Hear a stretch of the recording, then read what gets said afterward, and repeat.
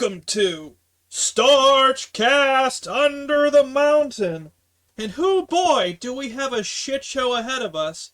Now today, instead of Komoku, I've got Pominator with me, and that's going to be for a little while because Komoku burned through his hotspot, so he's not even going to be live streaming for a while. Like, he's kind of up shit creek when it comes to that. So just letting you know the update on that. But yeah, like I said, we got a shit show ahead of us. Now, say hi, Pom. Howdy. So for those of you guys who don't know who Pominator is, why don't you introduce yourself to him? Yeah, I'm just a regular local troublemaker, formerly host of the StarchCast many years ago, and I don't know, run a small marketing team here in the UK, and due to an injury, I'm currently transitioning over to a desk job, which means I got more free time, which means I've tried to make myself available for more stuff like this. Well, hey man, invitation's open whenever you need it. Yeah, well, you might not want to take me up on that in the future, but who knows? Well, hey man, if I ever start going into club stuff, I know who to go to. No, you really don't. Lordy. I think highlight or low light was being sponsored by Bad Dragon for a while before they realized the entire thing was a joke. Oh, wait, I still can't believe you actually got sponsored by Bad Dragon. Like, that still just blows my mind. What can I say? I just threw out a speech check into the wild and it came back with a critical success and I got 2 fleshlights. Fair enough. Were they good? Nah, I can't even fucking with a straight face.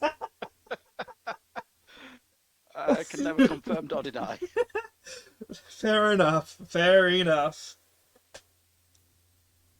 So some of you guys know about some of this SBI stuff. You've probably seen some of the Rev Says Desu stuff. You've probably seen some of the Grum tweets. Well, Kotaku is now going down and going to gaming guys. If I recall, they're supposed to be putting out, what, 50 a week or so? Yeah, from 7 staff writers, which is a number that's swiftly dwindling. Yeah, I don't see that as being a possibility for them to actually keep it up because, for one, it will require them to actually play the games, which we all know that games journalists can't do. Yeah. And also then dedicate time to writing. So what they will become essentially is a content mill. Now, I don't know about you, but the majority of my gaming guide stuff I do is on YouTube. I just kind of Um, blindly flail like a jackass until I do something right or brute force my way through. 99% of the Valid. time it works every time. Yeah, I mean the only game guides I think I like actively consume um, in my own time would like that are on a traditional like WordPress site is Game Facts for Sirix Z's Yakuza series videos guides because he goes like super in depth on all the different ways of 100% of the Yakuza games, and then some stuff just on following the right paths in say Pathfinder and Pillars of Eternity. I wouldn't say that stuff like Halo, stuff like Forza, stuff like what have you, they don't really need written game guides. Much better off with video content. Agreed. But man, friggin' game facts. Like, it's still. Like, I'm still genuinely surprised they're still around, but, like, there's still a market for game saves, man. Which is a good thing, because that's where I go for my game saves. For, like, if I don't want to grind through the PS2 games again as I migrate computers. Or Windows Entirely installs valid. when Windows 11 inevitably fucking bricks again. Which, that reminds me, Palm, if you go to upgrade to Windows 11, assuming you already haven't, don't do it, man. Just get Linux. You're better off in the long run. So my main PC is Windows 10. My laptop's Windows 11, dual booted with Ubuntu. Um, I honestly use Ubuntu more than Windows 11 on there. The reason But with my I'm PC being Windows 10 is just absolutely fine. no problem. Sorry I about don't see that. any. I'm sorry. Like you said, Ubuntu, right? Hmm. I'm kind of surprised. I would have figured you was a Manjaro kind of dude. I like to keep it simple, especially in my old age. You don't sound that old. I'd say like 30s or 40s at most. Yeah, early 30s. Yeah, you're not that old, But man. yeah, but in my industry, like working in marketing, you work around majority of people in their early 20s, late teens, and I don't know about you, but for me, it is so bizarre being around grown-ass adults who were born after the towers fell. Ah, yeah. That is a fucking wild thing, knowing that there's like people now that are adults, but like are that fucking young, dude. Yeah, I mean the thing that completely threw me was the guy who sold us our car a couple of years ago. Um, so me and my partner, I'm 32, she's 29. Um, and we bought a new car, and the guy who sold us it, Alfie, was 19. Damn. This was this was 2022. So this kid was born after towers fell. He had never lived in a world where you could just jump on a plane and go somewhere. I'm technically I didn't either. Where I'm 23, almost 24. But, well, I mean I did, but like only as a baby. So does that really count? You get a pass. Okay. All right. Yeah, I don't know. It's just bizarre. But I mean, I guess you're right though, because you have no concept of a world before that. Like you will have never been able to get on a plane However, and I do just have something travel I to can another country. kind of relate to. Like it Go on. is like, and you can relate to this too. Like it's wild. Like a lot of people like that are adults do not understand the struggle of coaxial cables or like just the pre HDMI era, like trying to get shit into tune with like rabbit ears and whatnot, just to be able to get a good signal on their radio or TV or any of that.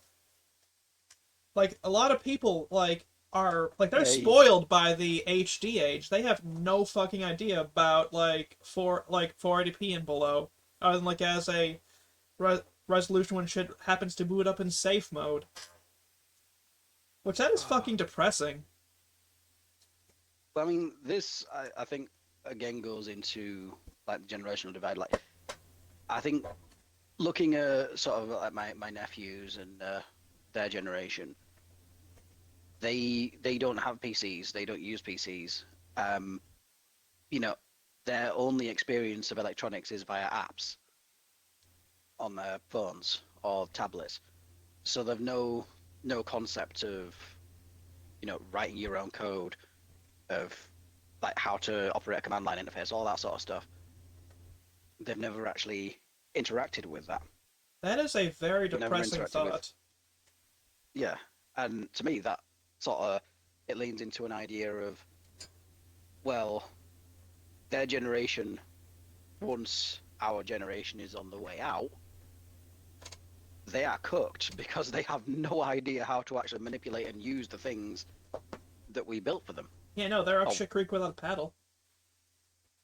yeah. But I mean, shit. You look at coding. Um, like knowledge of how to code is actually going down. Like people who know how to operate legacy systems, people who can code in Progress, ICMAS, C++, etc. Like Progress is a dying language, um, and like a whole bunch of the insurance industry and the electronics industry all operates on systems and invoicing that was made in the Progress language. They can't migrate that shit over into something like Python or C Sharp. So it's staying there. Once the generation that made that shit dies off, the the insurance industry is cooked. So they're like rushing now to try and build databases and build programs to run it in the newer languages.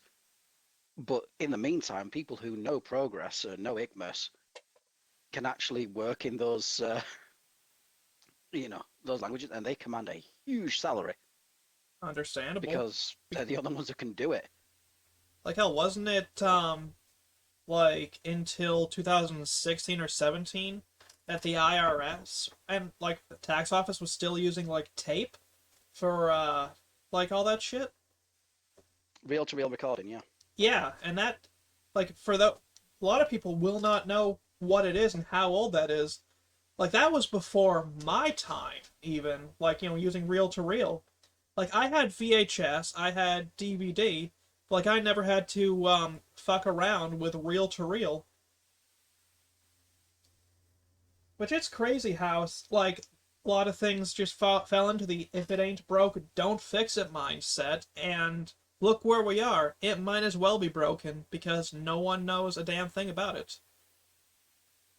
I mean, you're right, but if some catastrophic failure causes the IRS to not be able to function, I don't think anyone would be crying. Oh, hell no, we'd all be pissing on the grave, but that's besides the point. But that's not the three-letter agency we are wanting to discuss today, is it? Speaking of, did you see that they fucking, like, the ATF Tampa put out a recruitment at tweet with fucking dogs as the picture? The fucking audacity of that shit.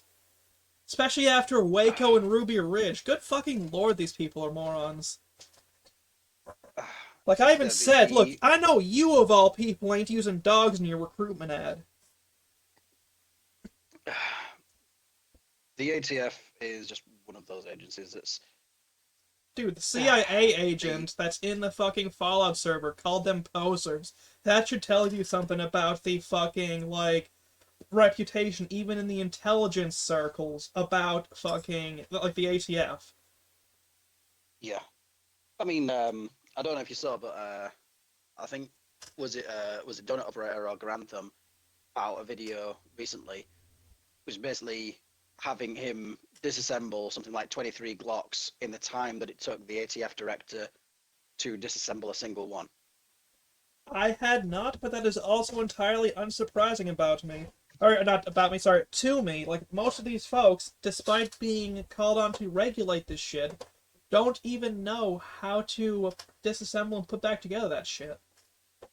Yeah, I mean, it all goes back to, I remember the interview with Tucker Carlson where someone was discussing regulating a barrel shroud. He says, "Do you know what a barrel shroud is?" And the woman from, I think it was like Mom's Demand Action or something, was like, it's the shoulder thing that goes up.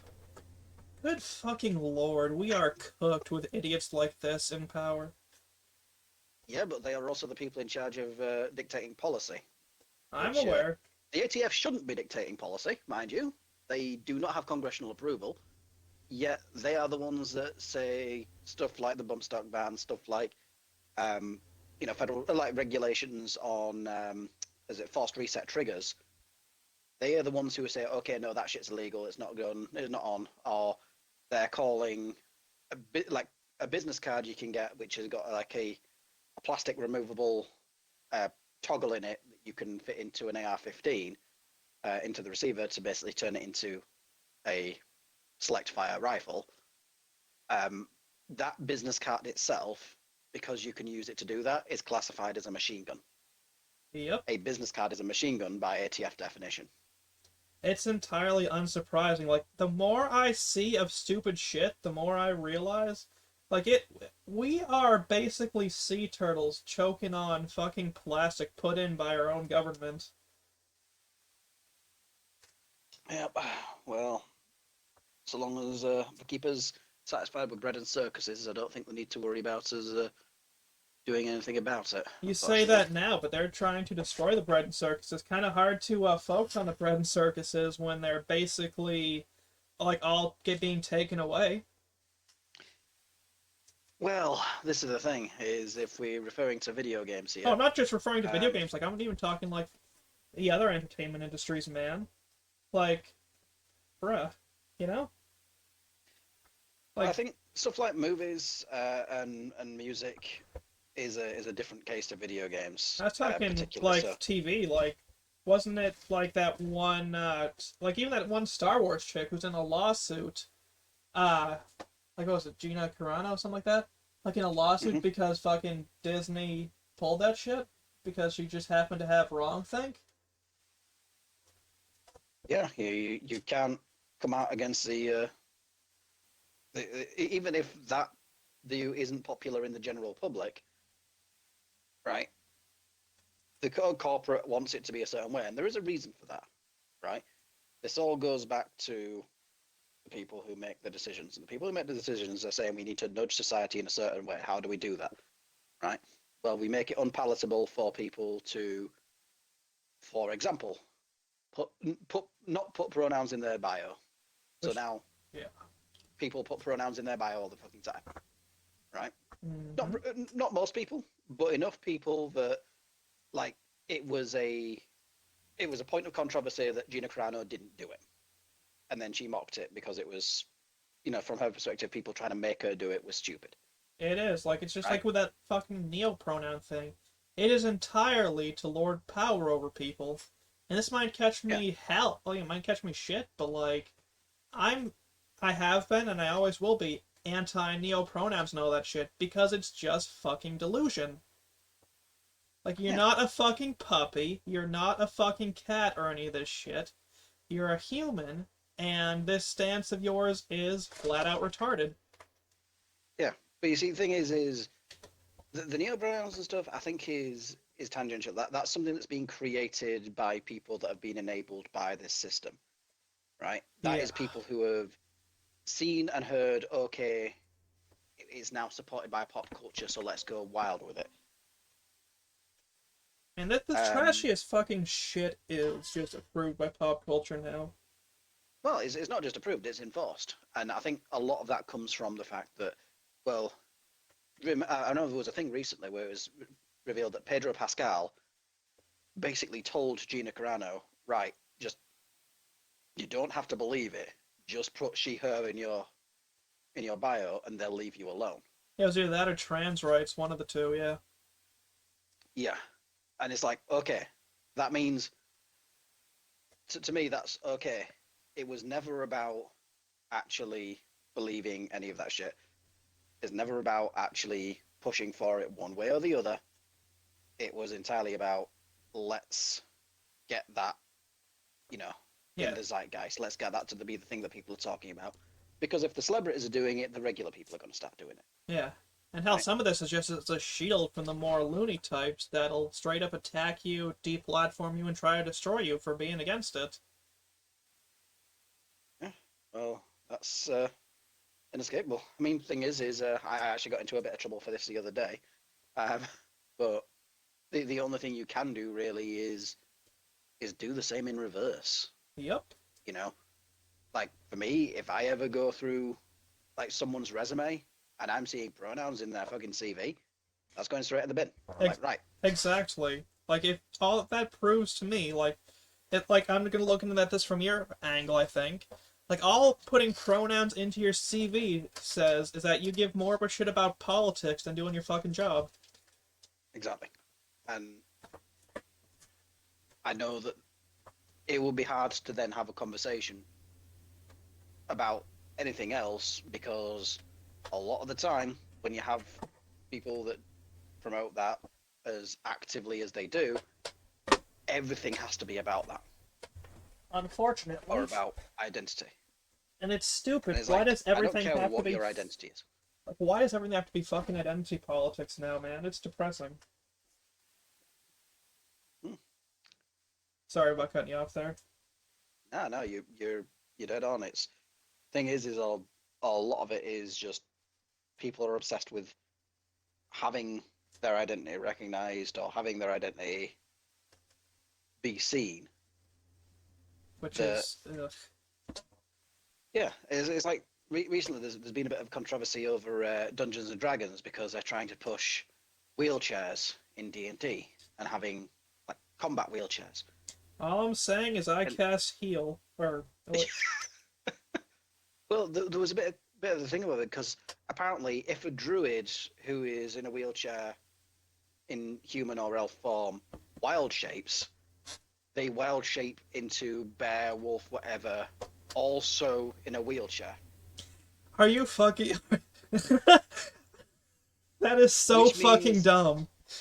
yeah, so the paralysis isn't a paralysis of the body, is a paralysis of the soul. So what you're telling me is they need to die. Wait, maybe not actually say that one out loud. I'm sorry, you keep rolling in that one. Your character's dead. Can't revive that shit. Sorry, make a new one. Yeah, I mean, at some point you go realize, right, okay, are we then going to suggest that all of the big bad evil guys across Farron have also decided to make their, giant tower of evil also handicapable. No, it's all stairs from the top to the bottom. Yeah. And also, Well, you see, sorry, you first. that is an interesting thing about this, though, is the villains also have to be on board with the politics du jour Which is of the fucking movement. stupid. Like, let's just have villains be villains. Like, Right. Now, this is something interesting. This might amuse you. So, have you? I'm guessing you played Cyberpunk 2077. yes, I do not like it because of how, like, and I still hold a grudge for how bad it stayed it was at release, but yeah, I've played it. I beat it too. Twice. Okay. Now, there is obviously Cyberpunk has a massive transhumanist element to it, right? And as much as I'm opposed to pronouns being in things, it makes somewhat of a degree of sense that you can be male or female with male or female identity, like the opposite identity, because a huge portion of Cyberpunk's universe is being able to mod out and replace and swap and change and chop and change your body. So it fits in that world. Sorry, I just had a really fucked up thought. Like, you said swap and change, and that just mental him. It's just fucking replacing the plumbing. Just like Well, with a fucking actually, like socket wrench, like 3/8. well, I mean, there was a whole thing with Jesse Cox in that game where he decided to replace his plumbing with some cyberware, and it set on fire.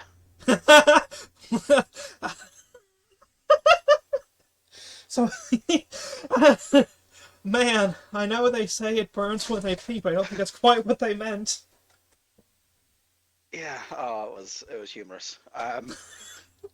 But the thing is there was an argument, on Reddit of all places, because where do the worst arguments on the internet happen? Fucking Reddit.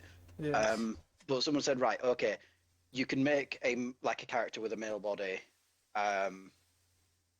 but identify as a female and have a female voice, right? Would the villains be able to misgender you? Right? You go around calling yourself he, and they call you a she, or you call yourself a she, and they call you a he, right? Can the villains be transphobic? Right? No, the villains can't be transphobic, says Reddit, right? Even though they are the villains, because you should never be exposed to someone denying your identity, your what have you. That is so fucking dumb. That's like one of the things I came across. It was a Reddit argument. People like this back during the Mr. Beast thing when he brought gave blind people back their eyesight, and like You're gonna people. reblind them. Yeah, like that's basically what they were fucking saying. Like, you're taking away their culture, you're a president, blah blah blah.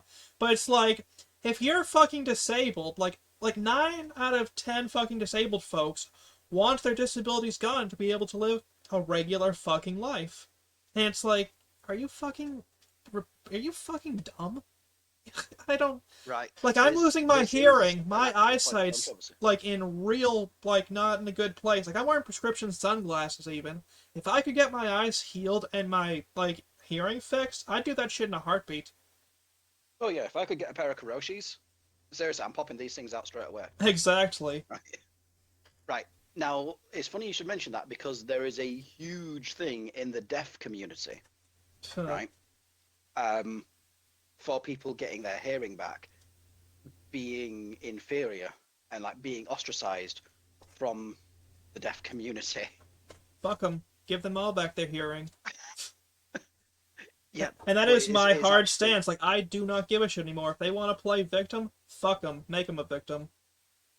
yeah, I remember there was a huge controversy when there was a thing of like babies being given cochlear implants so they'd be able to hear their mother for the first time, and like deaf people on Twitter, Of like course it's Twitter. throwing an absolute shit fit because you're robbing this baby of the deaf experience. Robbing them of the deaf experience. These people are actually retarded. Like, fucking, like, that's, I'm gonna say it again. These people are fucking retarded. Like, no, ain't no fucking way. Right. And then when you realize we share a planet with these people, and Yeah. these people also vote. All I'm saying is give him a free plane ride to North Sentinel Action. No, not even as a joke. There's gonna be some people who don't fucking even get that reference, man. That's depressing too. I mean, honestly, I'm just waiting for Lord Miles to make an appearance there. If that fucking happens and he survives that shit, I gotta I'll get that guy a fucking drink. I think if anyone could, Lord Miles would, because he is just He that guy. he really fucking is. Like that shit is insane. Fucking even in a Taliban prison and whatnot. Like good fucking lord, dude. Just natural 20s on charisma checks all the way through. Nah, just world's biggest fucking balls. You can't tell me he doesn't have a pair of brass ones down there, dude. My fucking word. Yeah, no, the best thing I heard from him was because he had the lordship certificate, and like because he was known as Lord Miles, it was registered in Wales. Is where are you from? I'm from Wales. Where's that? Well, it doesn't matter, but we hate the English. So naturally they loved him. Uh, which yeah, no, he's a funny fella. He's Lord Miles. Definitely, dude. That's awesome, genuinely. Yeah. But yeah, with regards to the whole sweet baby incident, um, Man. but what's been discussed recently is obviously Ash Parrish has basically come out and said um, that she wrote that article saying the Gamergate is back and it's smaller and sadder than ever, That which is shit was fucking everywhere, dude. Like even the circles who weren't talking about that shit were like, "Oh yeah, it's so small, but there's 300 some odd thousand people in the group. That's so yeah, small." and that's just people on Steam. And I'll be real, I do not do the majority of my gaming on PC, so Whereas um, I do the majority of my gaming on PC because I have day access to a PC. Most of the time, I don't even have access to a console except for like at night. uh, yeah, I mean, the thing is, though, is that they spent all this time trying to frame it as being a harassment campaign and frame what's going on as being that Sweet Baby are the innocent victims in all of this. And she went into the Discord and posted this big screed about how Sweet Baby is not the enemy, um, and how diversity and inclusion is an important thing, etc., etc., etc., etc. Standard leftist bullshit. Um, I think what was very interesting about it is she knows full and well that Chris Kindred started the harassment. Like he went out of his way to try and get Cabrutus, the guy who made the Steam group, get him banned off of Steam, have him lose access to his games. All of his purchases just wiped off. And luckily that didn't happen. They knew that, but they wanted to go through with crafting the narrative that that was the case. Well, of course. If they didn't craft the narrative, how else would they shape the minds of people they loathe? But that's the thing is, I don't think that they are looking to shape minds of us or anyone else. I think that in large part this comes down to they want to. They aren't actually trying to convince us. They're trying to convince the rest of the world about us. Um, so when it comes to stuff like the Sweet Baby Detective Group, what have you, they're trying to craft a narrative about us so people don't interact with us to find out what's actually going on, right? And when I look at the way the conversation's happening, they aren't looking to engage honestly and actually have a debate or have a discussion about what's going on, what the opinions and what the reality of the situation is. They have a narrative to craft, and that is the only thing that matters. Therefore, basically, fuck the rest of us. You know, the consumers, the people who actually have deserve to have a voice in this, don't, because the media is overwhelmingly skewed against them. Yep. So and I don't really know how we could how we can make a change to that without. Well, I mean, I know Stuttering Craig's doing a bit of something with his old Screw Attack group, the Take Games Back website, which I'll post up in the show notes. But you know, you look at the mass media, the narrative's already been formed, the opposition's already there. So I do wonder what the long term is going to be about it, because we are facing an uphill battle against this. Yeah, and like one thing that I've noticed is that some of it's already fizzling out because a lot of folks have just brought major political tribalism into it, and it's turning people off. And this may sound like a conspiracy, but I wonder if that's being done on purpose to try to make this fizzle out so they can go back to their bullshit again. It's like I've noticed, Maybe. like that there's been people trying to bring in like, oh, it's all because of this politic thing or this politic thing. Like people are even saying, no, fuck off with the politics. We're trying to bring up this thing. We're focusing on this only. And there was like even that PC Focus guy, which I kind of touched on this, like brought up genuine conspiracy shit, which that's cool. Stay on fucking topic, like the other guy said. Yeah. Trying to tie it to any wider, like there are some wider culture war issues affecting the gaming space.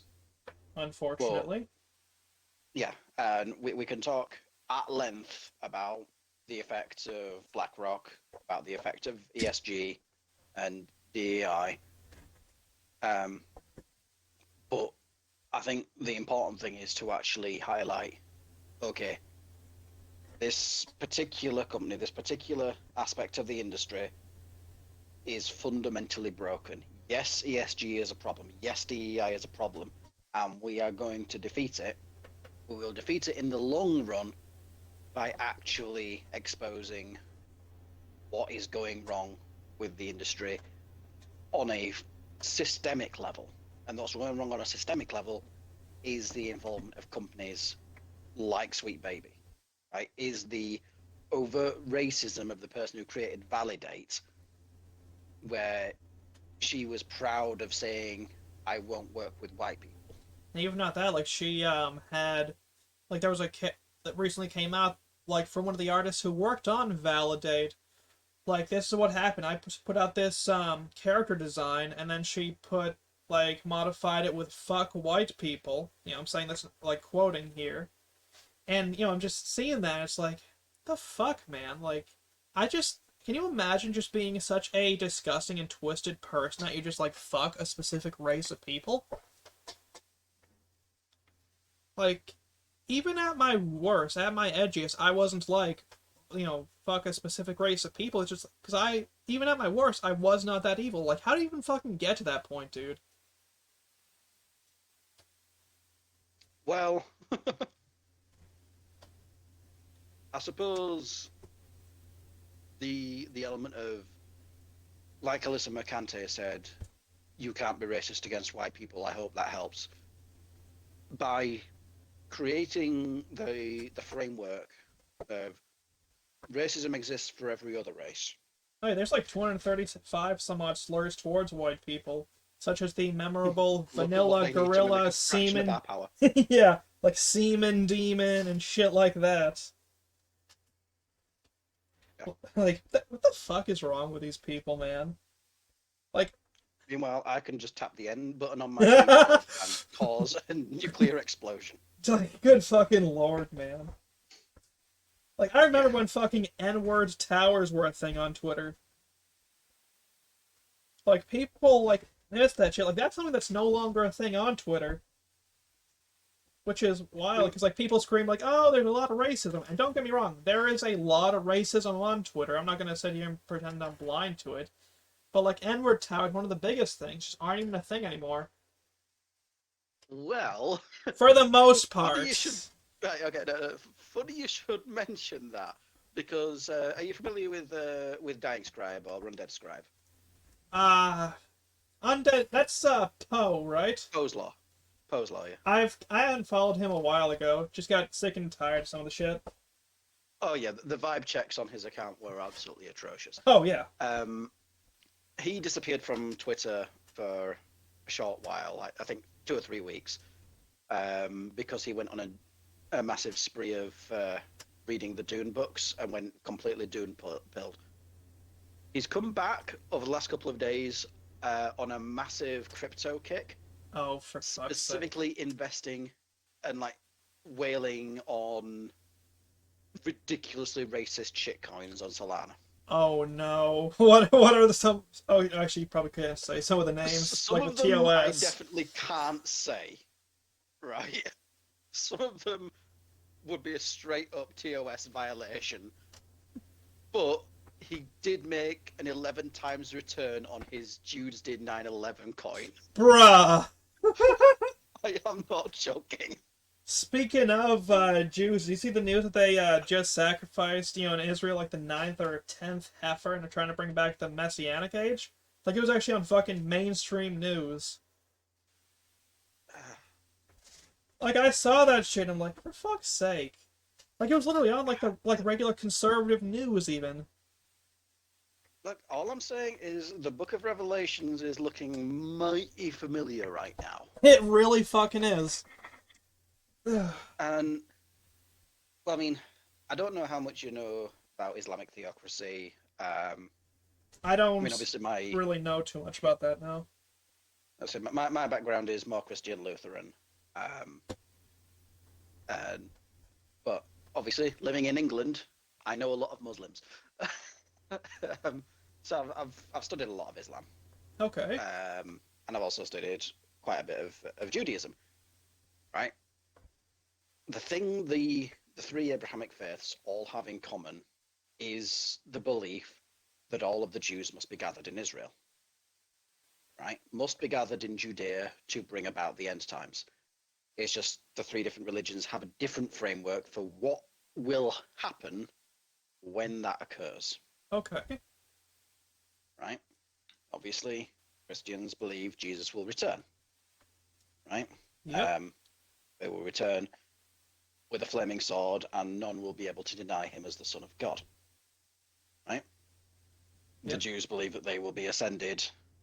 The rest of the Goyim will be made to be slaves to, because that's what Goyim is. It's cattle. It's, that's what we are. Okay. And the Muslims, they believe that at that point, the entire world will basically work with the Muslims to defeat the Jews. Literally, the rocks and the trees will scream out, "Come, O Muslim warrior, there is a Jew behind me. Come and kill him." Wow. So all of the different faiths all have some variation on the idea that all of the Jews need to be gathered in Judea for the fifth seal to be broken. Okay. Right? And right now, it seems like a lot of things are pointing toward, right, okay, let's find a way to make that happen. Right? Mm-hmm. You have Messianic Christians in the United States basically trying to accelerate that. You have neo-Nazis pushing that because, hey, it's one way to get rid of them. You have Jewish supremacists and Zionists being like, yeah, because the rest of the world will break down. And then you have, obviously, the Palestinian movement being, well, they have their reasons for wanting that to happen as well. Yeah, it's funny how much the Palestinian movements overlapped with the neo-Nazi movement. Yep.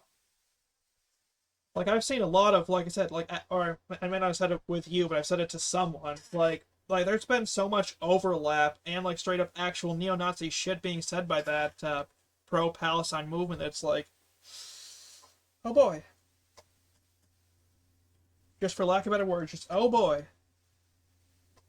Yeah. But I think that is in large part because there is a huge overlap in aim and desire. It's just the reasons for wanting those things are coming from completely opposite ends of the spectrum. Yep. But they definitely want the same thing, and what both sides believe will happen at the end, yeah, it's kind of fucked up, but it's also how we get to that point. Yep. You know? I don't really know what's going to come of it, We'll know when it but happens, and that's all that we'll know. I suppose so. But speaking of the fifth seal being broken, it does appear that we are in the middle of no Russian happening in real life. So Yeah. Fucking, like, everything just seems to be trying to just snuff itself out. yeah. Speaking of which, have you spoken to our resident CIA agent? No, I'm not sure what the hell happened to her. She seems to be just kind of AFK. Not sure if she's sick or what. Or planning some shit? Yeah. Well, she did say she's done shit she ain't exactly proud of, and she said straight up, I'm going to hell. So, I mean, there's that. I'm being her in that context. Hmm. Which, I Yeah, mean, like, that's that. Yeah. that is a thing to say. Yeah, yeah. And I mean, yeah. I did find it very, very interesting that 4 days ago, Obama turned up here in the UK, visited number 10. Then there was a general warning put out to American and British citizens to not go to large social gatherings in the Moscow? like Eastern Europe and Russia. Yeah. And then today, this has happened. Now ISIS is claiming responsibility for it. Yep. I've I seen that shit. don't know about that. Yeah. I mean, ISIS claims responsibility for everything, so. Yeah. I remember when it was ISIS this, ISIS that. Oh, look, throw a rock, there's an ISIS. I Like, mean, from my perspective, it seems way too convenient for that to happen. You know, now that the primaries are over in the US, it looks like we're going to a general election here in the UK. Um, Europe is basically on fire. so's America Um, at this point. Like, oh yeah. it's the whole world's on fire, just about. Mm. I mean, we've had a bit of a discussion with my ex-military friends. Um, will we see Biden make it to November, or will he get 25th Amendmented before that? And I I'm. think the only reason why he hasn't been 25th Amendment yet is because everyone fucking hates Kamala Harris. Oh yeah, that does not help even slightly. Like, But what's the alternative at the moment? The guy is, well, I mean, he's a very useful puppet, but uh, I don't know. yeah, I was not expecting him to make it to this year I'm. without him just being a puppet for someone else. I am genuinely surprised that they haven't released what cocktail of drugs he's on. Because ain't no way in hell they don't have him on something to keep him as close to coherent as they have him.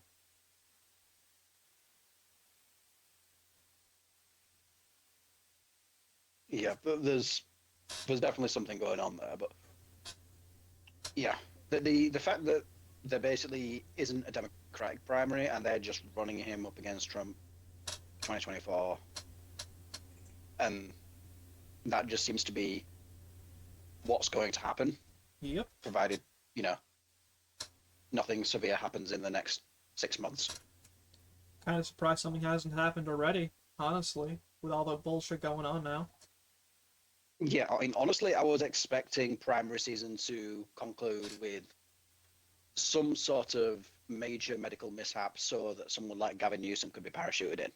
And even if not that, Because, I'm kind of surprised there hasn't been another terror attack. I'm glad there hasn't, but you see all this news now, like even at the border. Like, you see that video that just came out of them overrunning the border in that one part? oh, in El Paso, Yeah. yeah, Like that, I mean, I, that man, was fucked. it really is. And it's not going to get better. Man, sorry. Well, you see, the thing is with this whole illegal like border crossing situation, right? What we got to realize is getting those extra bodies in. Yes, okay, they're not, um, they're not direct votes for president or for Congress or whatever. What they do represent is, even if they're not direct voters, people have this misconception that, right, okay, you flood the country with immigrants, and they're all going to be Democrat voters in the next election cycle. No, right? Mm-hmm. Because once again, they're illegal. Okay, some of them are going to vote illegally, sure, but the real reason why they are so useful is because what they represent is an increase in the census value of the population of a county. Yeah, Right? it's depressing. So a state like California can like get 10, 15, 20 more congressional seats assigned to it by sheer virtue of the volume of the population there. Because in the next run of the US Census, right, even if they're not a legal citizen, them being registered as a resident of that state increases the amount of congressional seats and congressional votes that are assigned to a state. So a blue state suddenly getting a shitload of immigrants, right? Does that increase the actual number of votes that the Democrats get in terms of people voting for Democrats? No, it doesn't. What it does increase is the amount of Democratic apparatchiks that can be voters in the next congressional. Like, to me, that's the major problem. That's the major malfunction with this whole system, because that will get used and abused, and these people can be ferried around wherever they want. Yep, it's just a matter of where you shift the bodies at the current time. Yeah, and as we've proven, California does not give a shit about the actual quality of life of the population that lives there, because, yeah, even if you're living out on the street in Tent City, yep, your name's still getting added to the census. You know, you're still an extra body that exists in that state, even if the streets are completely covered in human filth. Right? You're an extra body that's in that state, and guess what? It's also going to be a lot harder to register your death because people just disappear. Unfortunately, So, it's so fucked what's going on over there. mm-hmm. This will carry on happening. It's going to happen in Washington State, Oregon. It's going to continue happening in California, and it's going to happen more in New York, right? Again, all And states I think should just be sawed off and let to fly away freely in the ocean. oh, and no, it'd be very interesting if Florida and Georgia just decided to disconnect. I'm kind of surprised that we haven't balkanized with some of the shit going on. Yeah, well, I mean, if it's going to happen anywhere, it's going to happen here in Europe first. Yeah. The there is serious conflict here, and it is getting worse. Like, there's a video from the town I live in of some guys just attacking a pub because, well, it promotes drinking and degeneracy and non-Islamic values.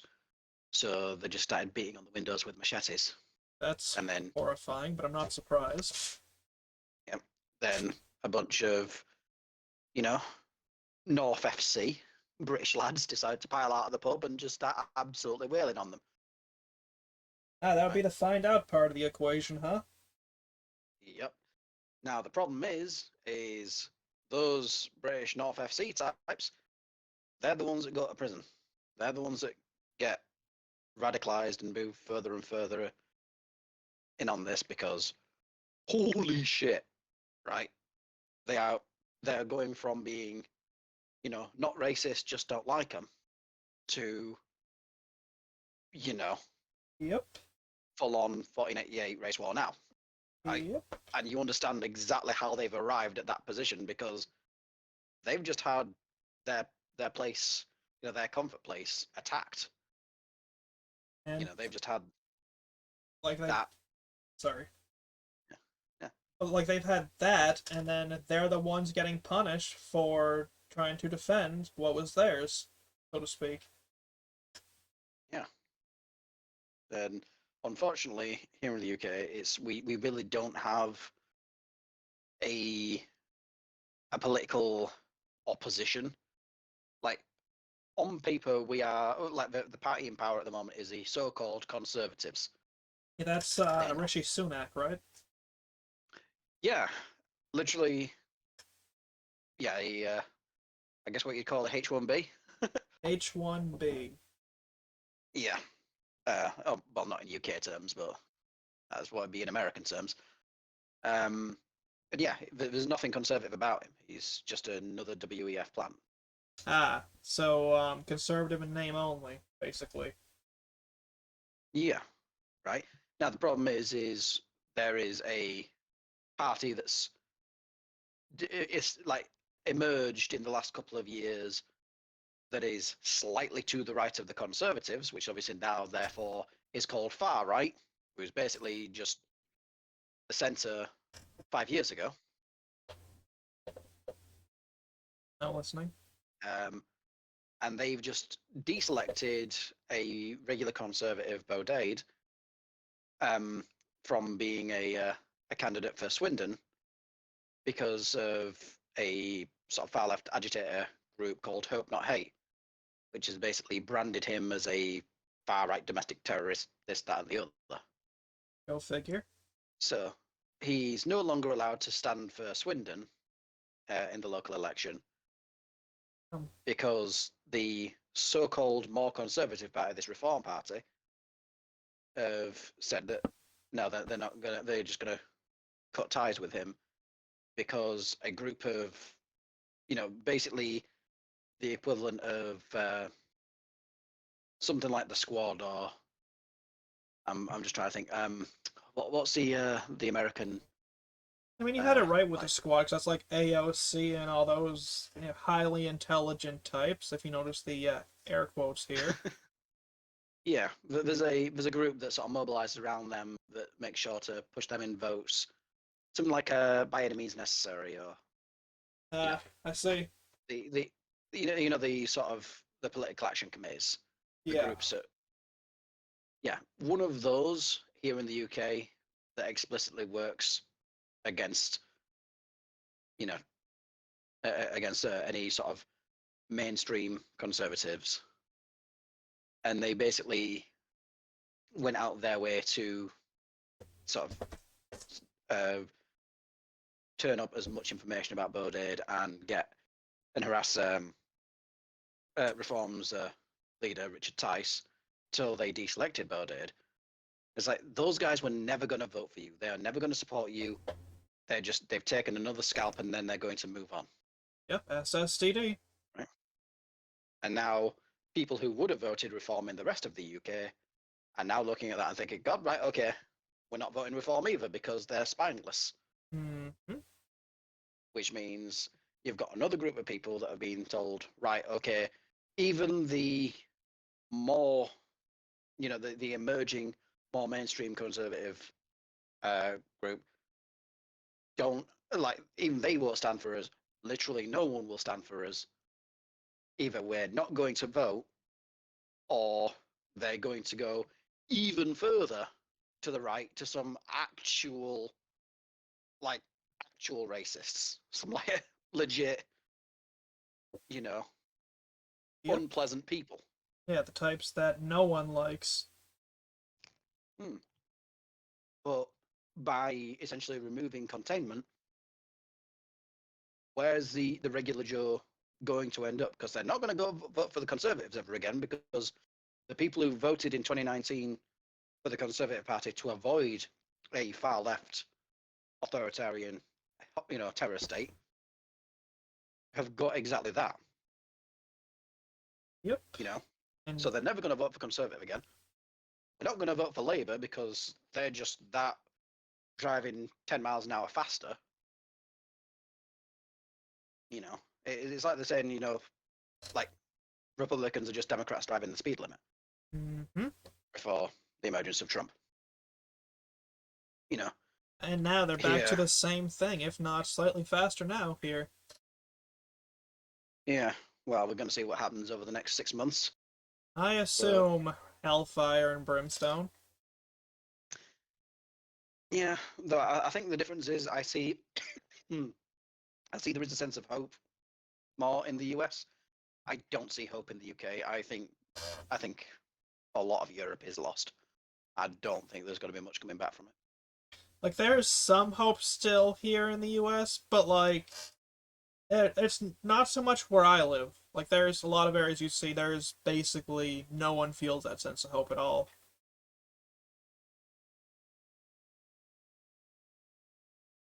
Like, I don't know. a lot of us kind of feel like it's already too far gone. I've even talked to some of my friends here about politics, and they're just completely hopeless. It's like, yeah, okay, uh-huh, same shit, different day. Uh-huh, ain't nothing gonna change no matter who we vote in. It's like, damn, man, alright. Like, there's I don't know. just a major sense of hopelessness in a lot of areas, it seems like. Yeah. Well, I mean, I think Ron DeSantis' campaign basically, if they hadn't have shit the bed so hard, he would have been a shoe in for 2028. He really would have, but But no, dude really screwed, like, shit the bed, as he said. and now I don't really see the choice for anyone but Vivek in 2028. No, Vivek, Because at least no. no, No, if he somehow makes it to, 2028 in politics, I will be legitimately surprised. Like, maybe something low I don't know. level like senator or something like that, but I don't see him making, like, a huge position of any sort. Which is, See, I find someone like him very, very useful because his business was making an investment firm that specifically was to counter the WEF yeah. and counter the interests of companies like BlackRock. And I am massively in favor of that. Yeah, I'm massively in favor of that too, but, like, the dude made a lot of enemies, both on our side and on the other side. And it's like, I don't know.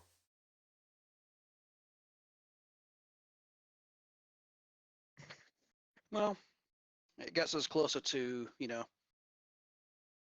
what it'd be 2042 when Baron Trump. Yeah, that would be interesting. And let's be real, if that guy continues growing at the rate he has been, he will be 16 foot tall by that point. Jack and the Beanstalk type politics. Like, seriously, he is one big motherfucker. He really is. Yeah, it's insane, dude. Yeah. But I I suppose think it it was reduces the amount of stairs he needs to get up in the tower. oh yeah. I already puts him one ahead of Biden, but but you see the running theory now is it makes sense for Baron Trump to be the heir apparent because Baron being a word for leader, Donald is from the Irish Domhnall, which means herald. Okay. So so Donald will be the herald of the king, announcing the coming of the once and future king, which he'll be Emperor Baron. It's kind of wild. Like, you talk about Trump, but one thing I've noticed, like, a lot of conspiracy theories out there, like, especially one that was rather infamous and around for a while, known as Q, which is surprisingly still around. Like, a lot of them call Donald Trump the Antichrist, and I'm being completely serious here. It's like, maybe it's true, maybe it's not. I mean, we'll know when it's time. But fuck me, man, you know? Like, there was even an account which had been, like, pretty hardline back in the Q days, which is still around somehow, called Donnie Darkened. They legitimately believe that Donald Trump is the Antichrist. Okay, Yeah, that's that is an opinion, I suppose. yeah, I suppose. And I do find attacks that come at Donald Trump from the right are always so much more interesting than the attacks that come from the left because there's an element of creativity to it. That there is. Like, you can't deny the creativity of, oh yeah, you know the biblical Antichrist? Well, he goes, I don't know why that's my Donald Trump voice, but that's great. That's a This is the greatest trade deal in all trade deals ever, or some shit like that. Like, I could never do a good Trump. I don't know, man. Like, it's just wild. Like, of all the fucking like possible things, it's biblical antichrist. I kind of feel like if Trump was the biblical antichrist, he would have got more done. Exactly. Like, he'd have done more shit to make it seem like, oh yeah, things are going great, and then like fucking pulled the veil out from over our eyes, like, oh yeah, you're all going to hell. Yeah, I kind of feel like the adversary would be a little bit more efficient. Yeah. Like, I don't know. My general opinion is they would also be working a lot harder to disarm the populace. Yep. You know, the stuff that the other side is doing. Um, Yep. And before but someone comes at me in the comments, I'm just gonna point out I am not Republican, nor am I Democrat. I'm registered independent because yeah. and I am neither conservative nor Labour nor any other party here in the UK because I think that the best thing that could happen for my country is a fucking nuke hitting London. Good lord, man. I mean, that's a general sentiment I've heard from a lot of y'all. Like, I almost made a joke, like, Literally, "Oh, great, it's the palmy bastard here for the podcast." Like, I picked up a lot of fucking British slang, man.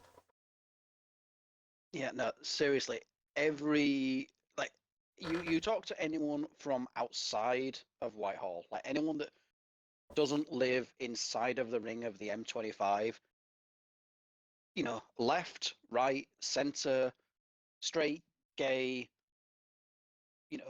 homosexual, homophobic, doesn't matter. One thing we all agree on is London is shit, Yep. right? I mean, shit, even the game Fallout London, the mod that's being made the joke that, okay, you can visit Camden after a nuke's hit. Doesn't really look like much has changed. But you talk to anyone that lives in London, like I had a friend from university who moved there to for work, and it's like he turned into a completely different person once he got there, and he refuses to leave. Damn. And he's like, it's the greatest place on earth. There's nothing like it. You can't convince me otherwise. It was like I visited him like 3 times, and I just I was like, okay, the next time I'm coming to this place, I'm coming with a fucking suitcase nuke. Good lord, man. That's genuinely insane to me. Like how places change people. But like I've even seen it with people who had been my friends. Like they'll go to one area, and they're just a whole different person entirely. Like like what is in the water? It is something, but it's also very amusing because you can also see this with YouTubers, um, who have an alarming tendency, let's say, to um, change once they get big. Yeah, 'cause a lot of them tend to go to California, or they make it so big that they're just bought out by like a lot of studios. Like a lot of folks, and even like Mr. Beast and all those, like they Yeah, are like quote unquote owned, so to speak, by like pretty big talent agencies.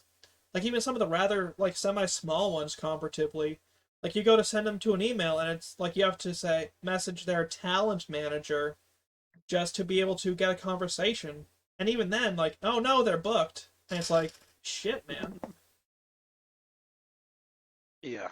Um, Like, it's genuinely easier to get a pro wrestler than a fucking YouTuber to get on your podcast. Like, that's kind of a wild thing. it honestly doesn't surprise me though, because like anyone who moves to California seems to immediately become part of the zeitgeist. Like, how long did it take for? Do you remember Chris Reagan? No, I can't say I'm familiar with the name. Okay, so during the original Gamergate, Chris Reagan was, let's say, a centrist YouTuber who made a lot of funny videos and a few good sort of musical videos, which were parodies of popular songs that were just taking the piss out of life. There was There Ain't No Rest for the Triggered, and Come Be PC, and stuff like that. And they were really, really fun.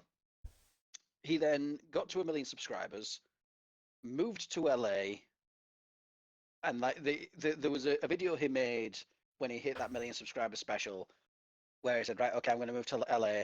Unfortunately, it's really toxic, and they all hate me over there. So I'm going to drink a shitload of bleach before I go. And there's a music video which went all around LA drinking bleach to basically immunize himself from the bullshit of California. He then went to live in California, and within 6 months became a leftist and was fucking Lacey Green. I'm entirely unsurprised by this. Like, the only thing that Chris Reagan does now of any note is he appears on Colin Moriarty's podcast, Sacred Symbols. Okay, who's Colin Moriarty? Colin Moriarty, he used to be on IGN and then Kind of Funny Games with Greg Miller. No idea who that. Old gaming journalist from the before times. Okay. Oh yeah. I remember that there was a big controversy with Colin Moriarty because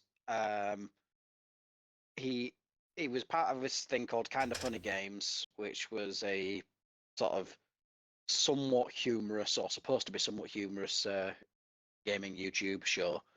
And then there was a thing going around on Twitter in, I think, 2015, where was a podcast, a hashtag for a day without women, and he tweeted hashtag a day without women. Finally, some peace and quiet. Oh lordy. Immediately, he got cancelled. Under fucking standable. Like, you even crack a joke like that, and you will be immediately canceled. Like, even if it's something a lot more mild. Like, yeah. But it's interesting, yeah, like, because you'll hear from homosexuals, like, I'm just gonna spell out the term. Like, you'll hear about things called FAG, hags. Mm-hmm. And, like, for those of you guys who are unfamiliar with what a fag hag is, that is a woman who fetishizes homosexuals in the same way, or worse, that weebs do the Japanese. And now we're talking the hardcore weebs.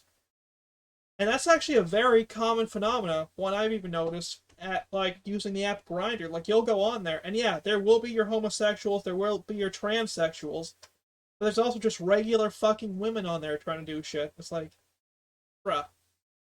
Like, they are extremely fucking creepy and pushy about that shit, too. Mm-hmm. Honestly, can't say I use Grindr a lot, but I believe you. I used to use it, but I had to get off, man. And I don't just mean get off in that way. I'm saying that way you use it for. Lordy. Sorry, man. I'm not trying to cut you off there. It's what a shit show, No. genuinely. Yeah, I don't know, but as you say, like a lot of time, a place can change someone, and a lot of the time, yeah, you and it is just the people that are around you can sort of like groom you a certain way. Like, shit, have you seen what's happened with Pyrocynical? Yeah, I saw that shit, and then like one of the gay sex workers who I'm friends with, like, because Finster did a retweet on that. It was like, this is disgusting. I can't believe I ever supported. That recently, didn't they? Yeah, but like the gay content creators, friends with a lot of trans folk. I guess Finster did something that brought up egg culture, which I'm not getting into. I have my opinions, and they're all negative because it is grooming shit.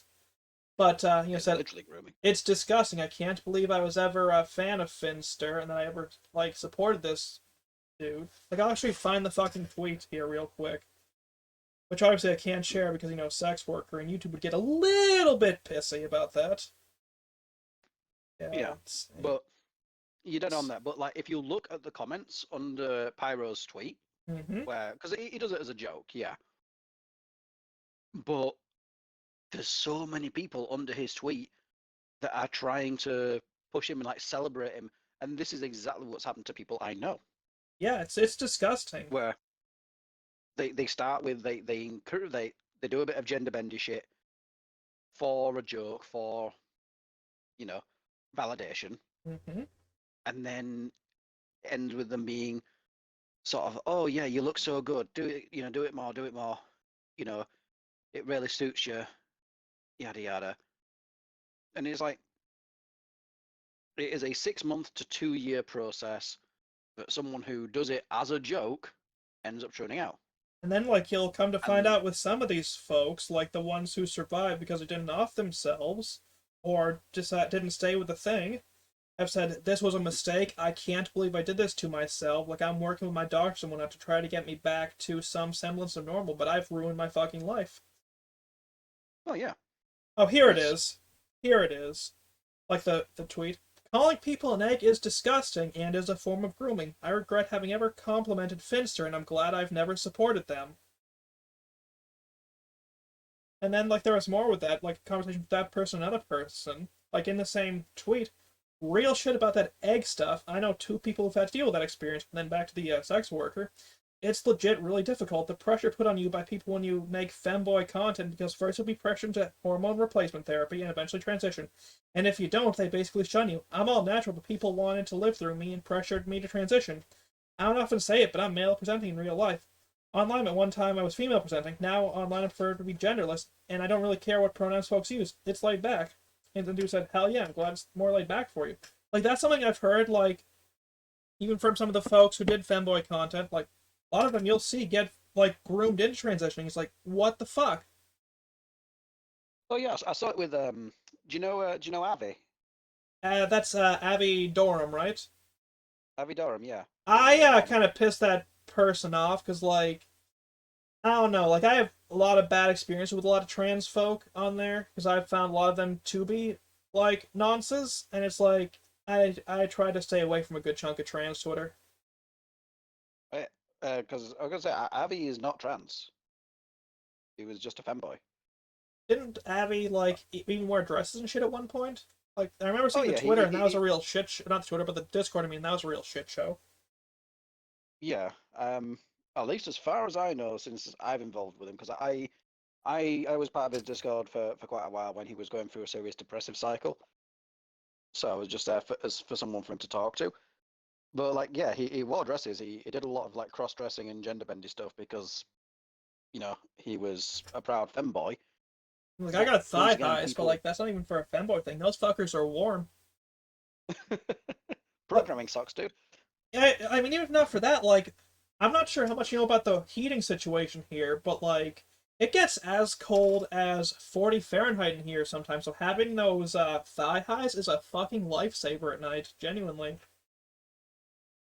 Yeah, It's like but 40 yeah, no, Fahrenheit, like, that's like only 8 degrees Fahrenheit above freezing, like, which would be your 0 degrees.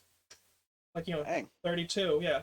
Like, that's not a major difference. Like, let me actually do the conversion real quick, just so that way you have a better frame of reference here. Hold It's on. roughly 5 degrees Celsius, I believe. Hold on. 40, hold on. 40 F2C. Yeah, it's 4.44 Celsius. Okay. Hmm. Like, it gets that fucking cold in this camper sometime, and that's even with heat going. Like I said, these, Hmm. like, those thigh highs are a fucking lifesaver. I bet. But yeah, one of the things that always got me with Avi was when he did a lot of his gender bendy stuff, he would always get people under his tweets, basically telling him how pretty he looked and how much better he would be if he was a girl. And it's like, okay, this is clearly someone who is quite easily manipulated, who is quite let's say, a vulnerable person because he is, Yeah, right? like hell. Like, I mean, like, there was a bit I thought I was trans because I had been partially groomed into it. And I got myself out of Yep. that shit. Like, it was like a 1 2 month stretch before I got myself out of that shit. It's like, what the fuck is wrong with me? Like, that shit, like, the Yeah. grooming is fucking insidious. And, like, Yeah, but people, the worst thing is you can't say that it happens because if you say that it happens and you call that shit out, yeah, you're automatically a transphobe. At that point, I'm like, yeah, fuck it, I am. Yeah, like there's been people who have died because of this shit, and it's, oh Yep. man. Well, you know my story. Yep, I know your story. If you want to share it, feel comfortable to. But if not, I'm not going to pressure you because yeah, it's some fucked up shit. Yeah, it's not something I'm going to talk about at length on here because it is a bit of a heavy subject matter.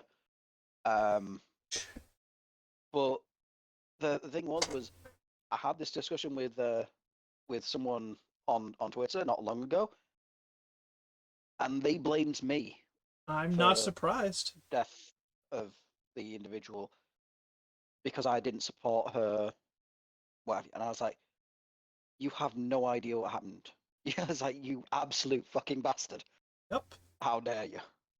But I think what was this one guy said to me was like, every moment they spent without you in their lives must have been like the first bite of ice cream.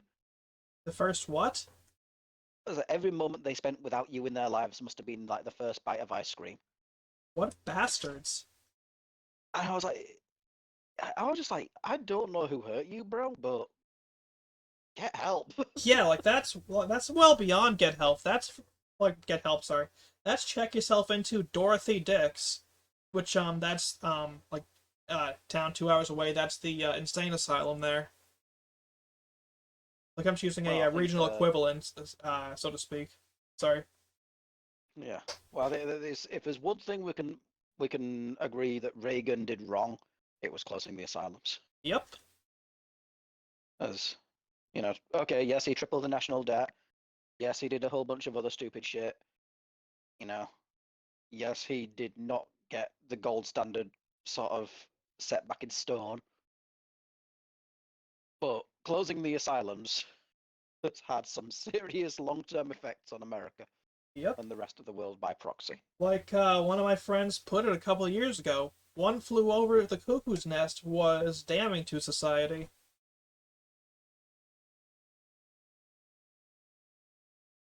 Yeah. Man. Well, it's I don't know. I just think you look at a lot of this stuff and you just think, well, what is the way out for like just a regular person at this point? Because there's so much that needs to change, but people don't really seem willing to have the conversation with themselves. So I don't know. Yeah. Seems a little bit fucked at the moment. It's so far beyond fucked. So, um, what else is going on in the world? What about There's like some more of that Gamergate type stuff? Like we talked a little bit about that, but why not go to some more of that? Because like, man, like, what? I don't know, man. Like, what is it with these different gaming things and just trying to just cause shit to break down, so to speak, man. well, I think like if you look at what's going on in the industry at large, um, I think like okay, the existence of the Sweet Baby Detective Group and all of that, yeah, it's important to the conversation, but I think a thing that's worth sort of discussing is what are the actual intentions of the people that are putting this stuff in the games? Why are they doing it? Like, for me, I think the one that I always default back to is the body type A, body type B bullshit, Hmm? right? You can't just be man or a woman. It's body type A or body type B. Why is it body type A or body type B? It's because they don't want there Yeah, to be any differences. They want us to just all be exactly the same, just worthless drones working, slaving to their pathetic grinds, while they are the ruling class. yeah. Now, thing is also yeah you're eliminating the difference, and but I don't know. For me, it's always been right. Okay, what are the strengths of one sex or the other? Right now, the best games from the 1990s and the early 2000s had some degree of difference. Like, for example, I don't know if you ever played like classic Fallout or Arcanum. I was fucking But terrible, but yeah, I played them. yeah, so you notice your default roles and stat bonuses would be men would have higher strength, but women would have higher natural charisma, higher natural beauty stat, um, or social stats. Yep. So there was a legitimate reason that someone who wanted to do a pacifist run would be better off playing as a woman Which, in those games. which, if you mention that now, a lot of the time people are like, "Oh no, you don't know what you're talking about." Blah blah blah blah blah blah blah. Oh, Chris, can you imagine saying there are biological differences between men and women in this day and age? I know, just fucking terrible. You must be a bigot to talk about shit like that. Yeah, and I think it's going the complete wrong direction. Like you should be able to lean into let's celebrate what makes us different. Let's celebrate that. You care about diversity. Fantastic. Let's do something with it, But the right? moment you Let's try to actually bring lean that up into. and like try to lean into it, they're like, "How fucking dare you? You are a bigot. You must hate women. You must hate this thing, that thing." It's like, dude, fuck off. I didn't even mention that. That's like the fucking like tweet I saw. That's like arguing on Twitter, be like, "I like pancakes, so you hate waffles, huh?" No, bitch, that's a completely different sentence. Exactly. Like you know the tweet. You because that is the other part for those of you guys who don't know. It's like, man, like, how the fuck did we go so wrong as a people? Yeah. I think a lot of it does come back to the idea of identity that you must be one thing or the other. You must have one opinion, you know, universally, or you don't qualify, what have you. Which that's Um, another thing. Like, I gotta go off on a tangent here. Like, here's Go one of ahead. my experiences. Like, as a bisexual, I lean more homosexual for reasons which I am not going to disclose. But like, you you're bisexual, and the a lot of the LGBT types fucking hate that, and they will go out of their way to try to erase your thing because the idea of a bisexual is basically antithetical. I think that's the right word. Mm-hmm. Like to them, Yep. and No, like, I am acutely aware, right? And I have a very relevant story to this. can I finish my thing first? Then, so that Go right ahead. like, as soon as a bisexual dude like marries a like woman, all of a sudden it's like, oh, so you're straight, huh? No, I'm bisexual. So you no, you're straight. You fucking betrayed the thing. You're not gay. You're not that. You're a fucking filthy heterosexual. It's like, fuck off, dude. All right, to your story. Right. Okay. Now you see, this is a story that I have seen multiple times. But the really relevant thing is there was I used to go to Pride here in Leeds, which is the town where I live. I've heard good things about Um, Leeds. it's a nice place. Yeah, it's very very lovely city as far as cities go. Um, but the interesting thing was like I'd go to Pride because it was an excuse to drink, you know, and you'd meet interesting people. You just have a chat. There was nothing fucked up about it in 2009, 2010, 2011. You could just get along with folk and have a beer, have a bit of banter, right? And there wasn't anything, there wasn't anything overtly political about it, right? Mm-hmm. Pride was a party, right? Around about 2015, 2016, shit started to change. I'd say it was like closer to 2013 or 14, so that's when I started seeing images of people dressed up in BDSM gear and whatnot. See, we'd heard about that stuff, but it wasn't really a thing here in the UK. Ah, fair Like we'd heard enough. about it, right? But that was not a at the time, that wasn't something that we'd even thought of. That wasn't something we'd be okay with, right? Mm-hmm. But around about 2014, 2015, it started to change, and the flag started to change as well. Oh, yeah, It we went went from from the the rainbow, rainbow to the, as you put it, imperialist fascist, which I fully agree with calling it that, flag. the imperial pride flag, which is it defeats the entire object of the rainbow because the entire purpose of the rainbow is there's room under the rainbow for all of God's children, Mm-hmm. right? We can all fit under the rainbow, just regardless of who we are, who we love, etc., etc. Right? Now, there was people that I went to university with that were, let's say, very actively bisexual, right? Um, and in those years, they'd go sometimes with boys, sometimes with girls. Doesn't really matter. It's just a party.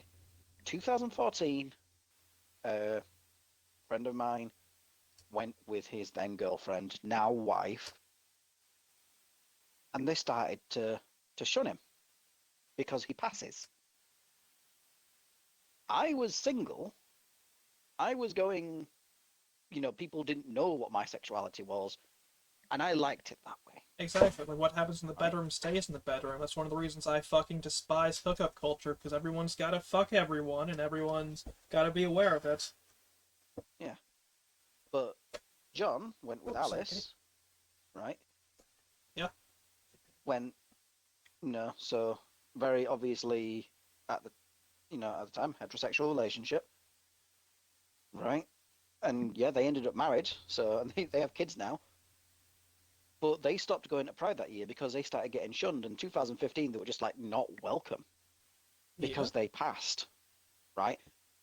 And then 2015, 2016, that's when the fetish gear started coming out onto the streets. That's where it started coming out into public, right? Yep. And then like 2017 onwards, I was like, right, okay, I want no part of this. I am no longer, I no longer support this movement because holy shit, you guys are degenerates. Yeah, that's one of the reasons why, despite being in out bi slash homosexual, depending on what mood I'm in, like, you will never catch me at Pride or any of that shit, because it is. It's just a degenerate movement now, filled with, like, public sex, all sorts of fetish shit and whatnot. And, like, it's just horrifying. Like, you'll even see a lot of these creators now, like, in that space, and they do a lot of public shit to the point where it's like, the fuck is wrong with you people? Like, why are you allowing this? Like, other than wanting to avoid discrimination suits.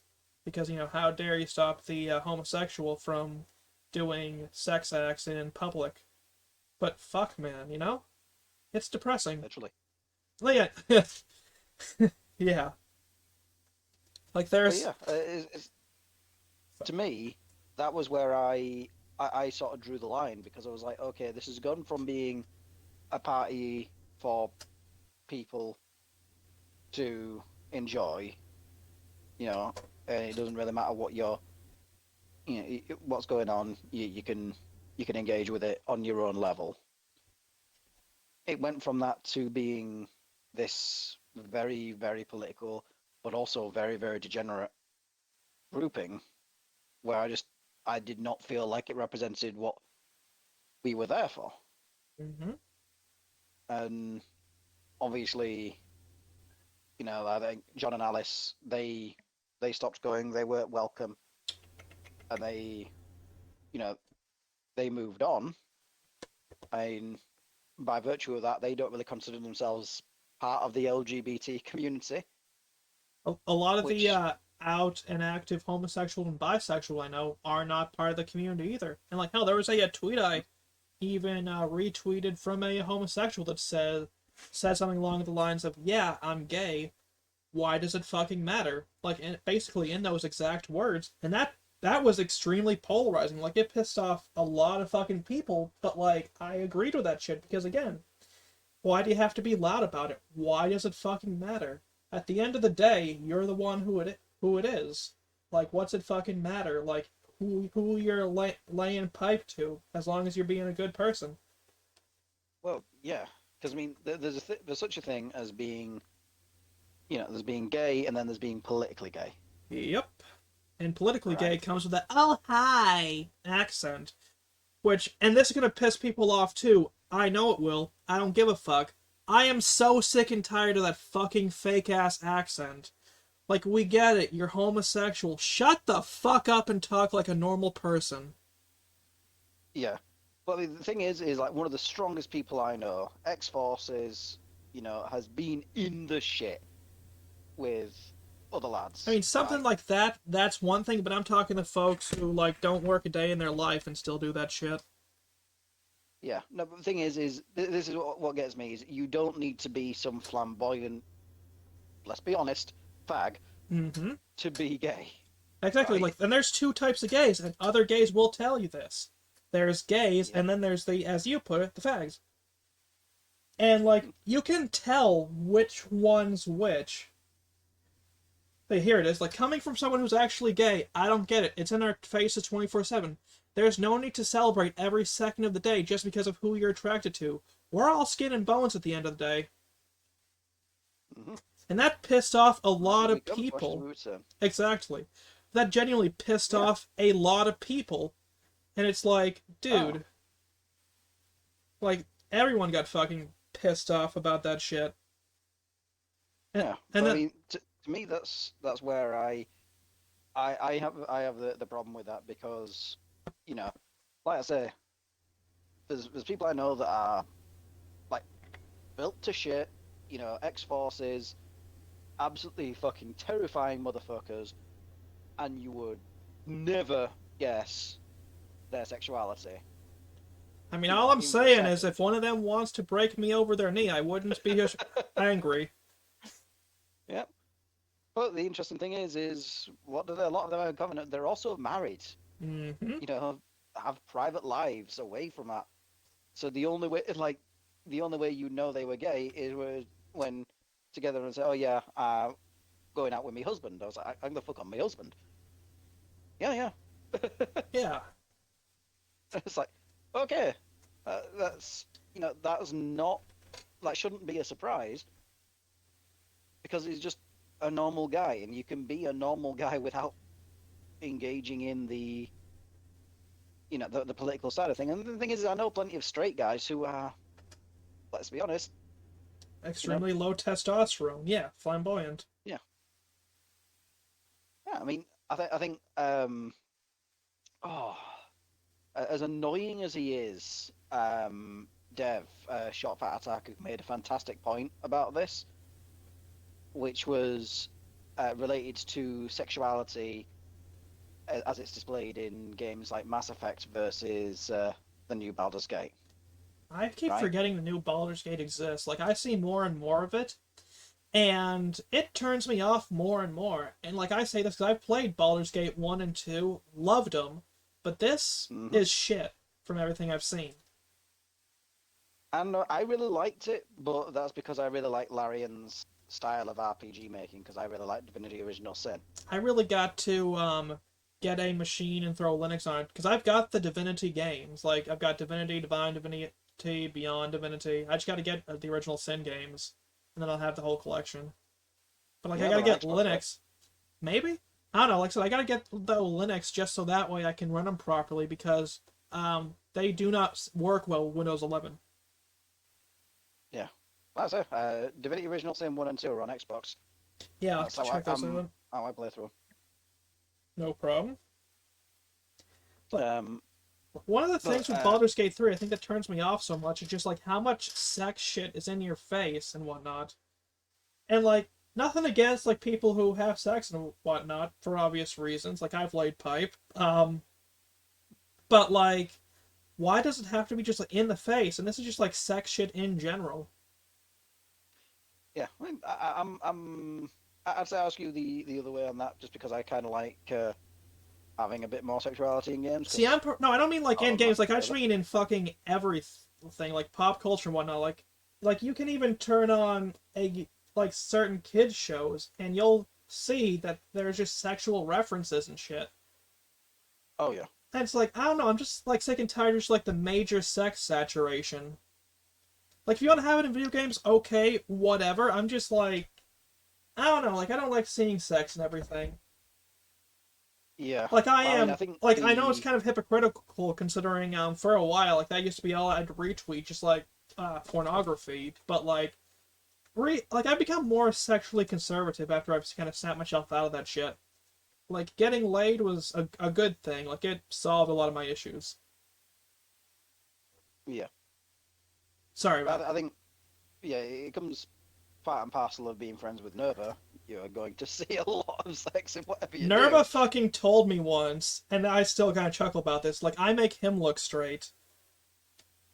But, like, this was back, like, when he first opened, like, the niche porn channel on Discord, like, the first time.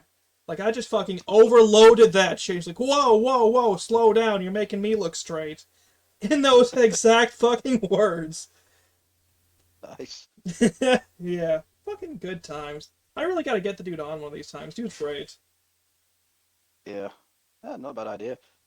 Like, But a lot of the that's the reason, thing like, though. he's not on is because, he wants a better mic. Fair. Yeah, sorry about Reasonable. cutting you off, man. Oh, all good, all good. Um, yeah, I think the like one of the things that like yeah, Baldur's Gate. I mean, certainly at launch, before they fixed some of the issues with the companion's affection stat being like mistracked, like it just made everyone accidentally super horny for your main character, To be and it was fair, so weird. it was weird, but, like, some of the memes that came out of that shit were hilarious. Oh yeah, the one with Gale trying to eat your sandwiches, eat your shoes, and then it's okay. I've just got something to show you. What? It's my cock. Yeah, that was. And oh god, it was yeah, it was a whole thing. But yeah, it turns out a lot of that was just because certain things, like with Gale, where because you had to feed him magical items so he wouldn't explode. When you fed him magical items, it would also cause his affection for your character to go really high, which meant pretty much any conversation after you prevented him from exploding was also leading to him trying to jump your bones. All I'm So, saying, like, if.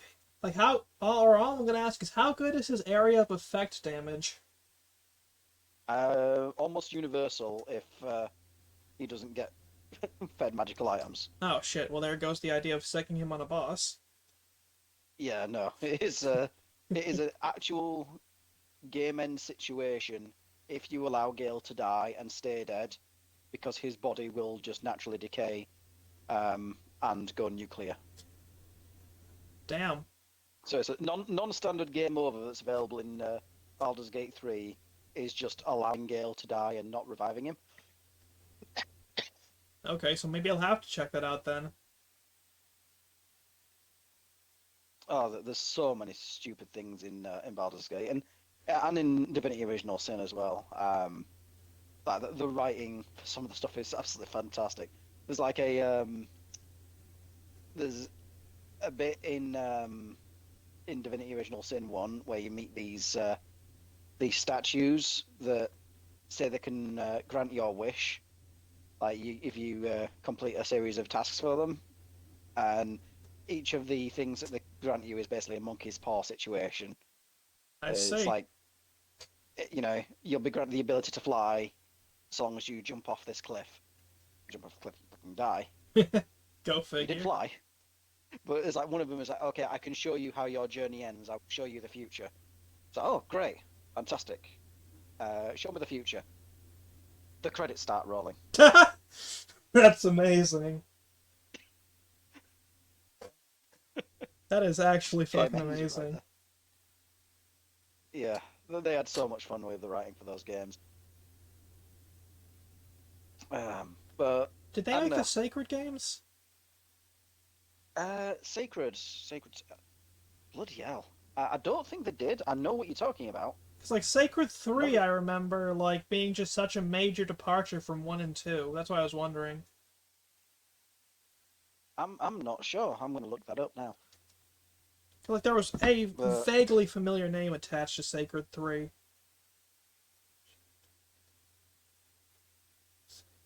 uh,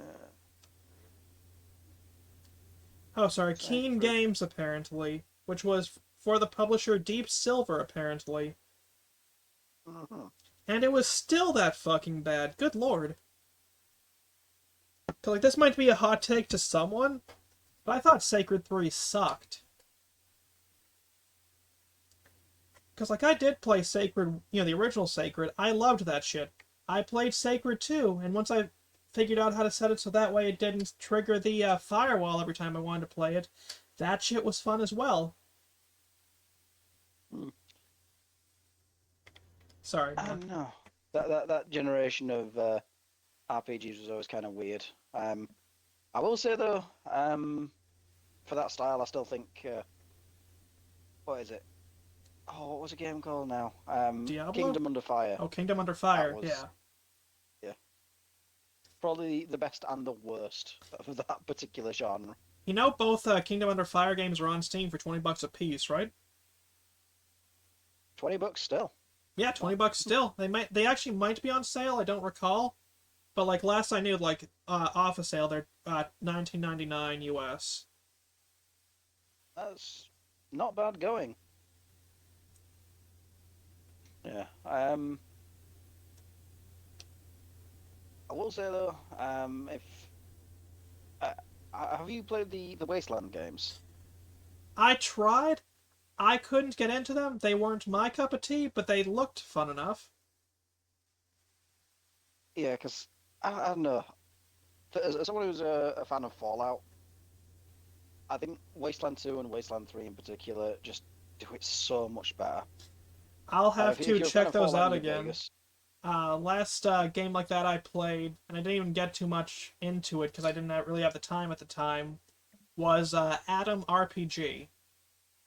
oh God, That's a interesting reaction. yeah, that is basically the stalker of Wasteland RPGs. Okay. Which, if you've played Stalker, Yes, I have. Fun games. yeah, yeah, Atom RPG is to like top-down Wasteland style role-playing games what Stalker is to Fallout. Man, the only stalker game I really found myself enjoying was the first one in the series that came out. Shadow of Chernobyl. Yeah, Shadow of Chernobyl. That was the only one I found myself enjoying. Clear Skies and Call of Pripyat I found myself hating. I'm currently working my way through Shadow of Chernobyl at the moment because it got added to Xbox recently. Well, like all three did. Nice. Oh yeah, I saw that. Like, not a bad price either. Yeah. And I know the just revisiting that level of jank from early 2000s PC gaming is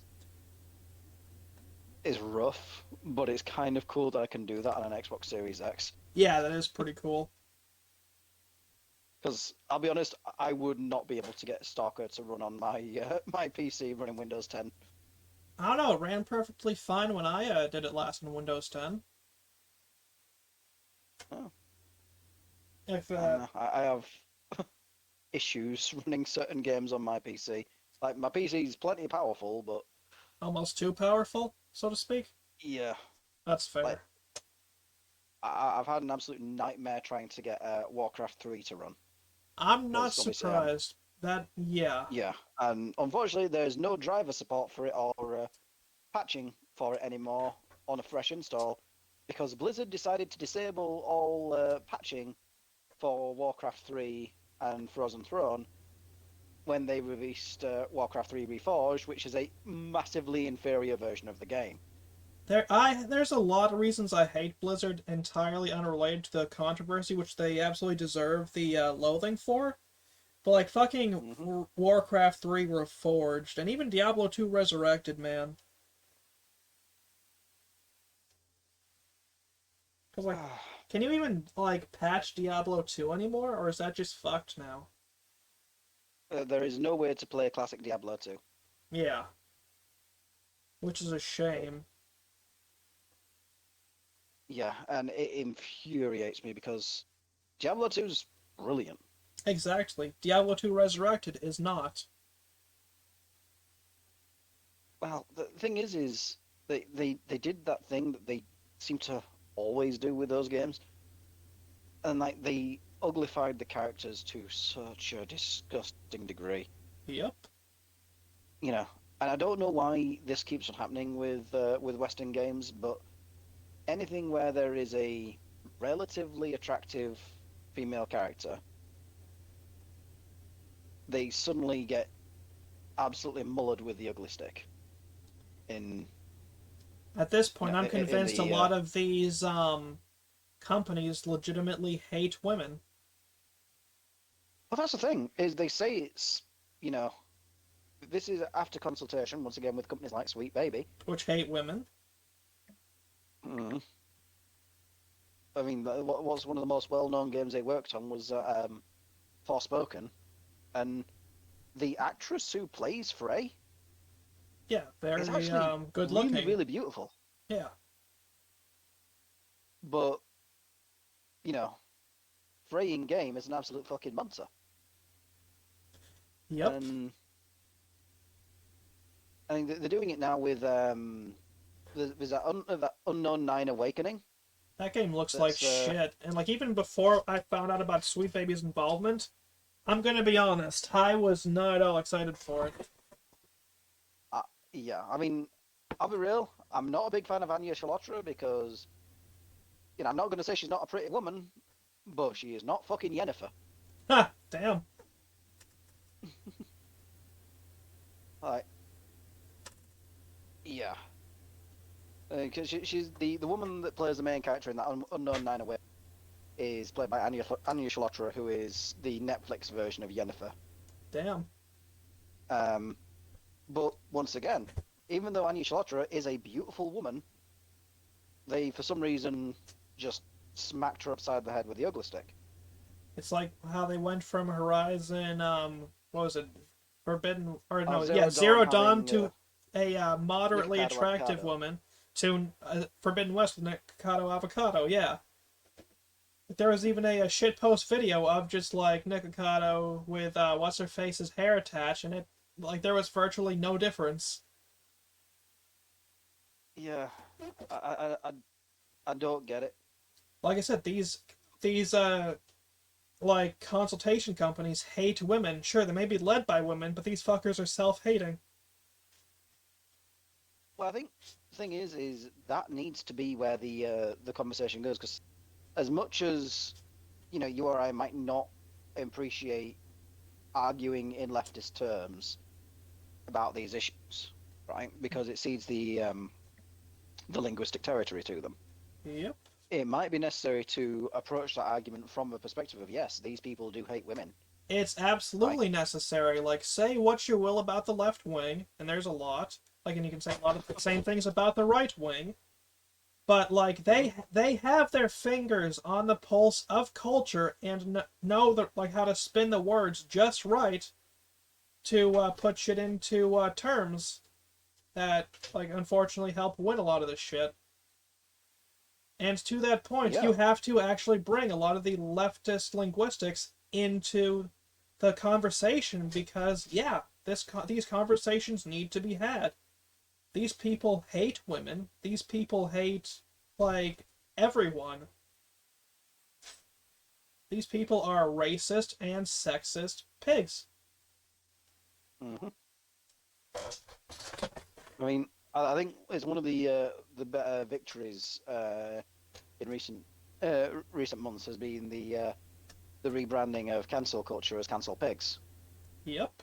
um, and it's been quite effective at sort of painting those people who do that shit as a particularly unpleasant force in the industry. Yep. Um, I think I don't know if it was Ethan Van Sciver Oh, who coined the term, but it is a very very effective linguistic tool because yeah, those people who are doing that shit are essentially acting like pigs. yep. And yeah, you're not wrong in the assessment that they. It does seem like they just hate women, and you know, or at the very least, it's crabs in a bucket. They're dragging down other women in order to prop themselves up. I was thinking more frogs in a boiling pot, or frogs in a pot that they're slowly bringing up to boiling. Well, yes and no. I mean, in that situation, we would be the frogs because we're the ones who have been slowly brought into this over the last few years to the point where now it's got as bad as it's got.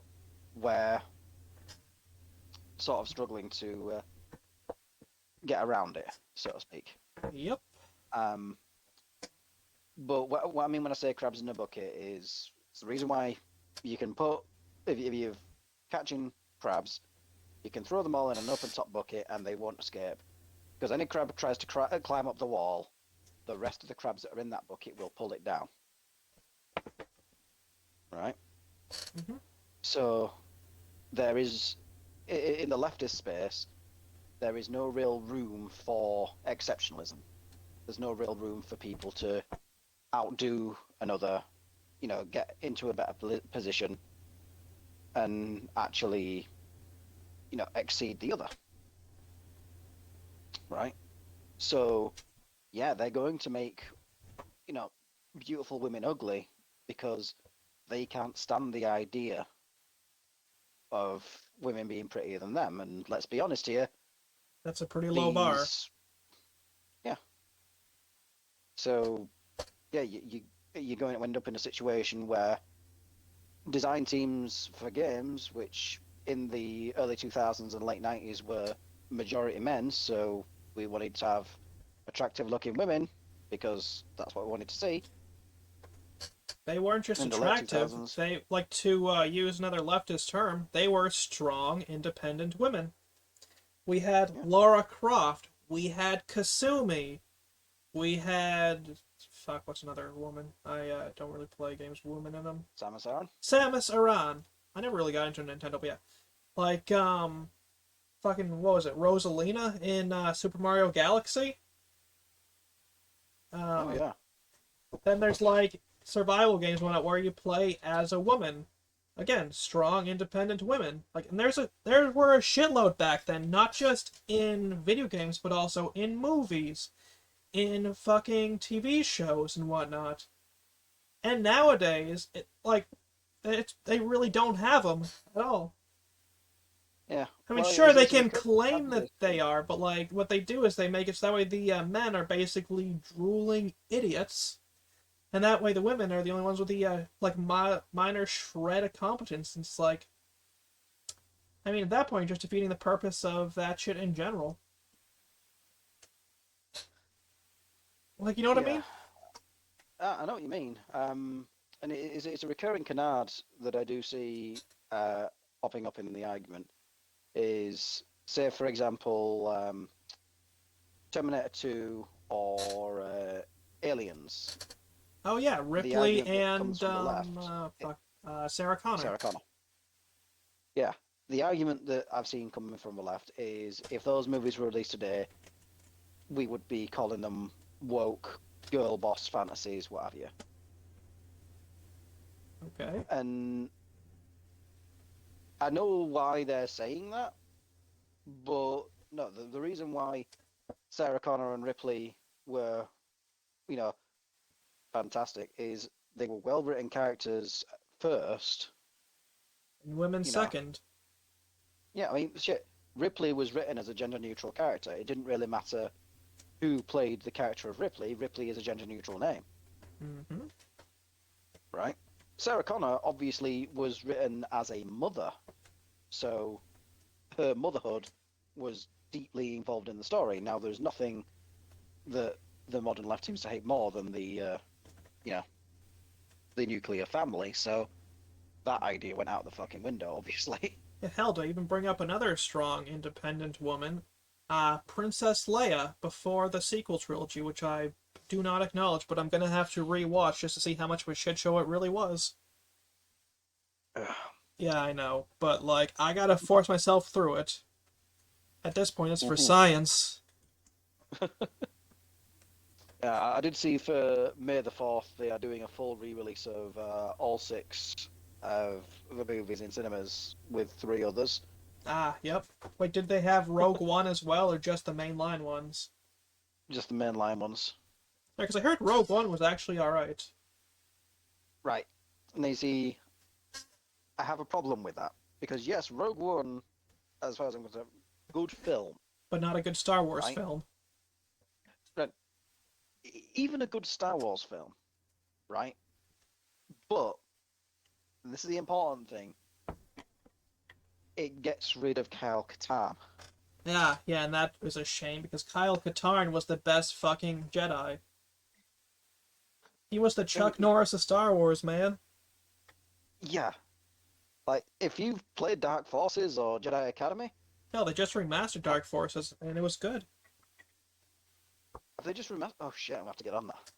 Yeah, like they got Dark Force remastered, Night Dive just did that. And unlike the Battlefront remaster, which everyone hates for good reason, like this was actually pretty competent. Nice. But yeah, Kyle Katarn, actually amazing Star Wars character, but yeah, has basically been yeeted from the continuity in exchange for, well, what we have now. Yeah, the Um, Z team, right? yeah, and I don't know. It's like, okay, yeah, those guys are heroes, whatever, fantastic. But I want Kyle Katarn, goddammit. Exactly. Kyle Katarn is fucking great, and the fact they decided to erase him was a fucking shame. Yeah, and more to the point is like, okay, Keanu Reeves is not getting any younger. You know, if we want a Revan movie, Yeah, it should be we are fucking very, Keanu very quickly Reeves. running out of time. Exactly. And believe me, I want a fucking Revan movie. Same, Because bro. Knights of the Old Republic is the best Star Wars story there is. Agreed. But I think everyone's all agreed that if anyone's playing Revan, it is Keanu. Yup. Hell, like even in fan fiction, a lot of people cast fucking Keanu Reeves as Revan. And to the point they'll even make fan art with Keanu Reeves in the fucking gear. Everyone wants Keanu as Revan. Yeah, but will Disney do it? Ha! Fuck Fuck no. no. If anything, it's gonna be some fucking low T, obviously weak motherfucker who couldn't manage a 2-minute lightsaber battle. They're like, nah, this guy's clearly Revan, come on. Either that or it's gonna be a woman. They'll go the female Revan route, which would be stupid. The Exile's female. Yeah. They'd make Like, everyone the Exile, female. the KOTOR 2 character, Yeah. canonically female. The Exile was great. Like, I didn't really get into KOTOR, but I loved The Exile. Fucking, yeah. Yeah. I mean, it would not be that hard to, like, maybe just make a small mini-series or something. Just use that because, my God. Like, you've got me who has a lifelong fucking boycott of Disney.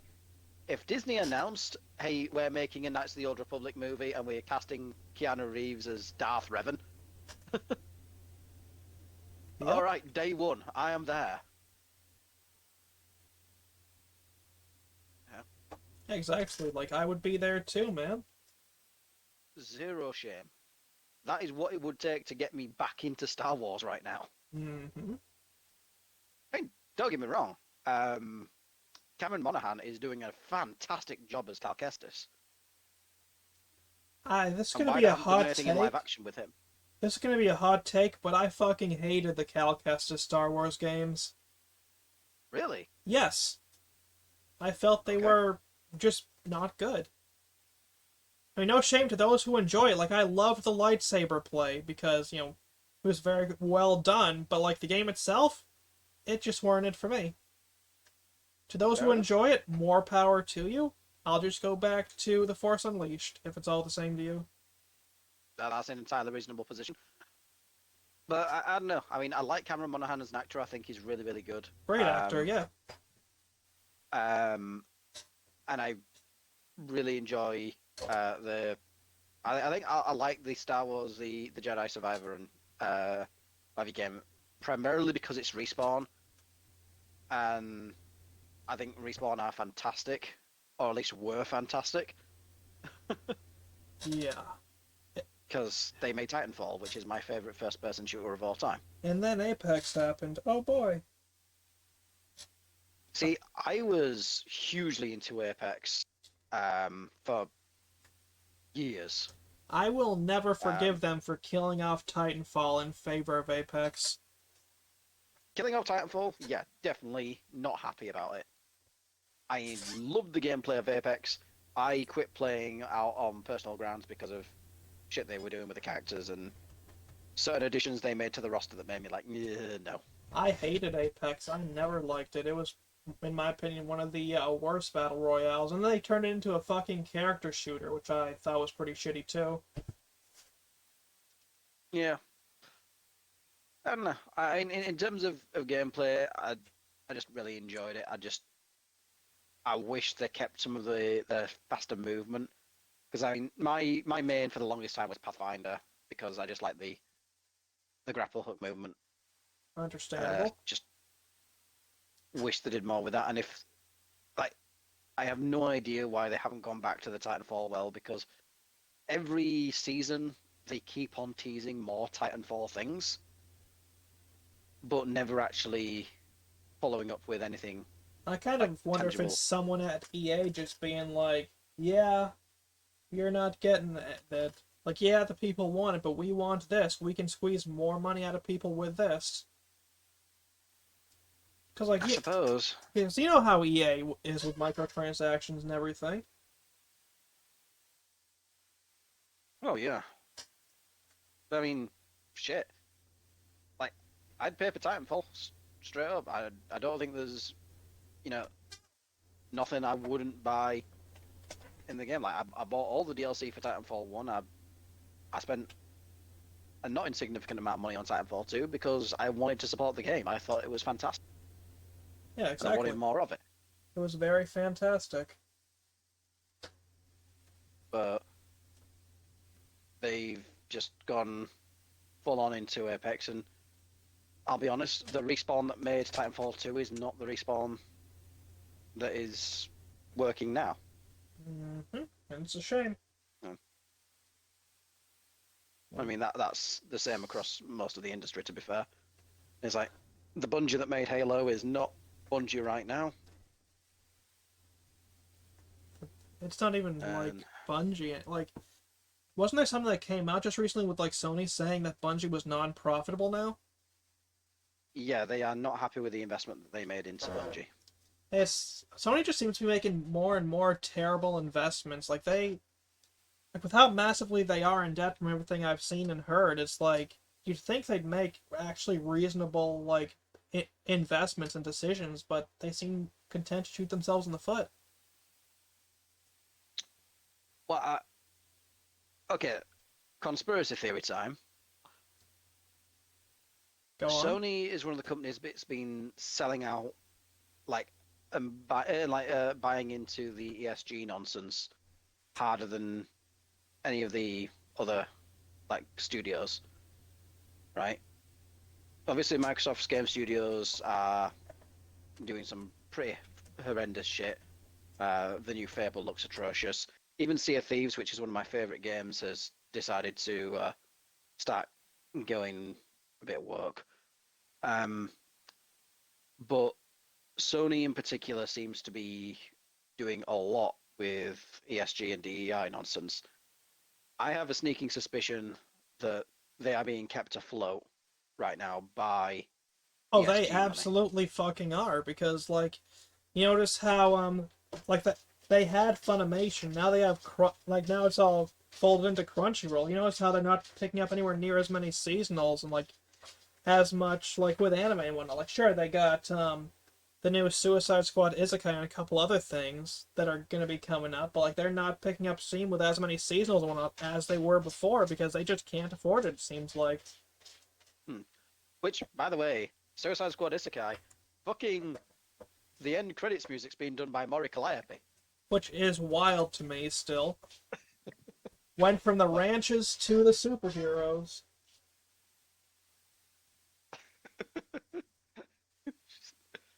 That cowboy's fresh out of Ram Ranch. Oh, that's so fucked, especially considering what came out about the nephew, man. I saw that.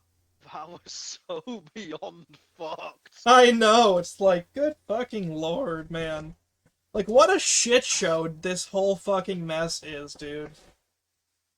I, I have no words. At this point, But, like so many people have said, where is the fucking asteroid? yeah, you're not wrong. But I mean, to be entirely honest, I mean, if more stuff is going the direction of like like I say, Sony is being kept afloat by this ESG nonsense, you know, and other companies are similarly inclined. The bottom is starting to fall out of that because, in part, yeah, someone like Vivek investing heavily in anti-ESG is helpful. Mm-hmm. But also stuff like the Sweet Baby Detective, stuff like Gamergate 2.0 is showing that there is enough animus in the market to not only support, like not support, studios that are creating ESG corrupted things Like, and to take our money elsewhere. But when we're taking our money elsewhere, we are supporting things that are not ESG corrupted. So what really needs to happen now is Stellar Blade needs to do fucking gangbusters, it really does, and I'm right? hoping it does. Like, I'm very likely to put my money into it when that game comes out. Like I don't own a PS5, um, but I might get one just for that Yep. because as much as I might despise Sony as a company and not like playing on PlayStation, you know, I think okay, it is important enough to invest there and say this is where I am willing to put my money. I will now buy your video game, Mm-hmm. and it also means I'll be able to play Bloodborne again, which is positive because they still haven't released it on Steam. Friggin' Bloodborne, man. What a great game. I hope Yeah, like Sony eventually releases the rights to that IP so that way FromSoft can actually publish it on other shit, but I'm not holding my breath. honestly, I am like 50-50 on, you know, okay, would it be a good thing if Sony just collapsed internally, you know, so their IPs would be released to the wild, like say, like what happened to Sega, Yeah. right? Sorry. Would that be a bad thing? Well, yes, because it'd mean that Microsoft would have complete home console market dominance. Yeah, I mean, because Nintendo does exist, but let's be real. Other than They are not playing gimmicks, the same game. they're a joke. The thing is Nintendo's doing very, very well in the market, but they are not playing the same game as Microsoft and Sony, Yep. right? They are in the toy business, not the gaming business, Yeah, and it's right? another Like issue I me, I have do the with. majority of my gaming on the Xbox, I do the right? majority I of do some mine on on PC, PC myself. yeah. But I have a Nintendo Switch, mainly for Zelda. Understandable. But the the rest of it is just I don't know. I would like to see Sony either collapse or you know commit to getting out of the work business because I'll tell you right now, if Sony committed to getting out of the work business, I would drop my Xbox controller at the drop of a hat. Right? Oh, fucking same, because And I'm so done with Xbox. Like, I've had every generation of Xbox and most of PlayStation except for the 4 and 5. And, like, if Sony started making reasonable fucking business decisions, yeah, no, this Xbox I would barely use. yeah, I mean, shit. I've my Xbox Live account is older than most of the people that'll hear this. But I'm guessing yours was, yeah, like, OG Xbox Live? yep. I Speaking got of, by mine the with way, the release of Halo 2. do you still have your Xbox? My original Xbox. Yeah. At my parents'. I'm looking to get a hold of it because there's a service that's bringing back the classic Xbox servers. Insignia, right? Insignia, yes. I was actually just about to. That's why I was asking about the original Xbox, dude. Because they just brought back Halo 2 to that shit. Right, I'll be honest, I'm not as concerned about Halo 2 on classic servers for Insignia as I am about another game that I've wanted to play on Xbox Live again for 2 decades. I mean, fair enough. Like the Uh, fact they got that and a pretty good list of games that's working oh on yeah, live. It's like holy shit, you know? that is very impressive.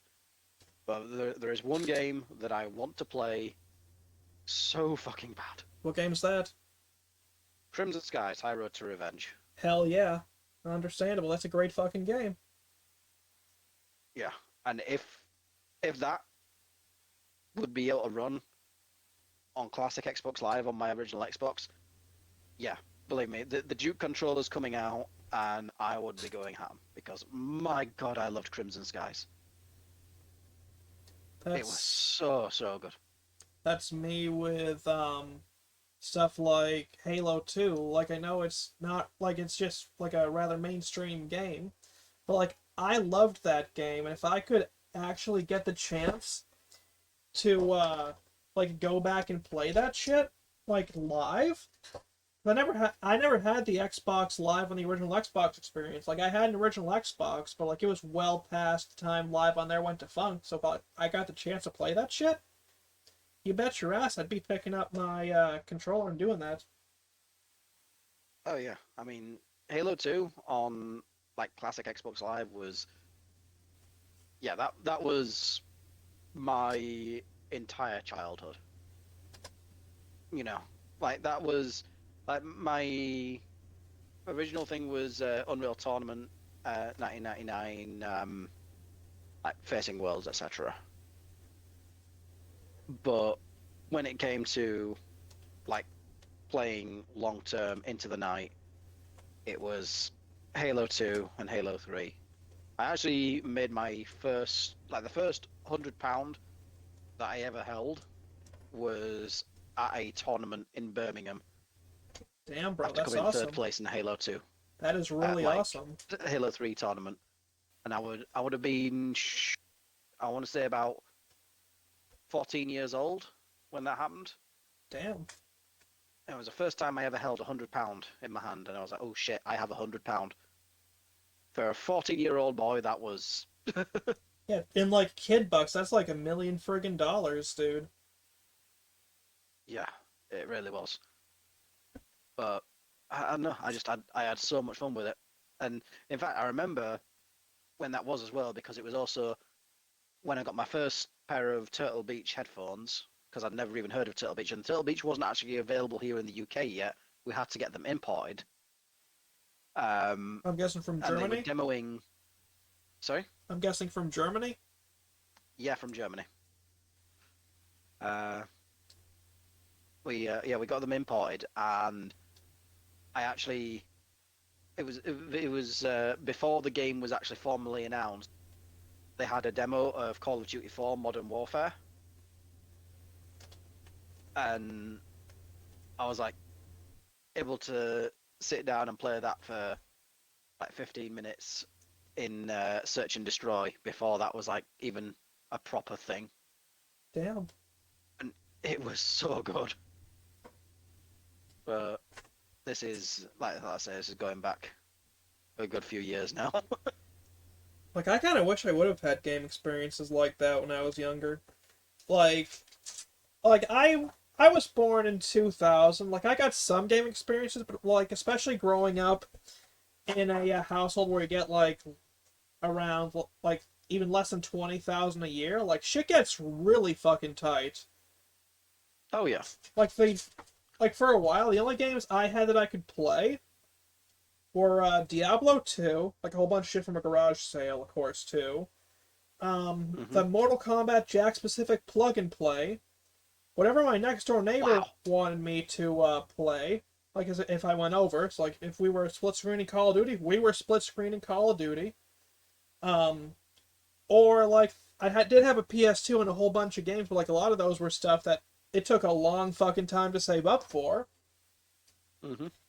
Or there's like an old PS1 got from a family member with a whole shitload of games. Or there's like Ma's old consoles. Like at one point we even had an Atari 2600, original Nintendo, all sorts of shit, and like games with that. And then there was like, I don't know if you remember this, but Wild Tangent. Oh my god. They're still around, by the way, and have a subscription service. How? Fuck if I know, but they still are. Like hell, even their Fate series is on Steam. You can get the Fate games right fucking now, even.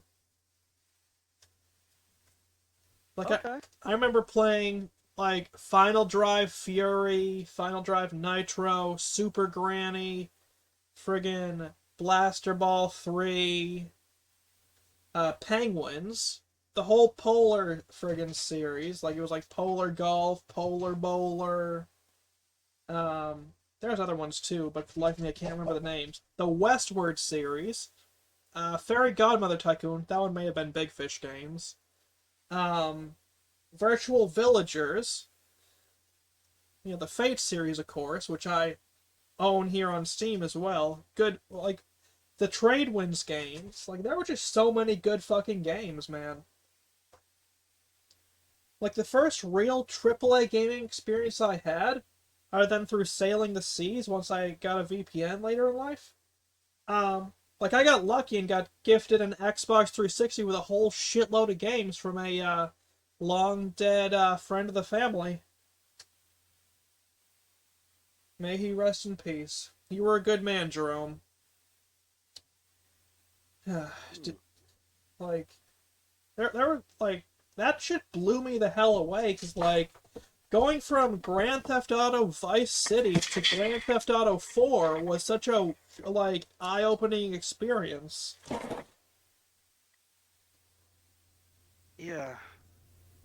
Hell, Well, it's weird though, because people from like my kids' generation, or you know, the generations that come after us, they're not going to experience that because all the improvements are going to be so much more incremental now.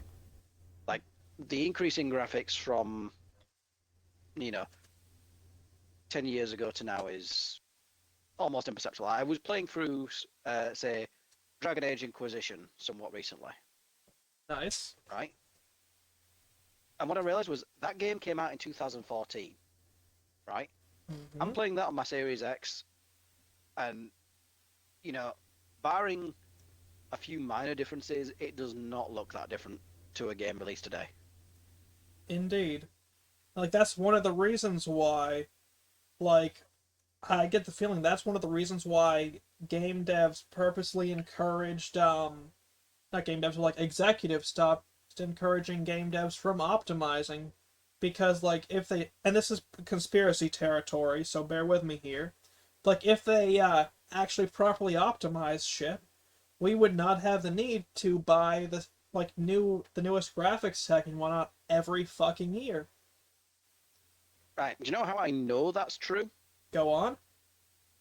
Because I installed Skyrim on my Xbox 360, Mm-hmm. right? Skyrim, huge fucking game, right? Yep, she was a two-discer if you had Legendary. Yep. I installed that shit on my Xbox 360. Good game. Broken too. You can't do Dawnguard completely as a vampire. Yep. Do you know what size it was?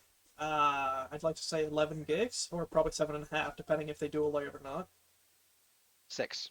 6? Damn. 6 whole gigabytes for Skyrim. Right? Shut the fuck up! Yeah, no problem. Sorry, Cat. You know. Yes, alright. Yeah, 6 gigabytes for Skyrim on my Xbox 360. Do you know the size on the Xbox One? Or Xbox Series? 35, I'd like to say. 37. 30, yeah, I was in the ballpark.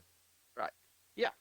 Is there 30 gigabytes, 31 gigabytes more game in Skyrim on the Xbox One than there is on the Xbox 360. Hell no, and Riften's laggy.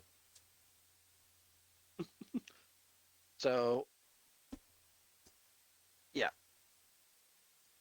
I mean, thing is Bethesda used to be known for being absolute fucking wizards when it came to compression, Yep. right? I think Oblivion could be installed on less than a gigabyte, That right? sounds about right, yeah. And Oblivion is such a better game than Skyrim. I'm Like, sorry, but it I is. catch so much shit for this, but I fucking hated Skyrim even when it came out. Like, or I say when it came out, but like around when I first got to play, because I got Oblivion and Skyrim at the exact same time, like when I got that 360, and like I fucking like I didn't even bother finishing Skyrim. I did finish Oblivion, and I loved Oblivion. I thought it was a great fucking game. Skyrim I still Yeah, fucking really is. hate because it's so dumbed down in favor of graphical fidelity. It's like, wow, cool, you streamline shit. How about you streamline my asshole too? Yeah, well, that's the thing though, is I just I feel like yeah, Oblivion was such a better game, and I mean I don't know if you know this, I was actually blocked by Emil Pagliaro, the lead writer of Starfield. I Um, fucking and hate Starfield. I beat that game twice and I still fucking hate it. It was free on Game yeah, Pass and I had too much time on my hands at the time. Not worth it. that's literally the other reason I played it. Um, Obviously did not have a good time with it. That game was so fucking poorly optimized. The story was dog shit, despite what page shills like a G-Man Lives and whatnot will tell you. And the combat was fucking terrible.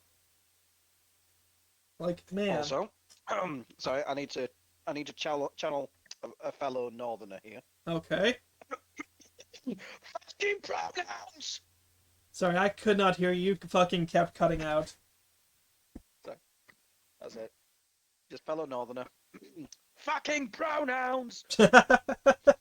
I know exactly who you fucking mean. The fucking He lives cue not far ball. from me actually. Yeah. He's a lovely fella. I believe it, but like I just like especially considering I like to shave myself bald every now and again, like I just can't escape the cue ball, man. Good Yeah. lord, my hairline's fucked. I'm gonna be probably like pretty well bald by the time I'm 30. Well, that's a funny thing for me is I've I've always had the Vegeta hairline, but I've had that hairline since I was 14 years old. But I've always had like long hair outside of the army, obviously. Um, so I've always I've always had it long, but like if I pull my hair back, it's just like oh god, the hairline situation is atrocious. I Like understand. Like my hair's taking fucking forever to grow back, and my hairline. I didn't realize how bad it had gotten because it hadn't been this bad last year. But the fucking Russian Badger, you know that YouTuber, right? mm, That bastard has a better hairline than I do. right, okay, Russian Badger, that's my hairline. Oh, okay. You fucker. Yeah, I just realised that that's a perfect example. Russian Badger has got the same hairline as me. I know that it's some bullshit, man. Everyone's got better hairline than I do. Like I even fucking It's not that tweeted bad. him, like, "Hey, what? Why do you have a better hairline than I do?" Genetics, bro. Man, genetics are bullshit. Like Uh, I was I will say surprised that he fucking responded to that shit too. no, he's chill. His Russian Badger. Yeah, he's great. I will say though, it's funny that he is like effectively a shoe-in for the role of Plastic Man if they ever cast that. He is Plastic Man. Yup. Like if anyone was Plastic Man, it's that fucking dude. Like he's Yeah. got the right Yeah. personality, the right look. All that we're waiting on is for DC to fucking pony up the cash at this point. God, can you imagine? That would be hilarious. Or That's the theoretically thing is, hilarious. yeah, it'd be a really good role. I mean, I don't know. I've me and my other half have been reading through this series of books in Polish, which has got a Polish TV show adaptation, which has recently come to an end, called The Defense. That sounds familiar. Um, it's really, really, really good.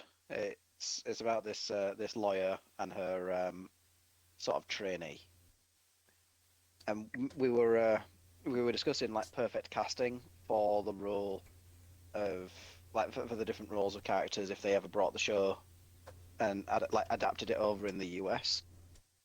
And oh god, there's there's this character in it is an absolute fucking psychopath.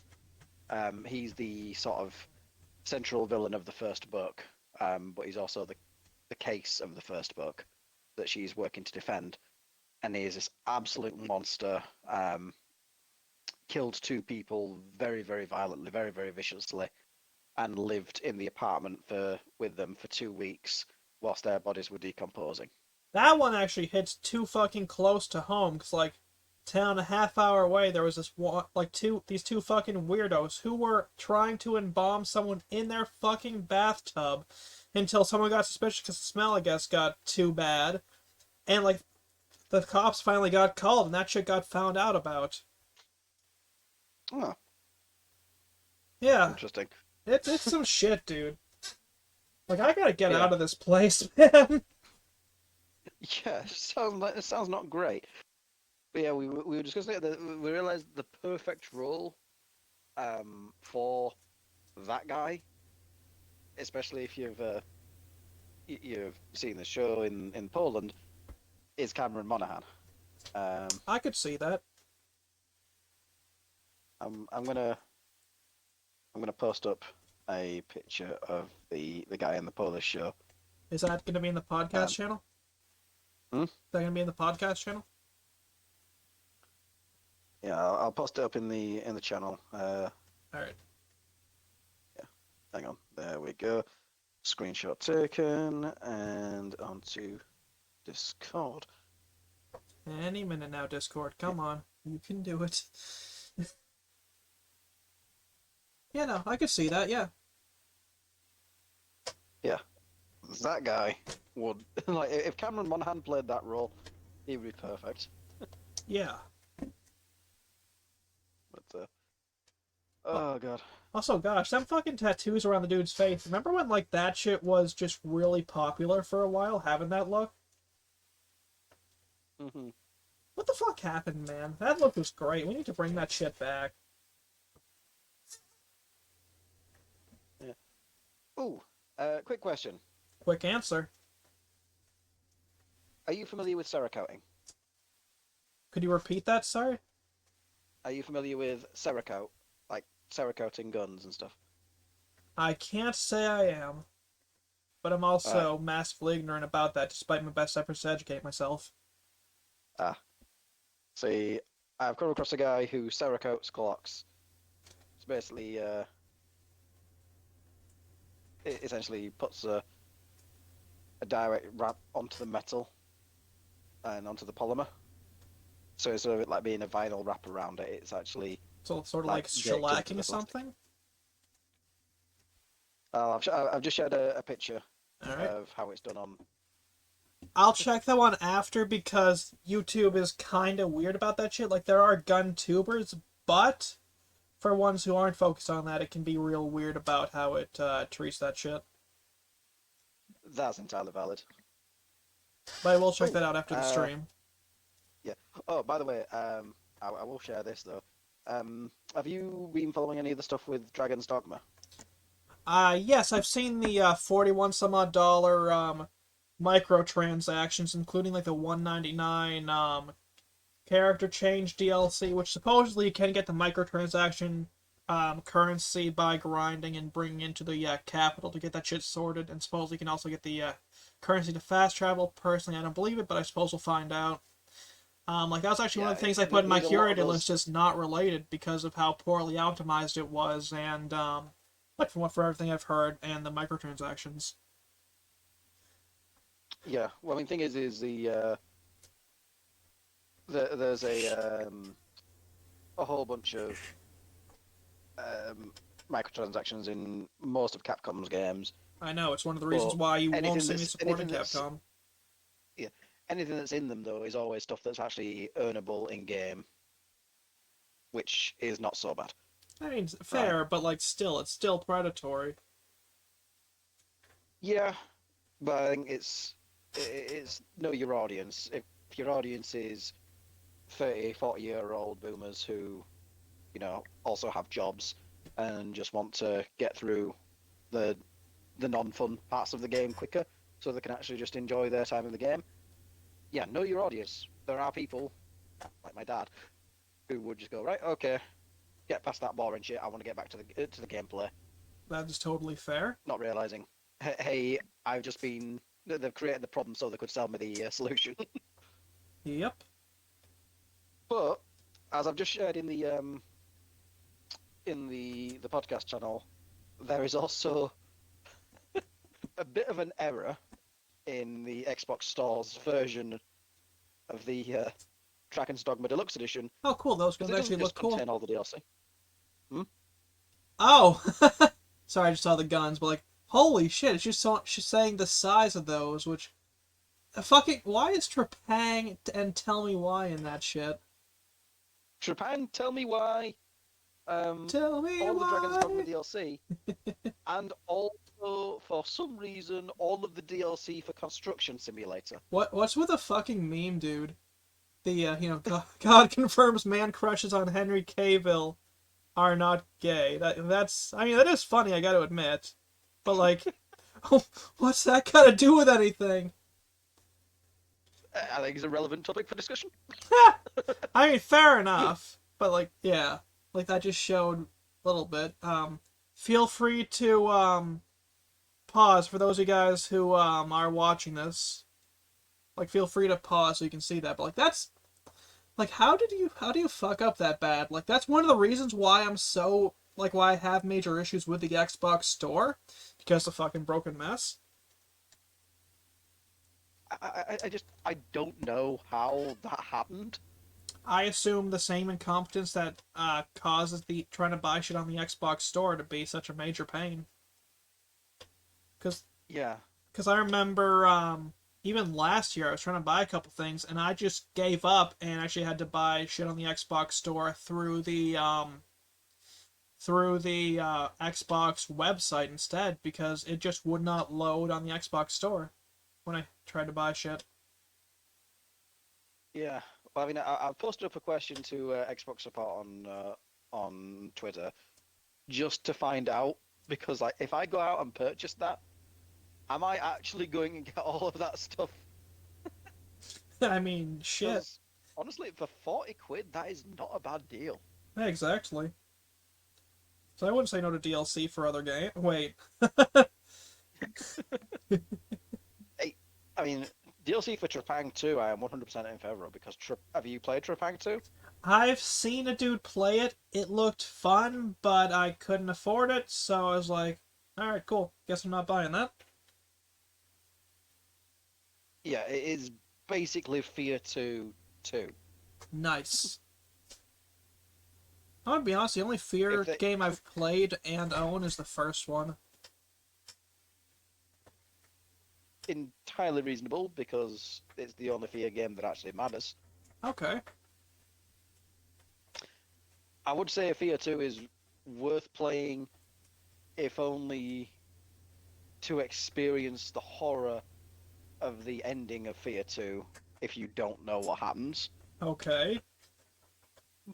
But if you've not had that spoiled for you yet, I'm gonna be honest, if I did, it was so long ago, I couldn't tell you what happened anyway, so I might as well have not had it spoiled to me.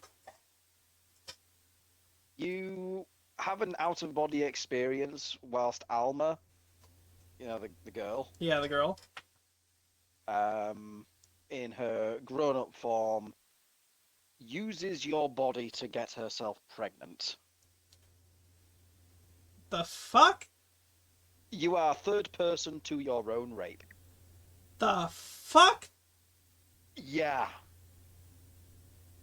Is there a swallow own bullet option? Yeah, it's called Playing Fear 3. Ha! Not good, huh? Oh, it's so bad. Man, I Because remember it is. Fear was so popular at one point that there, like back when because I was still a kid around that time, Roblox had groups that were actually, literally like role playing as the characters from Fear, minus the more minus that kind of shit. Mhm. Like that game was a cult. Like that whole series was a cultural phenomenon for a bit. Yep. It's weird. Like the the trajectory was brilliant first game, second game that expanded on the events of the first and took it to a new and weird place and also was horribly fucking traumatizing for a lot of people. And then terrible third game with stupid co-op components and microtransactions. Oh, where have I seen this before? Oh yes, also Dead Space. Yeah, fucking Dead Space 3. Man. I Well, at the very least, it appears that that wrong may be finally righted after all of these years because Dead Space Remake was a legitimate fucking masterpiece. I believe it. I never had the chance to play it, but it looks really fun. Though, It is really good. if we're talking Dead Space, remember that fucking Callisto Protocol flop? Oh god, yeah. I pissed off one of my streamer friends around the time because I straight up said, "Bro, this looks like shit. This looks like it doesn't play well at all." Like the dude was pissed. He was like, "You're not playing it. You have no fucking." It's like, dude, I've played video games since I was a little kid. I have the ability to tell when something plays like shit on sight. Don't fucking condescend to me because I'm able to tell that shit. Like, you know what I mean? Like, fuck, man. Yeah, honestly, it's one of the reasons why I'm You cut out. It's one of the reasons why you. really worried about Avowed. Yeah, me too. Like, Um, I'm excited for it, but I'm also incredibly wary, especially after the Outer Worlds. yeah, well, the Outer Worlds is one part of the problem. Like Obsidian, they've done a lot better. Like, don't get me wrong. Pillars of Eternity, Great game. brilliant. But also, Pillars of fucking Eternity, make a sequel to amazing. Tyranny, you fucking cowards! Anyways, Now you see, you're right. However, make a sequel to Alpha Protocol, you cocks. that too, yes. Which, that's On actually which not back on happens. GOG. Yep, that was what I was about to say. Alpha Protocol is back on GOG, and I could not be happier because oh my god, I love Alpha Protocol. I absolutely adore Alpha Protocol. I've heard good And to things have, about it, but I've never had the chance to play, sorry. yeah, it is one of the jankiest Obsidian games of all time, which is saying something. But there's just so much character to it. Like you can tell there's soul there, I'll have to pick that up at some and point then. yeah, definitely do. If only because, yeah, it's one of those games that just like it reacts to everything you do, Oh, yeah? right? Yeah, it is the only game where I have had a character stop me and like take me by surprise and comment on which the choice of clothes I had my character wear and whether they were appropriate for what we were doing or not. So, what you're telling me is I couldn't pull a Hitman 3 and dress up like a clown for the occasion. Right, well that's the thing is if you go in dressed as a civilian and like to blend in, the guy who's tracking you who's like a member of the I think it's Hong Kong or Taiwanese secret police. He calls you out if you're dressed for combat, like if you stand out by going in full tactical gear, or if you're going in clothes that blend in to a civilian environment, Okay. what have you, and actually has unique dialogue for pretty much everything you wear, and also like has reactions if the Hong Kong area is the first place you've been to, you'll get different responses, or if it's like where you go later in the game, you'll get different responses depending on when you visited in the story. Like people will know, like by reputation, who you are and what you get up to. Okay. So if you've developed a reputation as someone who, like maybe you do the Hong Kong mission and you're relatively passive, not too violent, and try and find peaceful solutions to problems, and then you play through. I want to say in Rome, you'll meet a guy in a bar who says, "All right, I know who you are. I know what you like. So let's sit and talk. Don't pretend you're something you're not." Okay. And then you can flip the script on him by then slamming his head into the table because he wasn't expecting it. Nice. I was like, I know But who if you. you've like, Ah. yeah, but if you've been in like previous missions being super aggressive, he'll be prepared for you to do that and counter you. Okay. Interesting. Yeah, it's one of those where the dev team really thought of everything. And that's awesome. So yeah, More games need to be like that. yeah. Alpha Protocol is definitely a worthwhile purchase. Like I say, it's janky as fuck, but it's Obsidian. Yeah, it's You know, more surprising one of their things isn't janky as fuck. yeah.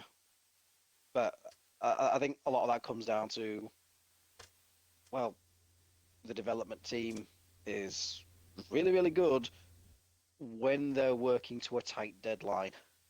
Hmm. Like the best job that they ever did was Fallout New Vegas, and they had a like what was it, 11-month deadline to Something get like that that, game yeah. finished. Right? They got put on Outer Worlds and basically told go ham, take as long as you need, you know, and what they turned out was, let's say, charitably not great.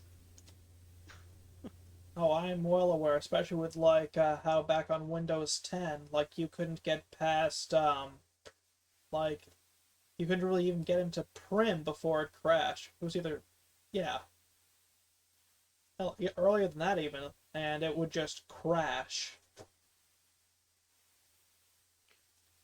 Yeah. Oh god. Yeah, Fun times. indeed. New Vegas was Yeah. great. What the fuck happened to 4? Well, this goes back to the lead writer, Emil Pag, Uh, also lead on Starfield. you cut out. All I cut was Emil Yeah, Pagliarulo. Pagliarulo. Okay. The yeah, because his writing philosophy involves straight up not using a design document.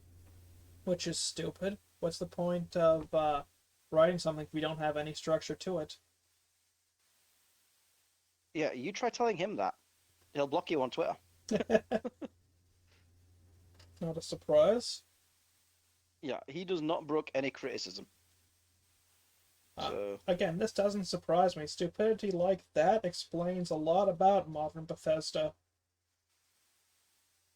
yeah, it is the idea of I am so great I can do no wrong that results in these games just being so horrible to play. Mm-hmm. Um, and I don't know.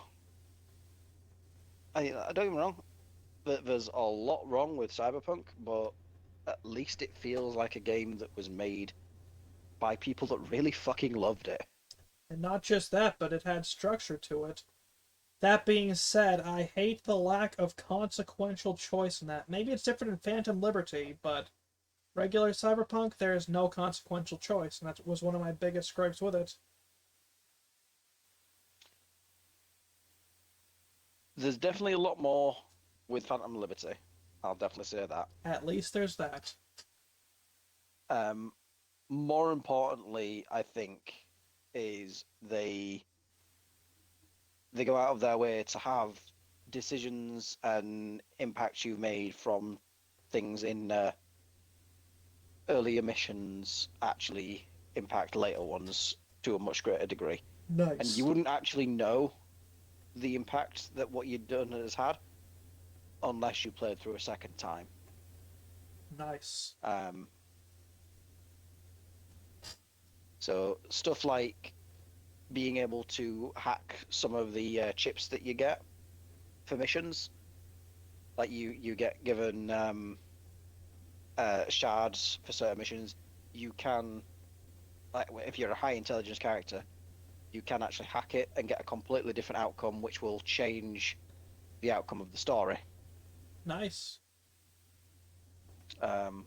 In certain side missions, I do think that whatever they're doing with Cyberpunk Orion needs to have a greater sort of sense of that. What is Cyberpunk Because I still Orion? think that that's the next game that the studio's working on. Oh, it's going to be a Um, game?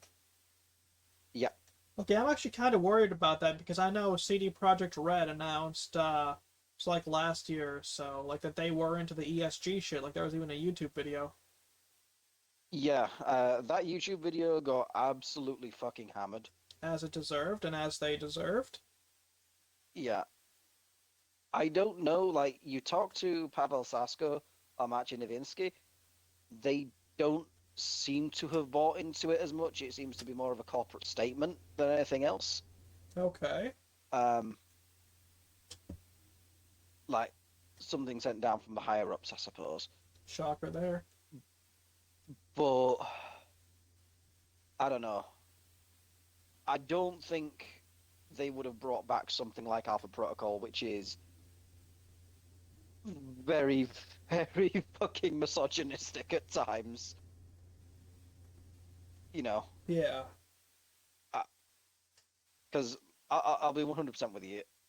I don't think they would have like, if they were fully bought into all the ESG nonsense, they'd have brought that back. Yeah, you're right. Because holy shit, Alpha Protocol is yeah. Let's say it's not a game that would get made today for certain things being said and done by the main characters. Okay. Um, yeah. I mean, shit. There's a whole thing with one of the lead villains being secretly gay, and you can find a lot of evidence and blackmail material on him that you can blackmail him for being a gay mercenary, like spec ops leader. Did they Which call him bent? they called him a whole lot of things. Um, and yeah, your character can basically threaten to blackmail him, and he's very fucking explicit in how he blackmails him. Okay. Which, yeah, I don't know. The fact that you can do that in that game, and also, threaten to pull an FSB on hostages. So like Command Renegade Shepherd. Oh, you've taken a hostage. Fantastic. Guess what's going to happen next? Yup. It took me a second, but yeah. Yeah, huh? Yeah. The fact that you can do that in that game, and that was one of the games they brought back, I have to at least have some degree of hope that CD Projekt have seen the light. I certainly hope so. But unfortunately, Poland does seem to be getting more cooked as a country in recent years. Not surprised by that. Yeah. But we will see what happens. But yeah, Cyberpunk Orion is the next game that they're working on. And they are migrating over to Unreal Engine Oh for lordy. future games. Damn. That's actually Which, kind of a shame, because I know how unoptimized a lot of Unreal Engine games are. yeah, however, the good thing about working in Unreal and the bad thing about working in Red Engine is is similar to what's happened with Halo, right? The like 343 made the slipspace engine and then had a million and one different contractors come in to work on Halo Infinite, I have right? opinions on Infinite, and they're all negative. uh, Halo Infinite deserves its own podcast episode, so I'm not going to get Yeah. into that right. But um, a big part of what went wrong was 343 spent a lot of the time developing the engine for Halo Infinite and then brought in a million and one different contractors and non-permanent staff, right? And none of those staff were at first familiar with the engine because it was a new bespoke development engine. And the same thing happened with Cyberpunk. They were developing the latest version of Red Engine, which no one outside of CD Projekt knew how to use. So any staff that they brought in had to be trained up on how to actually develop in Red Engine, which I don't need to tell you is not a fun process. Yeah. And then they had to learn how to develop in Red Engine, develop in Red Engine, and then, get churned out by, well, corporate culture being what it is, So they had to keep on cycling in new staff, training them up, losing staff, bringing in new staff, training them up, losing staff, etc. Same thing that happened with Halo Infinite with the slipspace engine, and it just became this running thing of churn with developers that were trained to work with an engine that, you know, basically they had minimal experience with, Yep. right? Now, that presents a problem, obviously, Only one? when you're trying to develop long term. Now, the good thing is, both Halo the Endless, which is Halo 7 basically, and Cyberpunk Orion are being developed in Unreal Engine, which is rather helpful because everyone and their dog can code in Unreal Engine. I'm gonna be honest, man. I am Mm-hmm. not fucking excited for Halo the Endless. I didn't even know this was gonna be a thing. But like after the mess that was Infinite, I'm gonna be honest. This if it drops on Game Pass, I might check it out just to see how far the series has fallen. But I might not even touch it, man. Because even the multiplayer I thought sucked in Infinite. Yeah, it's been rough. Sp- The main bit of news I heard that pissed me off, and I actually got a wellness check from Twitter for this. Um, I commented recently because someone said apparently they were working like there was a Helldivers style ODST game had been pitched, okay. and I was like, "Holy shit, a Helldiver style ODST game! That would have been amazing. Where is it? Oh yeah, Xbox vetoed it, What a or surprise. 343 Considering vetoed that it." considering that Phil Spencer is one of the major names that keeps popping up, like him and Pete Hines, both of Xbox and Bethesda fame. Like, sorry, names that keep Hmm. popping up in the whole Sweet Baby business. I'm entirely unsurprised by them making stupid decisions like this. Yeah, I I don't know what Phil Spencer's relation to Sweet Baby is. If he's Let's say like disappointed, because Sweet Baby, but it was like either that or like Take This, but like one of those really major fucked up like organizations in this. Like Vera Dark had a tweet. Like I talked about this a bit with Kamoku. Like those were some of the names that popped up, man. Like the fuck.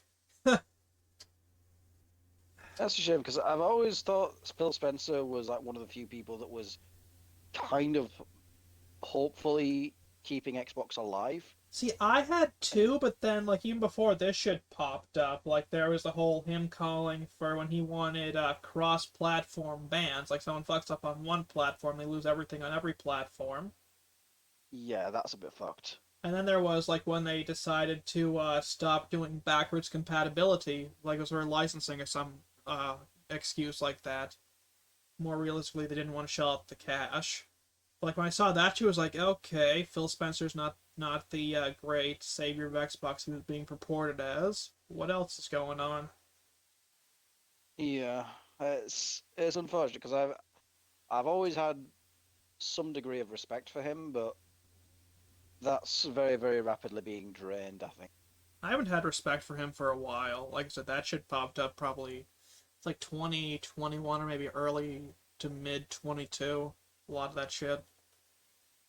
Like, Fair enough. yeah. I I honestly didn't know enough about that to comment, but I would be I'd be very disappointed if it turns out to be the case because, like I say, he at least as opposed to someone like Jim Ryan at Sony, it feels like he actually does, play games. Yeah. I think the interesting thing is if you look at his game history as well, he also hasn't played Starfield for more than 5 hours, but he's played a shitload of like Diablo 4 and Which, like speaking of, that's games that not. actually dropping on Game Pass. Like Diablo 4 supposedly around the 28th. Ew. I mean, I do have it, but I do need to get back into it. I've been playing more Path of Exile than anything else. I at least when the beta was out, I fucking hated Diablo 4. So maybe it'll be good now, like when it's on Game Pass. Maybe I'll give it another shake. But I'm gonna be honest, bro. I'm not at all excited. Well, we shall see. Yeah. Eh, You know, how could Blizzard fuck up again, right? Yeah. I think it'd be more like, how did they fuck up this time? Yeah. Oh God, I don't know, but it's been a recurring thing for me of like how have how have Blizzard managed to fuck up this bad? Hmm. Every 6 months since 2008. I'm more wondering, especially with the new Overwatch character, what sex scandal happened? Oh God. Because like Yeah. they always drop one of these characters when there's been a sex scandal that's getting ready to drop behind the scenes. So oh sorry, Kitty. Again, I'm just wondering what's the sex scandal that's about to happen. I have no idea, and I just I don't understand how. It's funny as well because it is basically the Kevin Spacey defense What's the Kevin every single Spacey time. defense? Hmm? What's the Kevin Spacey defense? Ignore that I am a villain. I am actually gay. Good fucking grief. Uh, I'm not you know, surprised by that, but good fucking grief. yeah. Well, that was Kevin Spacey's whole thing when he got accused of all the shit that he got accused of was to come out. Yeah, and then it came out from one of the kids he abused that, hey, guess what? It was a boy. Yeah, but I don't know. But yeah, Blizzard does have a tendency to do the rainbow announcements whenever they get caught out doing some heinous shit. Yep. So, So like I said, what's the sex scandal this time? yep. Well, I'll never forgive them for what they did with Tracer. I want to be honest. She was peak waifu material. Uh, oh yeah, they fucking nerfed Tracer. I remember those memes. Oh yeah, they gave her a flat ass. Like Tracer's ass was the original Overwatch controversy. Mm-hmm. Like pre-Gamergate, Tracer's ass was actually the source of some great degree of controversy because her original victory pose was the style of like one of those pin-up girls that was on airplanes. The bomber pin-up girls. Yeah. Her original victory pose was that with her ass sticking out. Okay. Right. A bunch of angry feminists decided to kick up a fuss about how it's sexualized and demeaning and yada yada yada yada. So they changed that pose for the full release. And yeah, that was the original controversy with Overwatch, was Tracer's ass was too fat.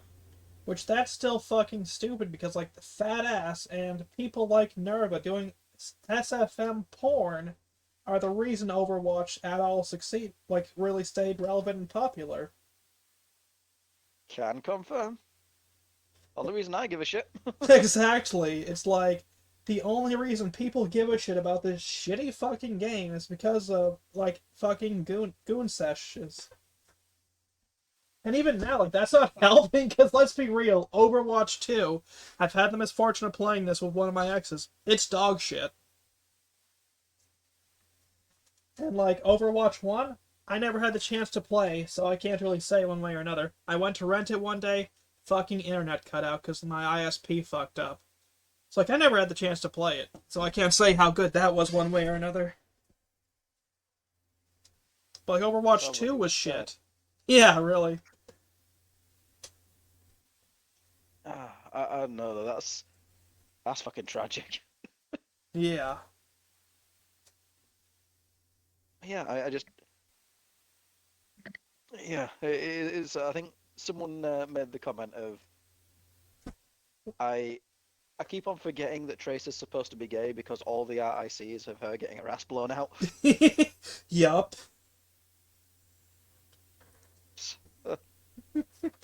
Yeah, I don't know. Whatever the new character they've created, I don't know which particular brand of rainbow cupcake they've gone with this time. I know the character's black this time. Maybe a they, Oh them. no. Uh, Oh really God. fucked up teeth. Oh, she's British. I mean, maybe? Like, they are pretty fucked teeth, though. Oh God. Yeah. Like I said, I'm still wondering what the sex scandal is, because they didn't just go the LGBT character this time. They went a black character for... And that makes me wonder just how bad they fucked up. They must have burned down an orphanage. Yeah.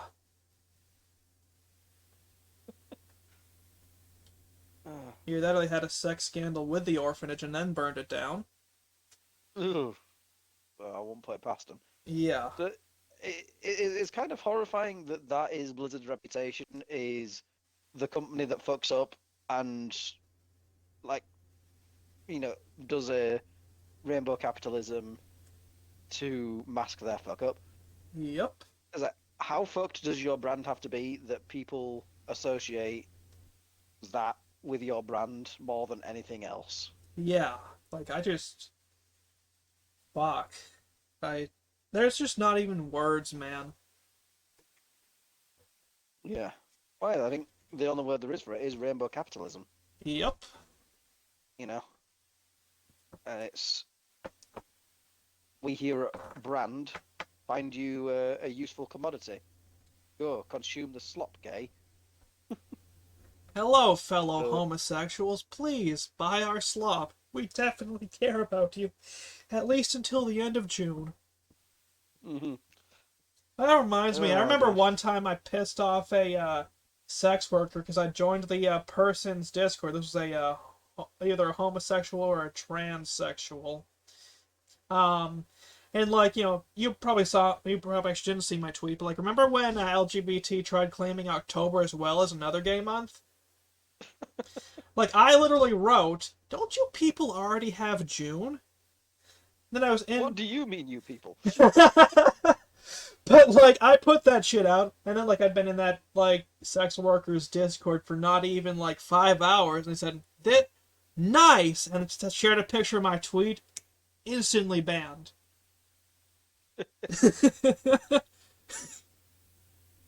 But to be fair, I mean, could you fucking blame me for that one? It's like because like, let's be real. Like, there's a major divide between gays, lesbian, trans, all those folks, and then the LGBT community. So like a lot of Yeah. So like I said, don't you people already have June? Yeah, but fallen soldiers only get one day. Do you know why that is?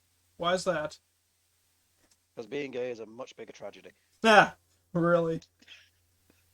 No, no, I don't, I don't know. It's one of those things where you look like you see this happening and you think, right, is this about, you know, advocating for the rights and freedoms of, you know, gay, lesbian, bisexual, transgender, whatever, Look, I right? don't care Is this about the about rights. advocating for the rights? Like, dude, all I'm saying is I don't care about the rights for the L's. I just want to watch. Okay, maybe I shouldn't have made that joke, but you fucking understand. Oh God, yeah, it reminds me of one of the original uh, original jokes that got, I think, Ricky Gervais cancelled as how do you view lesbian relationships In HD. in HD?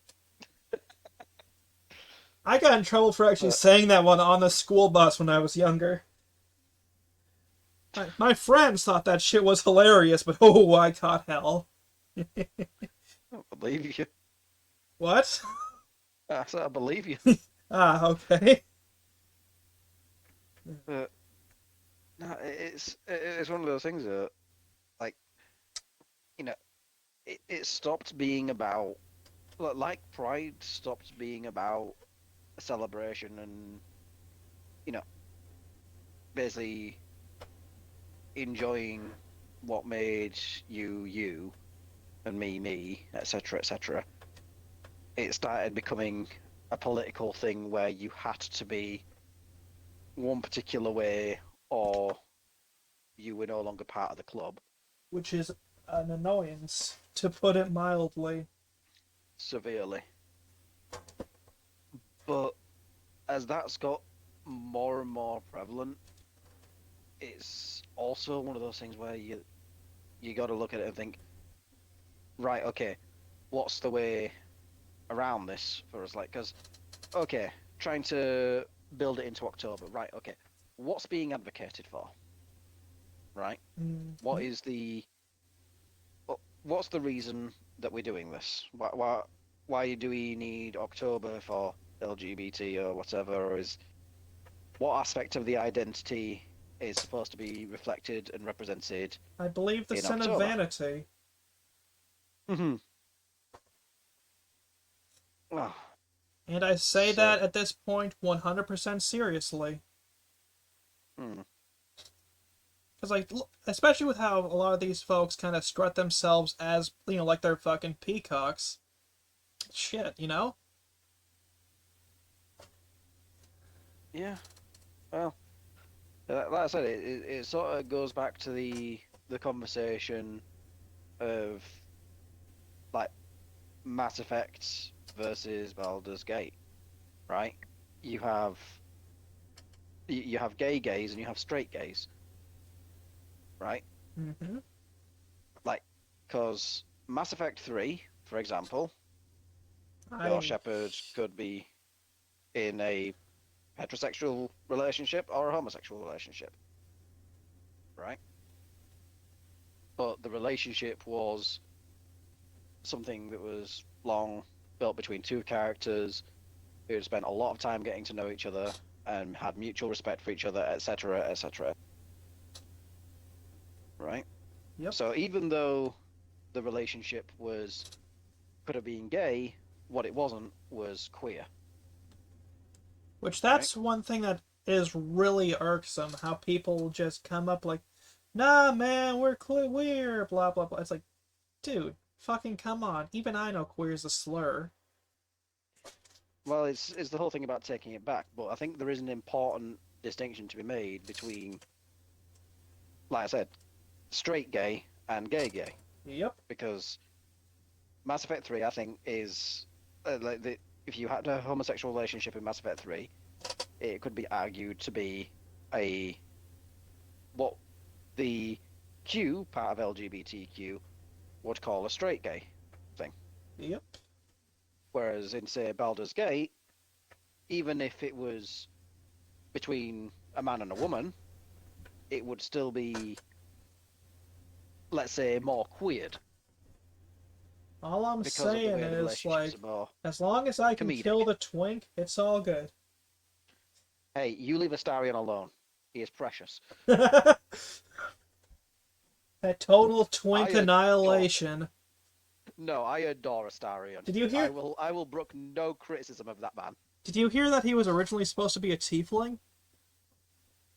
That makes so much sense. Yeah, like I saw, like there were pictures and whatnot from leaked from the original beta, and yeah, Astarion was supposed to be a tiefling. Okay. Well, he's perfect just the way he is. Total twink death. Nope. I say Nope. kill 'em all. Bring on Bear Force Uh, 1. I will stand for no criticism of Astarion. He is wonderful, and I love him. Fair enough. Also, I didn't realize this until after, but his voice actor is the same guy who does Heisenberg in Resi 8. Huh. Nor did I. Yeah, Neil Newbern. Damn. Yeah, who I honestly thought for the longest time that was Nicolas Cage, because Heisenberg sounds so much like Nicolas Cage. I really gotta rewatch like the Resident Evil 8 playthrough. I haven't had the chance to play it. You know, shit always comes up. Like I really gotta Yeah, either play it or watch it again. It's like I it love the is Tim so good. Burton style animation for the opening, but I don't know. Yeah, no, I absolutely adore Resident Evil 8.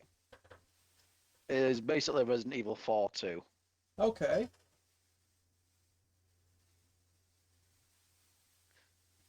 Plus, the DLC, Shadows of Rose, is some of the worst straight up horror you'll ever experience. Some of the worst? Yeah, like there is a whole sequence in Donna Bienvento's manor, which is um like Weeping Angel times 10.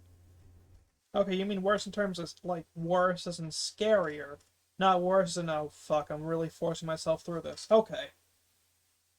Yeah, like Sorry, when people say worse, I usually assume that it's oh this fucking sucks. Yeah, that kind of worse. right. It sucked to go through, but it was really fucking good. Okay. But yeah, if you're familiar with the Weeping Angels, I used to be a huge Doctor Who fan. I am very well aware of Weeping Angels. I also used to be a huge Doctor Who fan. Man, that shit fell off with Capaldi. Yeah, and the thing is I love Capaldi as an actor, Yeah, he's a great but he actor, got but some of the man, worst writing. yeah. And then there was fucking blonde chick Mick female whose name I don't even remember. Terrible fucking Doctor Who actress. Yeah, Jodie Whittaker. Yeah, her. I'm not gonna remember that name, but her. Yep.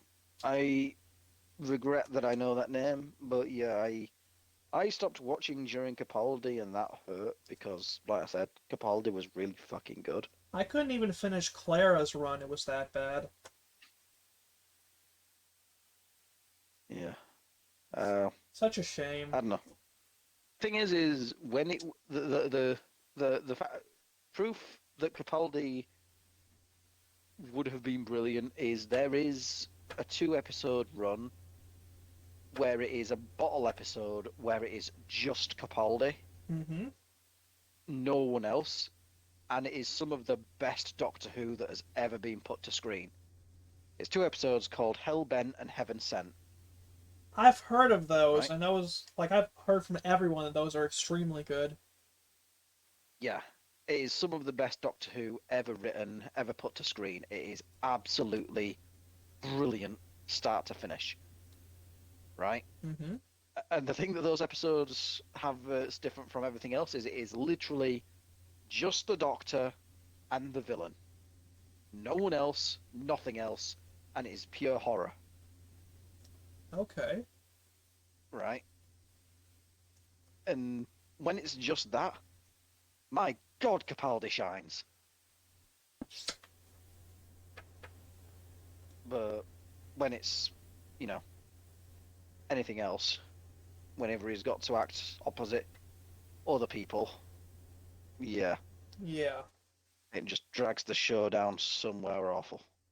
All I'm saying is, if you only count those two as Doctor Who, and then the World War Z film, you've got three good Doctor Who roles from Capaldi. Hang on, what? Like, the World War Z movie, he literally played a character called Who or WHO Doctor, so I just kind of have to correct the joke. Oh God, that that does sound perfect. Okay.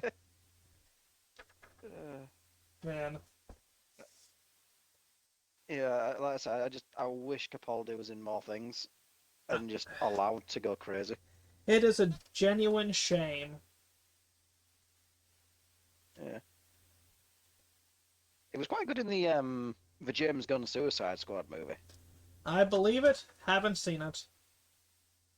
Yeah, yeah, no, it's an entertaining time, and also just John Cena's comedic acting is unbelievably good. Like, Yeah, I John don't think the guy Cena's a gets enough decent credit. He is actor. fucking funny. He's got Yeah. range. Hmm. Oh yeah, speaking of, did you Yeah. see some of the fucking conspiracy theories around the like him showing up naked at the fucking what was it, Oscars? No. Yeah, no, like he kind of inched up like using a like a plank or something to block his Johnson. I did hear about that. My girlfriend, she pointed it out to me. She mentioned that had happened, Oh, there's some pretty and wild conspiracy theories around that. Like some are saying it's the humiliation ritual to truly induct the person into the what was it, global Satanist cabal or something like that. Like, okay. yeah, there's like 5 or 6 different conspiracy theories, and then probably my favorite one is he's just got a humiliation fetish. Man, look at some of his other roles.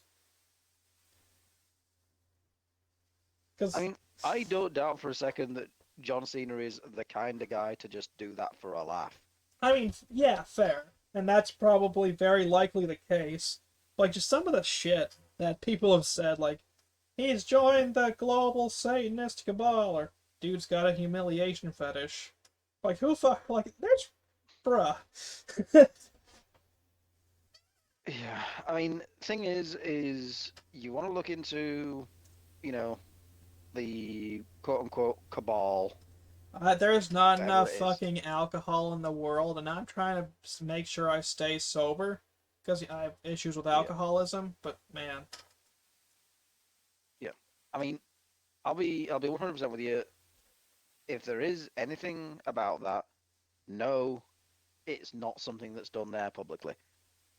What is, right, and the thing that has happened and does happen to a lot of these celebrities is that they go out to a party on an island somewhere. They end up, you know, either having sex with someone that gets revealed to be underage after the fact, right? or Or having something, have footage of them taken whilst they're high or drunk or whatever, and the powers that be hold that over their head, right? yep, There's a reason why Epstein was assassinated, yep. right?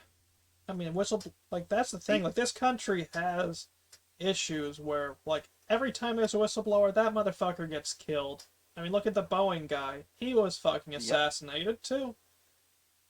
yep. America sure But does this love is to the thing. kill its whistleblowers. Well, this is the thing. Is John McAfee said if I die in prison, it's because the CIA and the FBI killed myself, Yep. right? He got a tattoo that said hashtag or dollar sign whacked. If I die, it's because they killed myself, not that Mm-hmm. I killed myself, right? John McAfee suddenly had himself killed, right? We all know that Jeffrey Epstein didn't kill himself, right?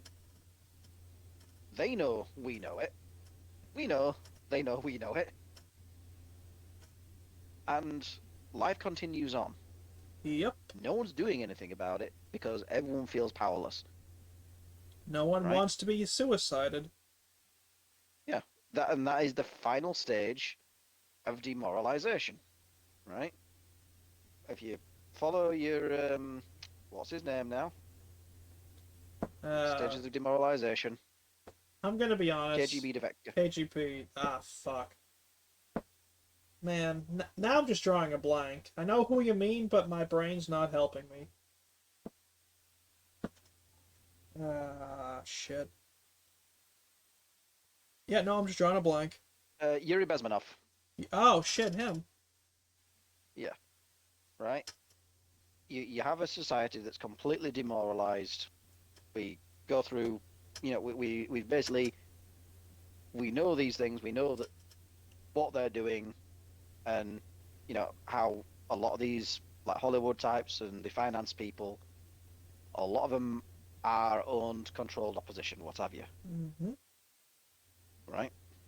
We all know that Epstein killed himself, but nothing's happening because you know no one's willing to do anything about it, Yep. right?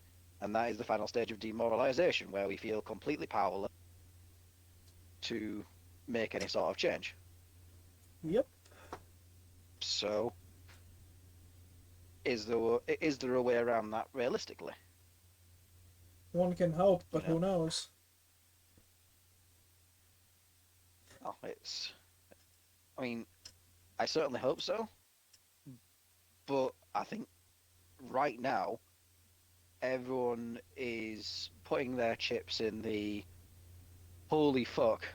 I hope World War III doesn't start because Russia's just being hit with a no Russian attack, and the maybe we get to 2025 and Donald Trump's president again, maybe things will regain some semblance of normality. All I'm saying is it's a damn shame I don't have a fallout shelter. Yep. Well, hey, maybe I'll get a couple more arms out of it so I can actually navigate better. Gotta look on the Yeah. bright side of things, right? Gotta try anyway. Yeah. But yeah, my general thing is right now. I think the reason the reason we're sort of a lot of people are holding their breath is the hope is come 2025 the world will maybe get back to normal a little bit. But I don't think really just Trump being in the White House is going to unfuck the situation that we're in. I'm fucking not looking forward to the geriatric grudge match this year. I'm just so fucking sick and tired of segregation era politicians still fucking populating and running for shit, man. Well, we have well, at the very least TX23 Brandon Herrera seems to be I going on to a runoff. I genuinely hope he'll win this against Tony Gonzalez, especially now Yeah. that they're in runoffs. Well, the fact that it went to a runoff and the other people um, that were alongside Brandon in primarying Tony Gonzalez have endorsed Brandon, I think that's a hopeful sign. Indeed, but my worry is more like you see how like just moving to certain places changes folks. I'm more worried how much politics is going to change him because no one leaves that shit unscathed. And I kind of feel like Brandon's more of the Roosevelt type. He's not going to be changed by politics. He's the one that's going to change politics. One can certainly hope, but we'll find out one way or another who wins and what happens. Yeah, something. All right then. That pretty much exhausts my list of things that I was looking to go through. How about canned meat? What do you guys have over there in England? Canned meat. Yeah, canned meat, like, ground pork, ground chicken, ground beef, spam, stuff like that. Well, yeah, obviously spam because, well, the greatest British invention of all time. And if you've ever seen Monty Python, you Everything's know the how greatest important British spam is. invention of all time. Oh, yeah, I mean, that too, yeah. Spam, spam, spam, spam, spam, spam, spam, spam. Ah, God, actually, John Cleese is Dude's a a fucking, national hero. like, genuinely, dude's fucking, like, he knew what he was doing. Yeah, he's he's still got it. That he does. Is he even still around anymore? John Cleese, yeah, he doesn't act, but you know, living out his years. Yeah, fair enough. Did you see the attempted I don't know doxing list that went around Twitter pretty recently? The transphobe list. Yeah, um, saw it. I saw some of Um, my gay friends who are massive like friends with trans and whatnot on there, and quite a few like other folks who I know, like again, are friends with trans folks, and it's like, are you people fucking stupid? I suppose it was just like one chick. Like I'm surprised though, because I've said some shit on Twitter that can be construed as phobic, and like I'm not even on the list. It's like the whole fucking white supremacist list again. My black friends made it on the list before I did. Like I even asked, "Hey man, what the fuck? Where's my invitation to the list?" I didn't ask for the I've phobic said it list. before. Yeah, as far as the racist side of things go, I've said it before. I'll say it again. There is no group more diverse than the racists. Exactly. Like that tweet said, it's kind of fucked up how accepting the racism community is. All you gotta do is be racist. Literally. It's Never ask the racist the race of his wife. exactly. Or it's like general white race savior. Darker than You expected. yeah exactly. Like everyone like always goes like, oh, it's white supremacist. Have you seen the color of these fucker skins? Well, they called Cabrutus a Yeah, white supremacist.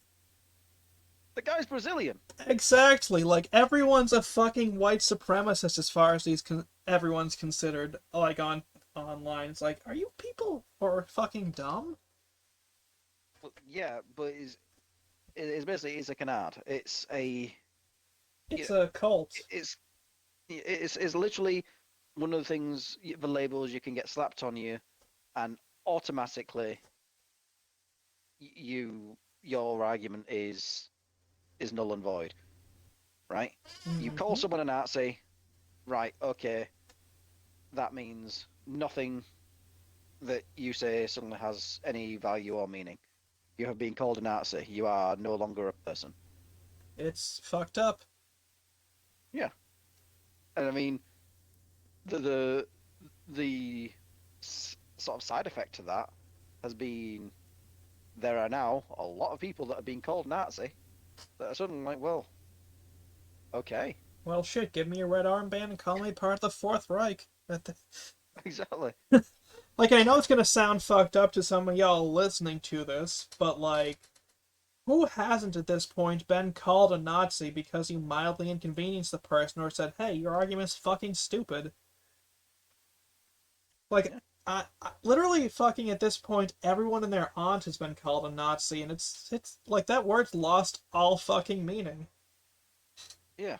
Look, man, just There's because my uncle in Argentina just happens to be of German descent means nothing. Sorry, that's a bad fucking joke, but you get where I'm coming from. yeah. Well, I mean, thing is don't be surprised if you do see a resurgence of actual Nazis in the next sort of 10, 20 years. We already are, dude. The we've sure we got the neo Nazis, but this like pro Palestine movement has so much like actual Nazi shit going on. Like, and I'm talking like actual legitimate. Like, I would not be surprised to see them actually don red armbands and start hiling. Well, that's the thing is I don't want to be associated with the pro-Palestine movement. I hate Israel for my own.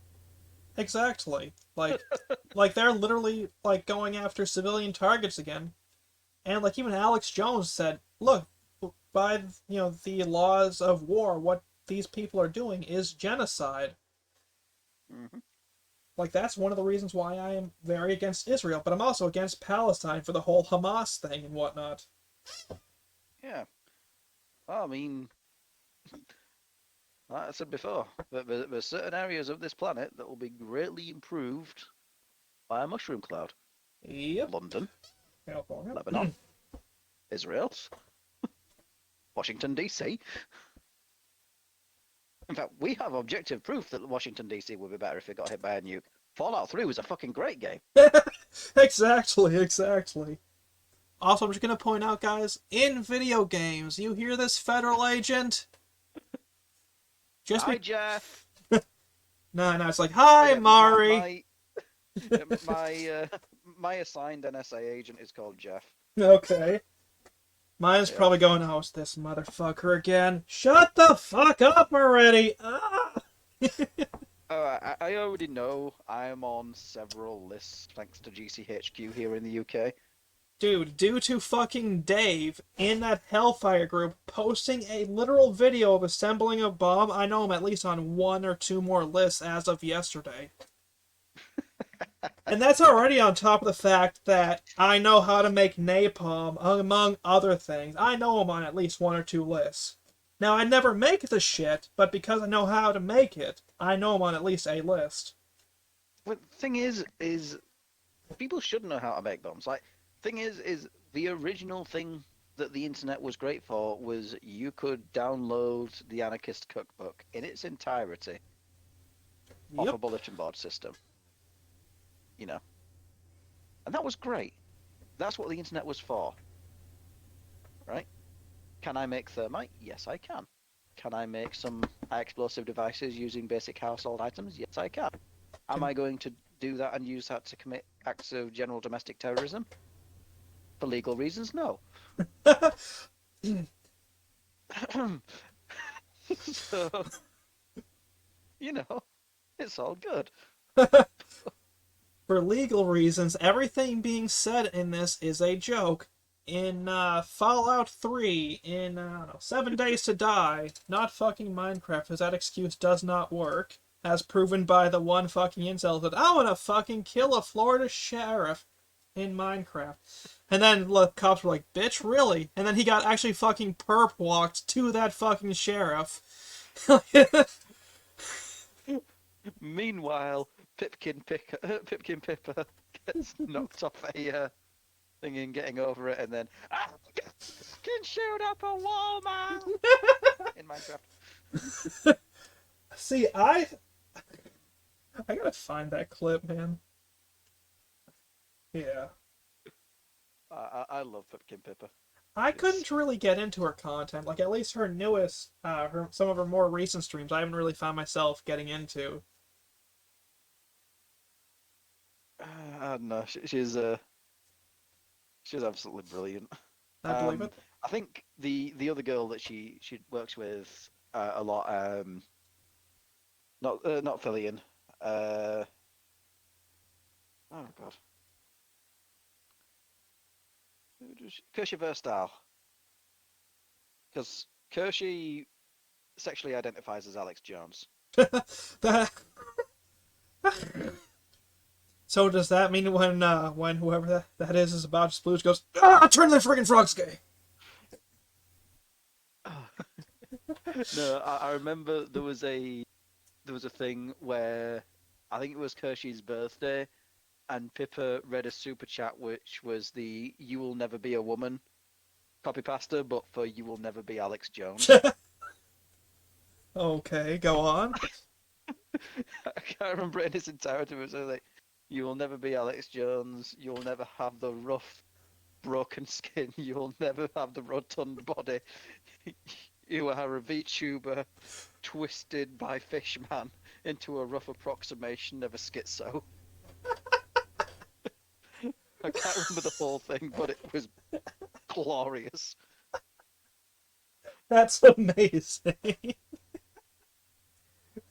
It's one of the reasons, as much as I despise YouTube, I don't think I could ever quit it. Yeah, understandable with shit like that. Lordy. Man, with how God. much YouTube tends to remove my views on these podcast videos that talk about shit like this and GG2, how many views do you think I'll have from this one? Ooh, good question. What sort of reach do you think we can get if we share it out everywhere? Let's see. Assuming they don't remove views, maybe I'll make it up to 8. Because let me actually look through my podcast playlist. Because when I say shit, 24 views on your most recent video. my most recent video, let's see. No, my most recent view is 6 views. Yeah. Let's see. Let's see. 24 for the first StarchCast episode. 35 for my least favorite episode. 3 for my second, or for my or no, 7 views for my third episode. 7 views for my fourth. 5 episodes, or 5. No, 23 views for my fifth episode. 4 for my sixth. For the interlude, 5 views. For the Nietzsche drama, that got 15 views. For what I called ADHD philosophy, 18 views. For Gamergate 2.0, apparently that finally made it up to 5. Because I was watching them actually actively remove views in real time. Like it would spike up as high as 4, then go back down to 2. And for a while, it was just hovering at 2 views. Now I guess that one's up to 5. For episode 10, that finally made it up to 12 views. For the one featuring Dash Attack, we made it up to 6 views, so that's nice. Then the co-op video I did with Kimoku and Raft, I got 8 views, which was fun. Were pretty nice. Oh, there's just saying that you subscribed. I forgot that I had alerts set for when someone subscribes, so I just got Pominator has subscribed with the default like fucking Twitch sound. I didn't realize I wasn't, so 'cause I just get the videos on when it gets posted on the Like on Twitter. on Twitch. Yeah. I really gotta get better about that. Like I really do fuck all for advertising. Because like I'm still kind of, despite the fact I've been doing the YouTube thing for years, I don't really feel comfortable like advertising, you know? Yeah, it's the weird thing of sharing it out with people and saying, "Hey, this is a thing I made." Yeah. Like, I have that with my book. Is like because I'm working on the sequel to my first book at the moment, Oh, you made a book? and like, yeah, Nice. yeah, I'm working on the sequel, and I'm working on a separate story at the moment, That's and it's kind of a weird thing of saying, "Hey, this is a thing I created. Go check it out." But at the same time, I want people to to find it and read it because I think, okay, that's something I created. I'm proud of it. I want people to see it. what's the thing you created so we can go check it out? So my first book that I've got published is just a short story. It's called Shock, Okay. and it's set on a space station, and it follows the story of an engineer. And it's basically he gets woken up from cryo sleep, finds there's a whole bunch of problems on the space station he's got to fix. Fixes one of them, dies horribly. Story resets. Oh, it's a time loop, sort of like 12 Monkeys? Kind of like Moon more than anything else. Okay. But yeah, but yeah, it was sort of like once he's fixed the problem, he dies, and then the story resets. But he like as he goes through, he finds more dead bodies, and the dead bodies are all him from previous times he's died. Is it like that movie with, was it Sam Rockwell? Moon. Yeah, Moon. Yeah. Nice. I'll have to check that out. Where can you find this book? There on Amazon. I've shared it in the show notes. All right, I'll get that put into the description of this when I get it uploaded. Do you make content anywhere? Not so much anymore. As I said, my main thing was Podcast? yeah, I did do a bit of streaming when Mixer was a thing. I miss Mixer. That shit was great. Yeah, Mixer was a fantastic platform, and I will never forgive Microsoft for yeeting it. It's a genuine shame what happened to it. Yep. But I mean, I was quite happy to have some competition to Twitch because I fucking despise Twitch. I mean, sure, we got kicked, but that's pretty terrible. I don't know enough about Kick to comment one way or the other. It's a worse Twitch. It's Sounds basically pretty difficult. exactly the same in layout except green. And like a lot of things, like I don't even think Streamlabs supports it yet. You have to set it up through OBS, and you gotta add like one or two janky add-ons for like chat through regular OBS. Maybe you can get it working now on Streamlabs, but like when I was using it, and hell, even just like going in as a casual viewer, it's just green Twitch, but like with a worse user experience. Okay. Yeah, it's a shame Not because really like sold on that, I'll be honest. it's a shame because there was a lot of potential, but no. But I gotta say, there is like one sex worker who streams on there. She's or they're pretty decent. As opposed to Twitch, which is all sex workers. No, this person usually just plays like Call of Duty or whatever, and they're usually pretty nice. Okay. Nice enough fellow. I don't know. I don't really find myself having time to watch too many streams. Like I'm starting to get a little bit more time here and there, so I can watch streams around, like in the afternoons now. But a lot of the time, I don't really have the time to just like sit down and be like, okay, which Twitch streamer do I watch today? Mm-hmm.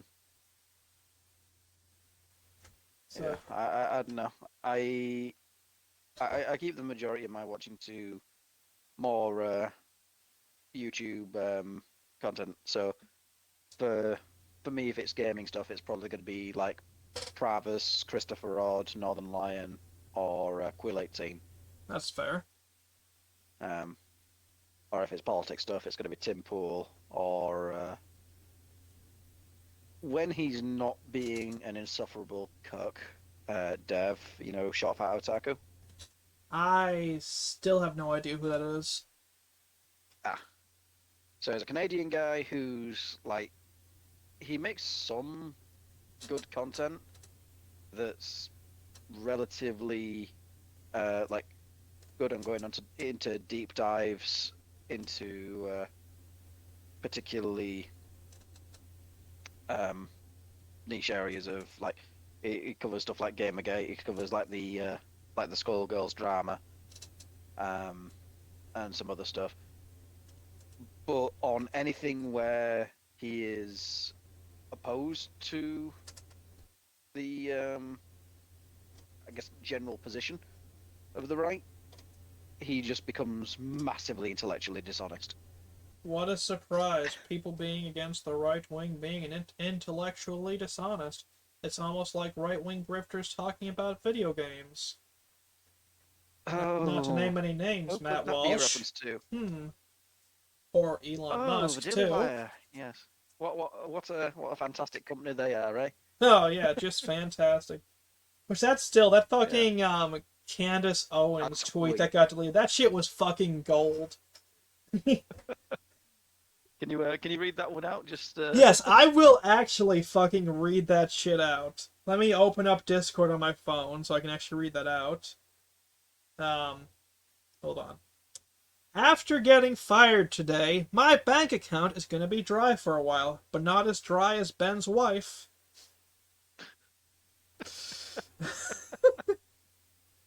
Fucking Oh, lord. beautiful. Like, Absolutely beautiful. say whatever you will, but like, that's fucking hilarious. Yeah. Well, I don't know. I mean, shit. I do not understand like how Daily Wire has continued as long as they have as basically controlled opposition. At this point, I assume they just managed to grift just enough cash to stay afloat. Yeah.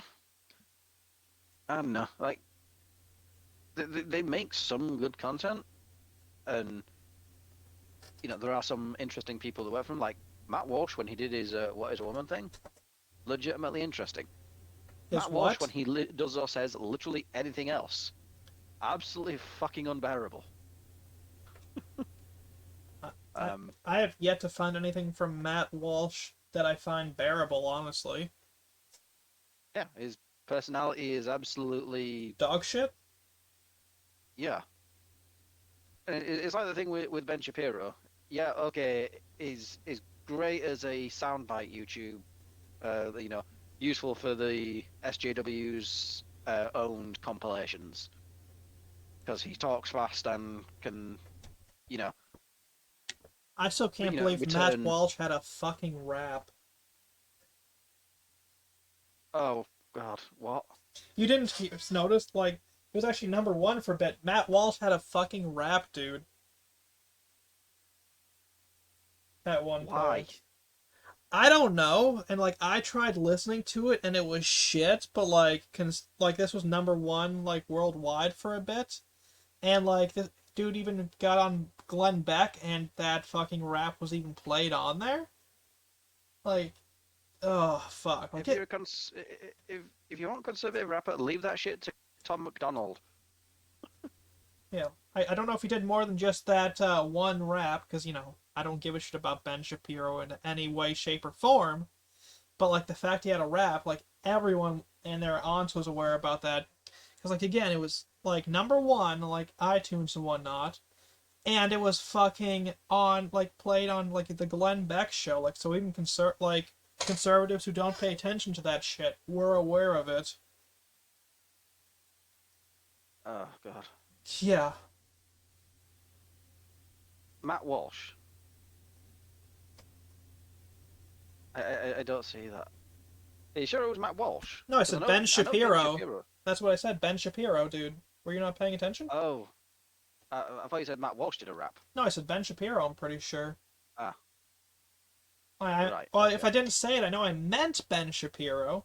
Sometimes my brain runs right, faster than my mouth. understandable. Right, okay. I think I know what you're referring to, and I may, I may have put my foot in my mouth because I said leave that shit to Tom McDonald. I think Tom McDonald was involved in that, Oh lordy. but I instinctively didn't click it because I just find the idea of Ben Shapiro rapping to be like, I don't know, causes some sort of singularity of cringe inside of my body. I was fucking cringing the whole time, dude. And like this was because like my grandpa listens to conservative radio like from 6 a.m. ish, maybe 6:30 or 7 if we're really lucky. Sometimes even 7:30 sometimes.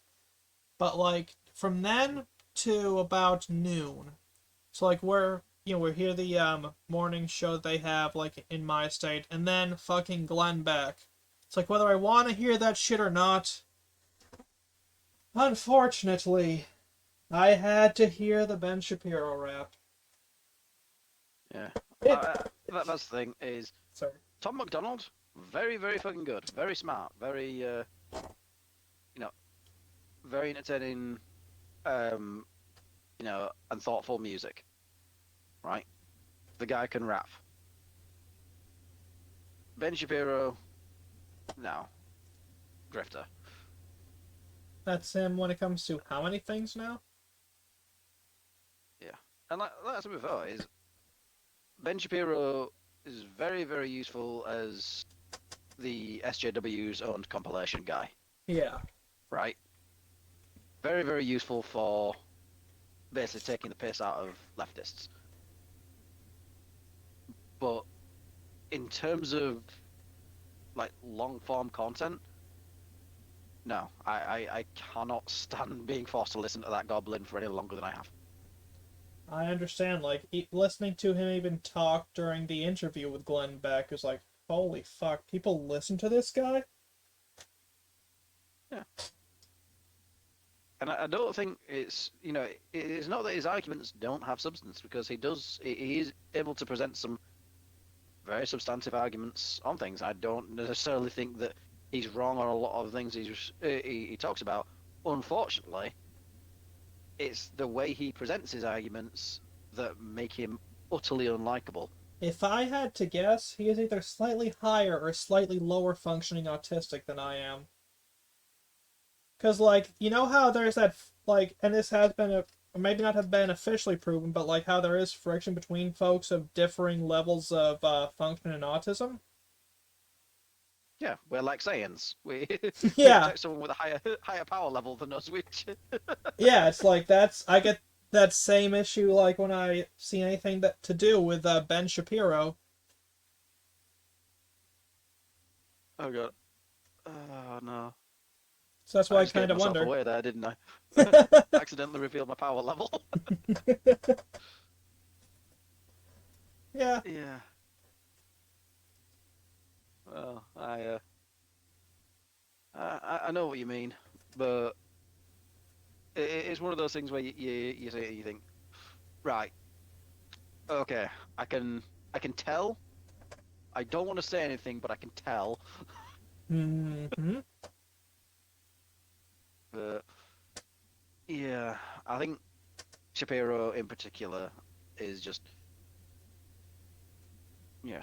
I don't find him to be a helpful avatar for the conservative movement he is or not. Like, any yeah any sort of attempt to return to tradition, because in in real terms the guy is not that. He is not that guy. indeed. In fact, I think especially with what's happening now with Candace Owens, I'd be very interested to see how much of Daily Wire's following goes along with her. Um, and I am a little bit split on the Candace Owens issue, because I don't know how much I trust her. Oh, I don't trust her at all, nor do I like her, if I'm being 100% with you. Okay. I haven't I for think she's quite a done long brilliant things with the while. Daily Wire. Okay. I think she's done some brilliant things with the Daily Wire. And the fact that she's been unafraid to call out the excesses of Israel, which, considering who she was working for, is obviously why she was fired. Yep. But yeah, being unafraid to call out them, I think, is a good thing. Um, but I remember, like with Ian Miles Chong, I forgot that I dude remember when existed. Candace Owens was an SJW, I think that's probably one of the biggest reasons I do not trust her, right there. because she created a website called Social Autopsy. And this was big during the original Gamergate movement. How much do you know about what Social Autopsy was? It sounds extremely familiar. I think one of my classmates back when I was in school around the time was really into that shit. Right. So I'll break it down as basically as I can. Social Autopsy existed as a platform created by Candace Owens to essentially break down someone's entire social media presence.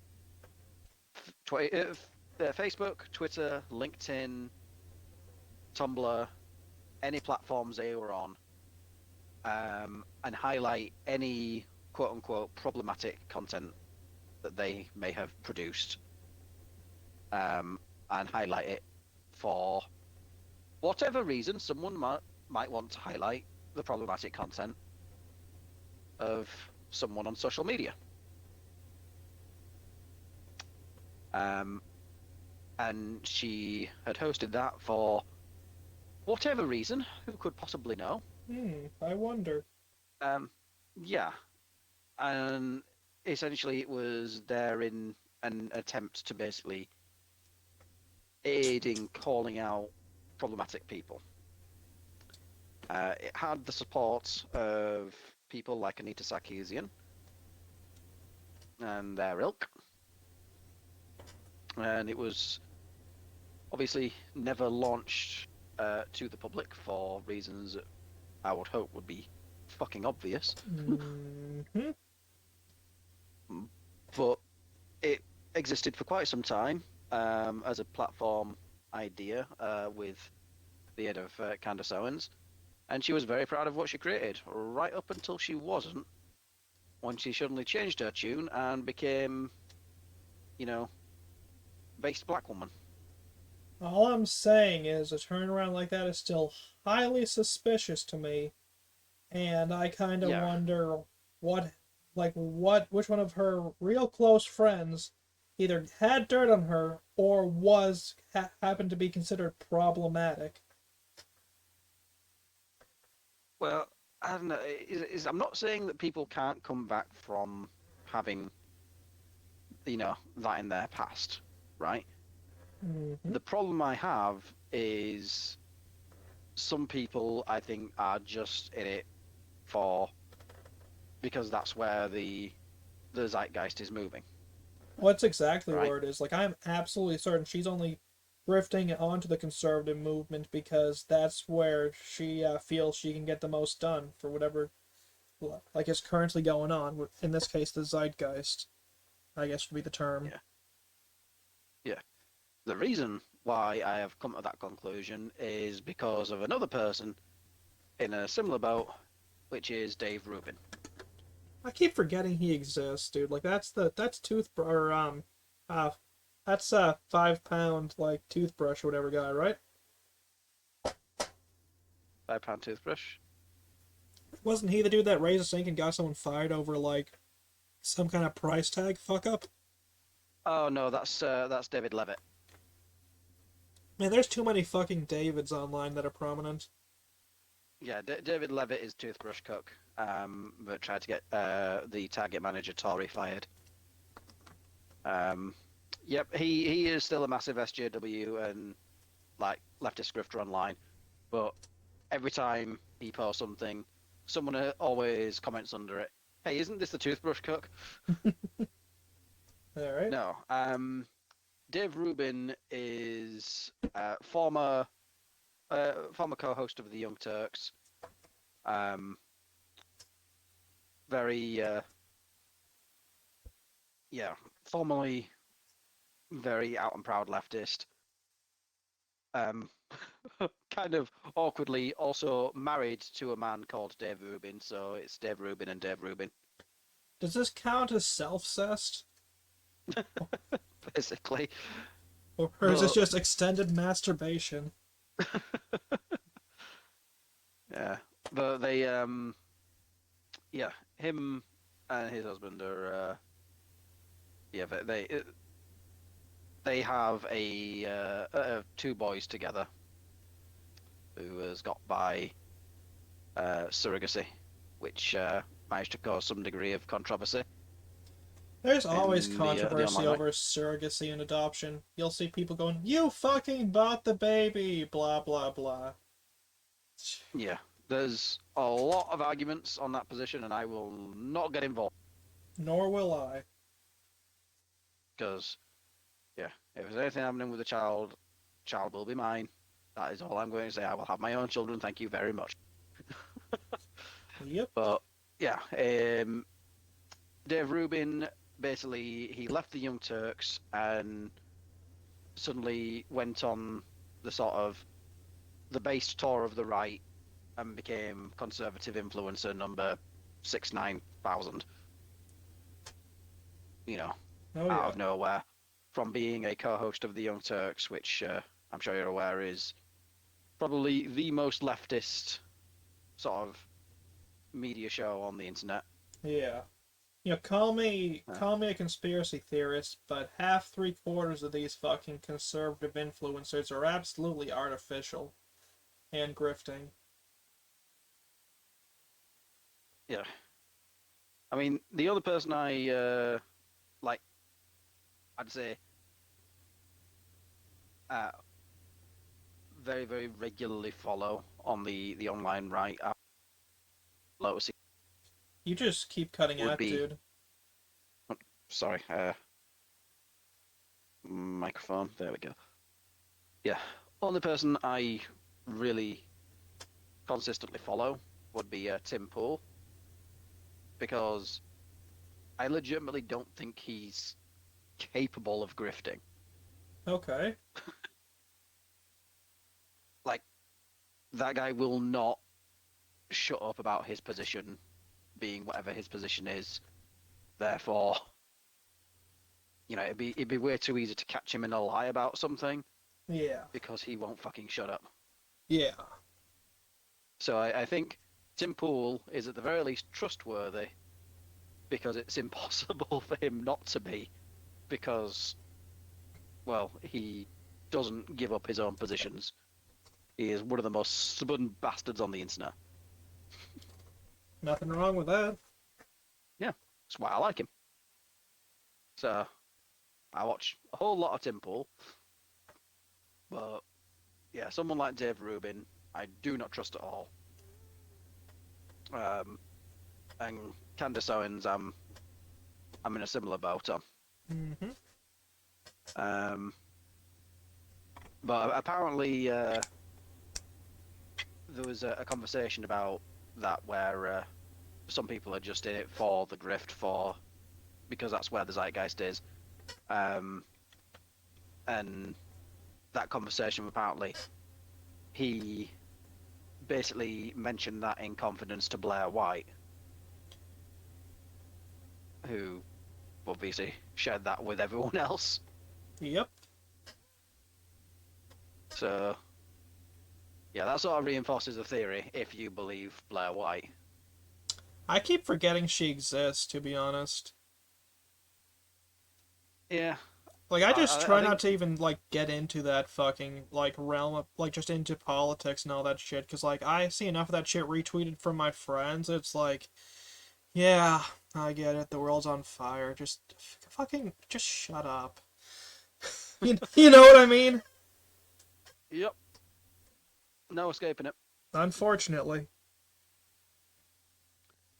Yeah, well, we shall see what happens, but I don't know.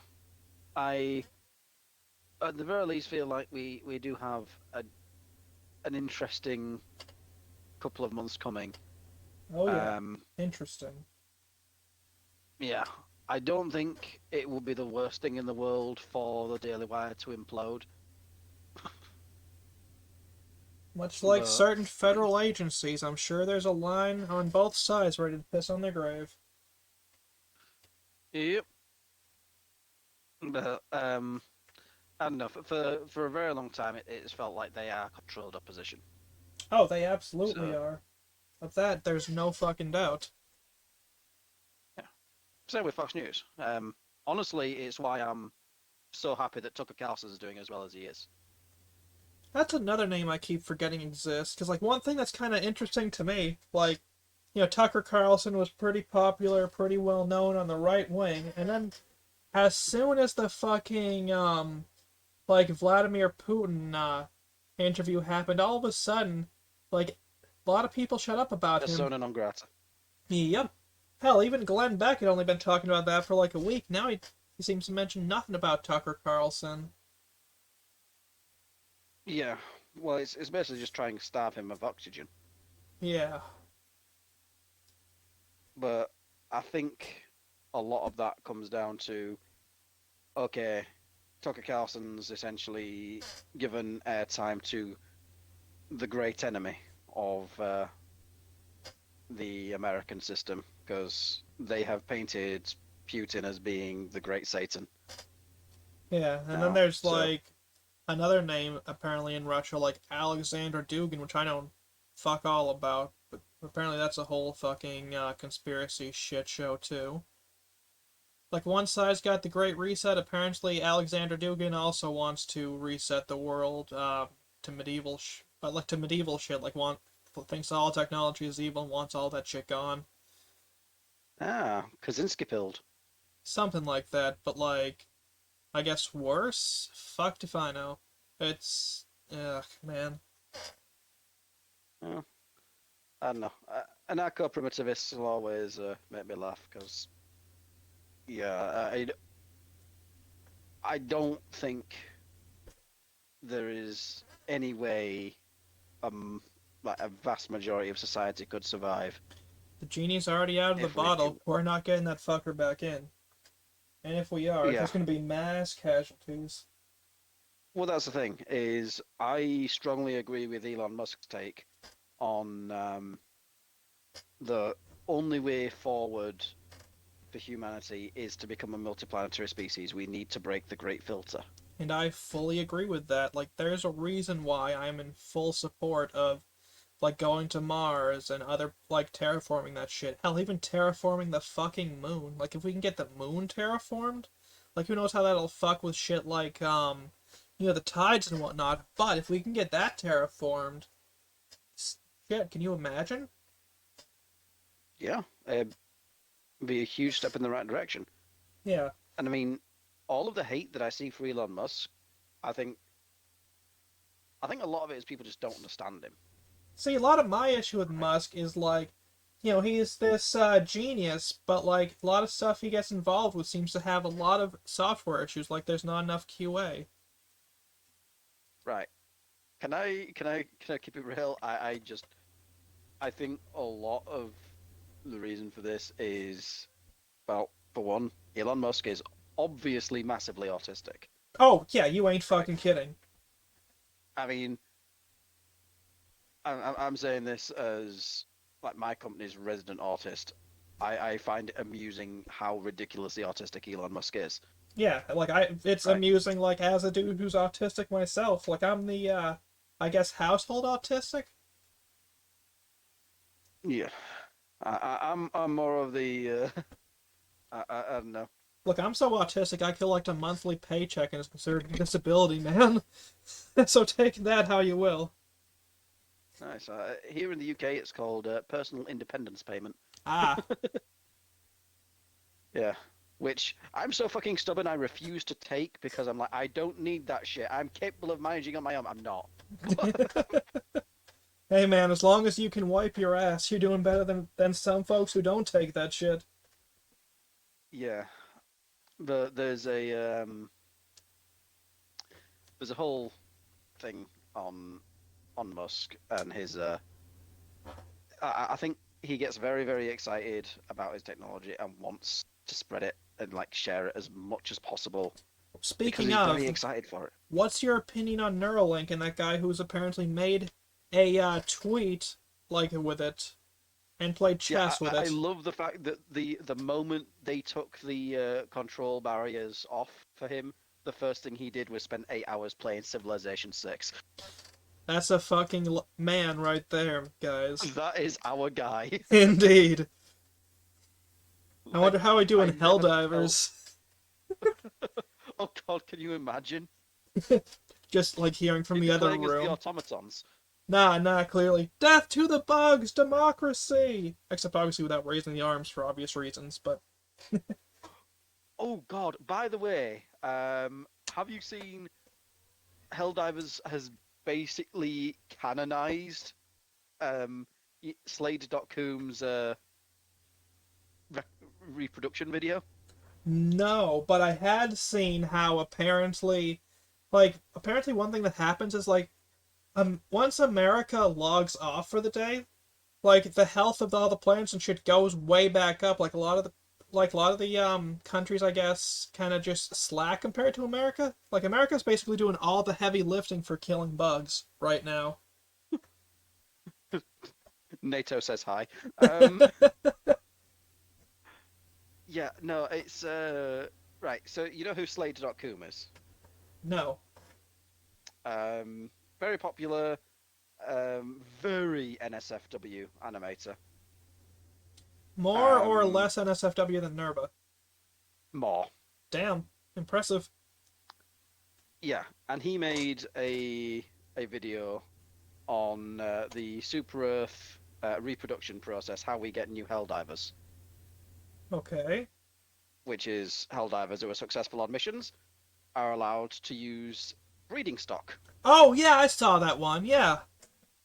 You saw that video. No, I saw the tweet. Now that you gave me the context for the video, I understand what you mean by the tweet. Yeah, I saw the fucking tweet, dude. They failed in the field ops, so they've been restricted from their reproduction rights, which means Slade.com's video was canon. Which is fucking hilarious. I don't know how to take that news, to be honest with you. Just fucking cackle like the rest of us, man. Yeah, I suppose so. The oh dear. It's been 4 hours and 10 minutes. Jeez. Oh I yeah. have only completed 4 race series in Forza Motorsport in this time. Oh nice. I gotta be honest, like I have very negative feelings towards the new Forza Motorsport. I'm enjoying it. I stopped playing Forza Horizon because I got to the character creation screen and they added fucking pronouns. So, They added what? Oh yeah, pronouns. Yeah. Like which I is my played automatic opt-out option. I played Forza Horizon 5, quite a bit of it. You missed fucking nothing. Like, the races were shit, ridiculously fast, we're talking like 90 seconds or so. But, Hmm. like, a good chunk of these races, you could just fucking complete, blitz through, and then just kind of fuck off for the day. Like, you missed nothing, dude. A lot of these races were too fast. So the scavenger hunt things were usually extremely easy. Like, even the fucking DLC was worthless. Yeah, I mean, I'll be honest. I think the peak of the Horizon series was Horizon Horizon, which one? 3, the one in Australia. I fully agree with you. I mean, Horizon 4, set here in lovely Britain, I did not enjoy half as much. Yeah, no, Forza Horizon 4 was nowhere near as good as 3. Yeah. Hell, even Forza Horizon 2 was way better. Oh, 2 was amazing. Yeah, 2 was great, man. Like, I couldn't play any of the DLCs for obvious reasons. But, like, regular Forza Horizon 2, fucking great. Mm, Hell, even Forza Horizon 1 was great. yeah. Man, I what the just, fuck happened? As soon as they became Cockney cucks, it all went to hell. well, thing is look at the timescale. Look what happened between 3 and 4. Okay, the writing in 4 was a lot worse. The gameplay was like a marginal improvement, but not as good. And then 5 completely shit the bed. Right, the characters were awful. The gameplay was nowhere near as good as 3 or 4. Right, Yeah, the really bad and handling model and whatnot. yeah. And what happened between them then and there? Well, suddenly, Playground Games got in bed with Sweet Baby Inc. Yep.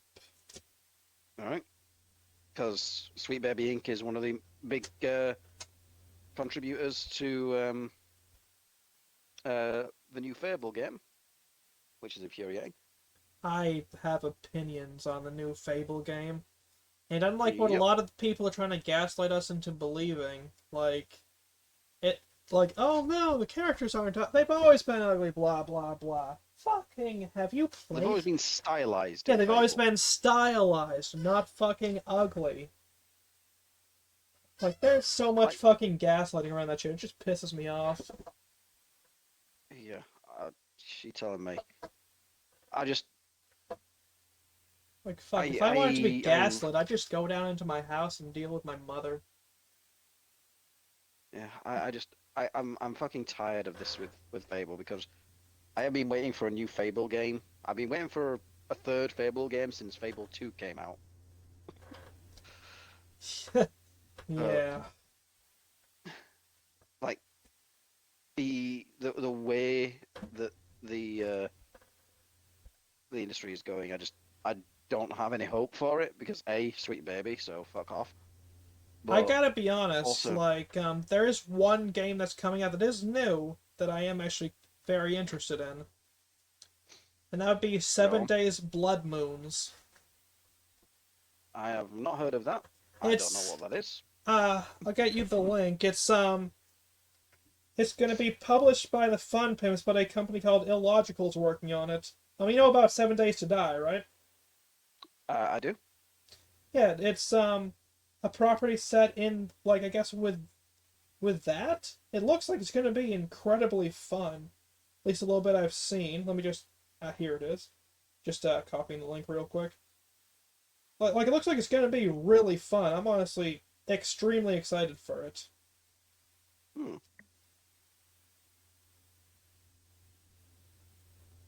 Like it's according to it, like it's gonna be a combination between FPS, survival horror, RTS, tower defense, and a robust progression system. But Okay, that's a lot. it is, but I feel like it could actually work. Especially because, like, assume like the RTS stuff, that's more on the quote unquote Hive Master, I guess they said. I think it was like Hive Master. I don't know. I'm not opening that shit back up. But like or whatever the fuck the zombie master of this thing's side is. Like tower defense, that's easy enough because, like, there's the turrets in 7 days. But then FPS, I mean, shit, it's 7 days. You got guns, and then I don't know, like it. I'm actually extremely excited for this. But then I've been a long time 7 Days to Die fan. Like as soon as I got my hands on it for the it was either PC or Xbox One. I don't know which one I got it for first. But like, man, it's just that game has always had a soft like I've always had a soft spot for it, despite the fact it's eternally in alpha and they're still not adding bandits in Alpha 22. But they are bringing it to I honestly console. don't know enough about 7 Days to Die to comment. That's fair. So, Like basically one um, of the biggest on the running spot. jokes is that they still can't be bothered to add bandits. Despite and that, again, it's eternally in alpha. Like this thing, like when it first became public, if I recall right, it was Alpha 9. We're on Alpha 21 and we're going to be on Alpha 22 this year. Like I was in elementary school when this game was still like in alpha. I was in high school still when it was still in alpha. I'm an adult now fucking wasting my time shit posting and it's still in alpha. At this rate, I'm gonna have fucking kids. Maybe even grandkids, and this fucker's still gonna be in alpha, dude. And there's still a lot of added bandits. Nope. And then they're Uh, supposedly gonna must have be a what story it's like to too. be a Star Citizen fan. Yeah, I wouldn't know. I've never played Star Citizen. Yeah. Well, I'd be careful mentioning it to anyone because if Star Citizen fans hear it, they will come I have and they will comment. I have a friend who's an electrician who's played it. I don't know if we've talked about it. I got a South African friend who works like IT or something like that. He plays it. I don't know. I don't doesn't really look like anything that would really interest me. More power to Yeah, those who enjoy it. That just doesn't seem to be my thing. yeah. It's more the fact that the game like has never and will never be finished, um, and they keep on like adding more unnecessary shit all the So time. basically, space 7 days. Okay, Yeah, because like some of the and things like they're going to be adding to 7 days, new points of interest. They reworked the armor system again, new animals, new animal designs, new character designs. I guess they also reworked vehicles and redid decals and whatnot. And it's like, how about instead you fucking add some of the shit you promised way back when I was still in school? Yeah, fuck, man. There's something about some developers where they get so like lost in the weeds in their development, and they spend an inordinate amount of time developing just random bullshit without actually progressing the story or without actually progressing development to like a completed stage. Now, sometimes it makes sense for people who are like have a Patreon and like are doing games in Ren'Py, like visual novels or what have you. It behooves them to continue doing that because that is how they get paid, Mm-hmm. right? Sometimes it is a little bit fucking ridiculous. I think the most infamous case of that is the development of a game called Innocent Witches. Oh, I thought you were gonna say Yandere Sim. That is a disaster piece on its own, but Yandere Sim was at least the guy just is woefully incompetent Oh yeah. and also, you know, Oh yeah. a complete fucking idiot. Um, no, the development of Innocent Witches, I at this point legitimately believe, has been sort of dragged and drawn out for as long as it has, essentially to continue getting Patreon bucks Yeah. from the fans. Give us money, pay Be- pigs. yes, because the game has been in development for the last 7.5 years, and the story is still in Act One. Damn. Like they have Act Two started in the story, but they haven't wrapped up the development of the Act One part of the game. Poor K? Yeah, it's a bit of a disaster piece. Yeah, holy Um, shit. and like, okay, they had a bit of a drama development as quit, and they decided to retool the story. Could you repeat that? You completely cut out. All I caught was, So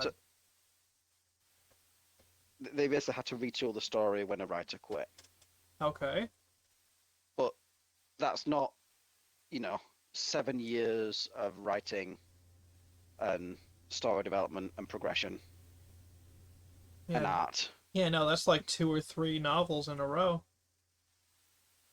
Yeah. Well, that's the thing, is in the time that Innocent Witches has been in development, um, Charybdis has put out Once in a Lifetime and is almost finished on Eternum, which are absolutely fantastic. NLT has put out 3 games, which is Lust Epidemic, Treasure of Nardia, and the Genesis Order. He is currently working on a sequel, which is the Symphony of the Serpent. And there are a whole bunch of other developers on itch.io making their own products that are taking a lot less time to create a lot more quality. But for some reason, Innocent Witches seems to get a pass because it is the only, as far as I'm aware, long form uh, hentai game set in the Harry Potter universe. Wait, this is a fucking Harry Potter hentai? Oh, did you not know? Right. I'm gonna be honest, I hear innocent witches, I think tentacle hentai, something like some kind of forest, and there just happens to be witches, man. I don't think fucking Harry Potter, man. Yeah. Look, all I'm saying is I've seen This. enough Evil Dead 2 Tree Branch shit that I don't immediately think you're a wizard, Harry, and look, there's hentai over there. Oh god. Right. No, you're gonna need to play it just because it is actually what is out is actually a fun game. Okay. But like I said, the development situation is a complete shit show. Okay. I don't know how people are still giving them money. Man, I want to see how far this train wreck progresses. Don't you too, little Timmy? Our boobies. Yeah, can I just reiterate here? This is a Harry Potter game. Well, it's set in the Hogwarts universe. Harry Potter is a character who we don't actually interact with in the story. Wait, so does this mean we there's a fucking basilisk vor scene? Nope. In fact, in terms of the erotic content, it is currently somewhat lacking.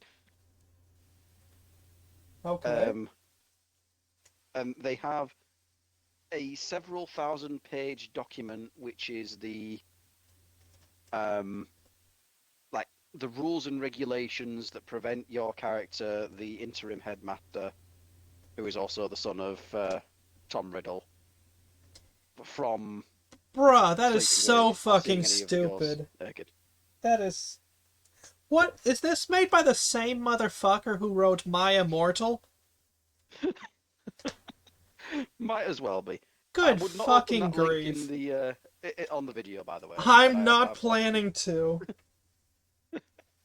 But yeah, they've been developing this for 7.5 years. Good Right? grief, Harry The four Potter's main already fought girls, Voldemort by the time this fucker's been written. yeah, the four main girls in the story, right? Are four prefects from each of the different houses. So Okay, so obviously Gryffindor, Hermione. Obviously Ravenclaw is Luna. Hufflepuff is Susan Bones, and Slytherin is Daphne Greengrass. This game has been in development for 7 years. You can only fuck one of them, and it's not Hermione. hey, let me guess, it's Luna Lovegood. No, it's Daphne. And to be fair, her scene is fucking brilliant. But the game has been in development for 7 years. There are four main girls, and so far you can only fuck one of them. Good lord, I'm gonna have to age restrict this video so fucking much. You knew what you were getting into when you invited me. No, I had no fucking clue.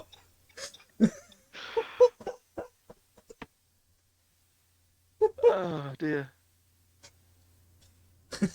Let me guess that one of the fucking spells is some, like, they're fucking casting Evanesco on the motherfucker's clothes, man. She does use magic to restrain you in the scene. It is very based. Let me guess, Incarcerus? To be fair, I don't think you need to age restrict the video because anyone who makes it this far into the video is going to be old enough by the time they reach this point. Ha! Fair enough, but I don't know, man. My viewer retention, like, is usually about 20 seconds, so I mean, you know, who knows if they'll even, like, bother making it this far. I don't know. I have at least with Clopcast, I managed to get quite a lot of people to the end of my episodes just because they had to know what happened next because they don't know what I'm going to say next. That's fair. That's fair. Like, a lot of my thing is, like, 20 seconds mean they get about as far as, hello and welcome to StarchCast on Tater Mountain. Oh, they're gone. I don't know. Like I said, if I can get a bit more viewer retention, then, well, all positive. Oh, yeah. I think more people will be involved in sticking around longer. We just get more eyeballs on. So I certainly hope so, because, like, I'm really enjoying making this podcast. Like, I'm genuinely having a great friggin' time. Like, I get to actually talk with people, like, and I can talk about shit I want to talk about. Like, I'm hoping to eventually get another game developer on. Maybe even get someone who works in a forge. Like, I'm trying to hopefully cover the gamut of shit. Like, I'd love to talk with, like, actual game developers, musicians, history teachers, or even actual historians. I'm hoping to talk to like actual artists. Like genuinely, I'm hoping to find someone who works in a blacksmith forge or is an actual blacksmith. Like, there's so much I'm trying to cover, but like, it's quite hard. Like, a lot of people don't seem to want to be on a podcast.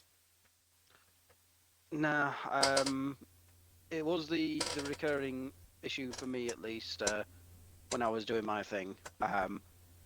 It was getting people to spend time on it. It's like, okay, how are you going to do it? What's the motivation for someone coming on with you? For me, it was just right. Okay, we're gonna record a podcast episode. I'm gonna bring some alcohol, or some weed, and we're gonna sit down, have a chat, and just record and see where things go. But there's always an excuse to just sit down, have a brewski, and Oh yeah. eventually let the conversation go into a weird place. And then, in the case of Klopcast, eventually when we get so drunk that we don't know what's going on, I find some horrific erotic MLP fan fiction and have us do a table read of it without trying to lose our shit. Fun. Which, yeah, you combine alcohol and the worst erotic My Little Pony smut that the internet has to offer, and try and keep a straight face while reading that shit. Yeah, you, you come out on the other side of that a different person. I mean, apparently, shit, you got two fleshlights, man.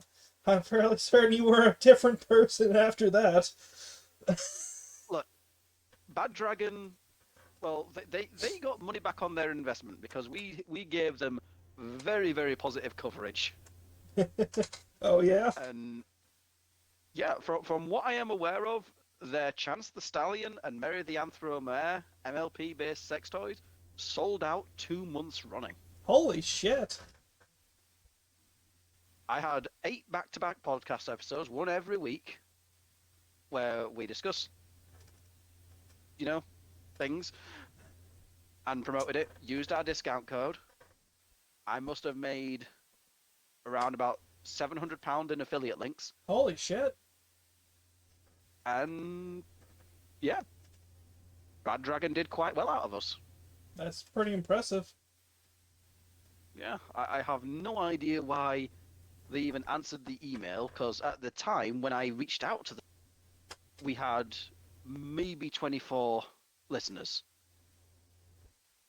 At our peak, we had about 160, but those 160 people, I'd say about 100 of them would make it to the end of every episode. Okay. So, yeah, I'd say it takes a bit to get up to speed, but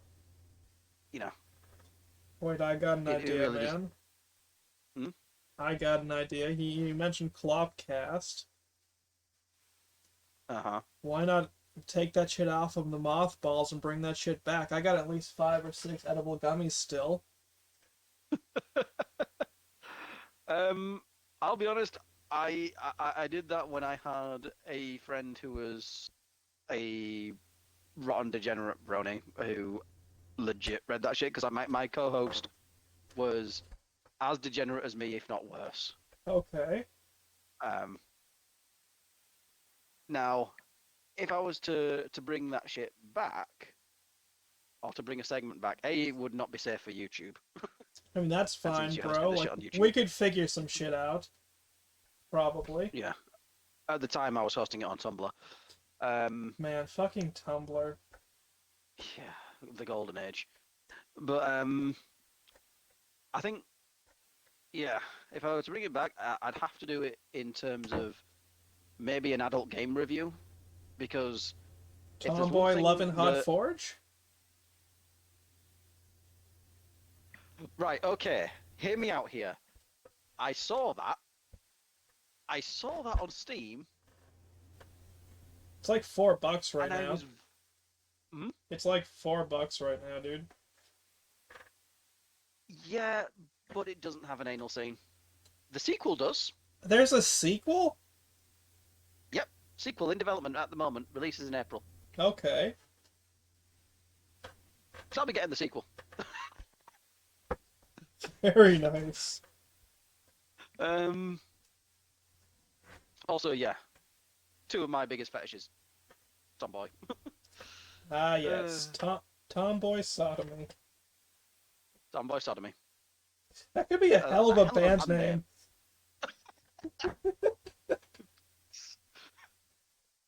Oh god. Like, fucking exact same wavelength right there, dude.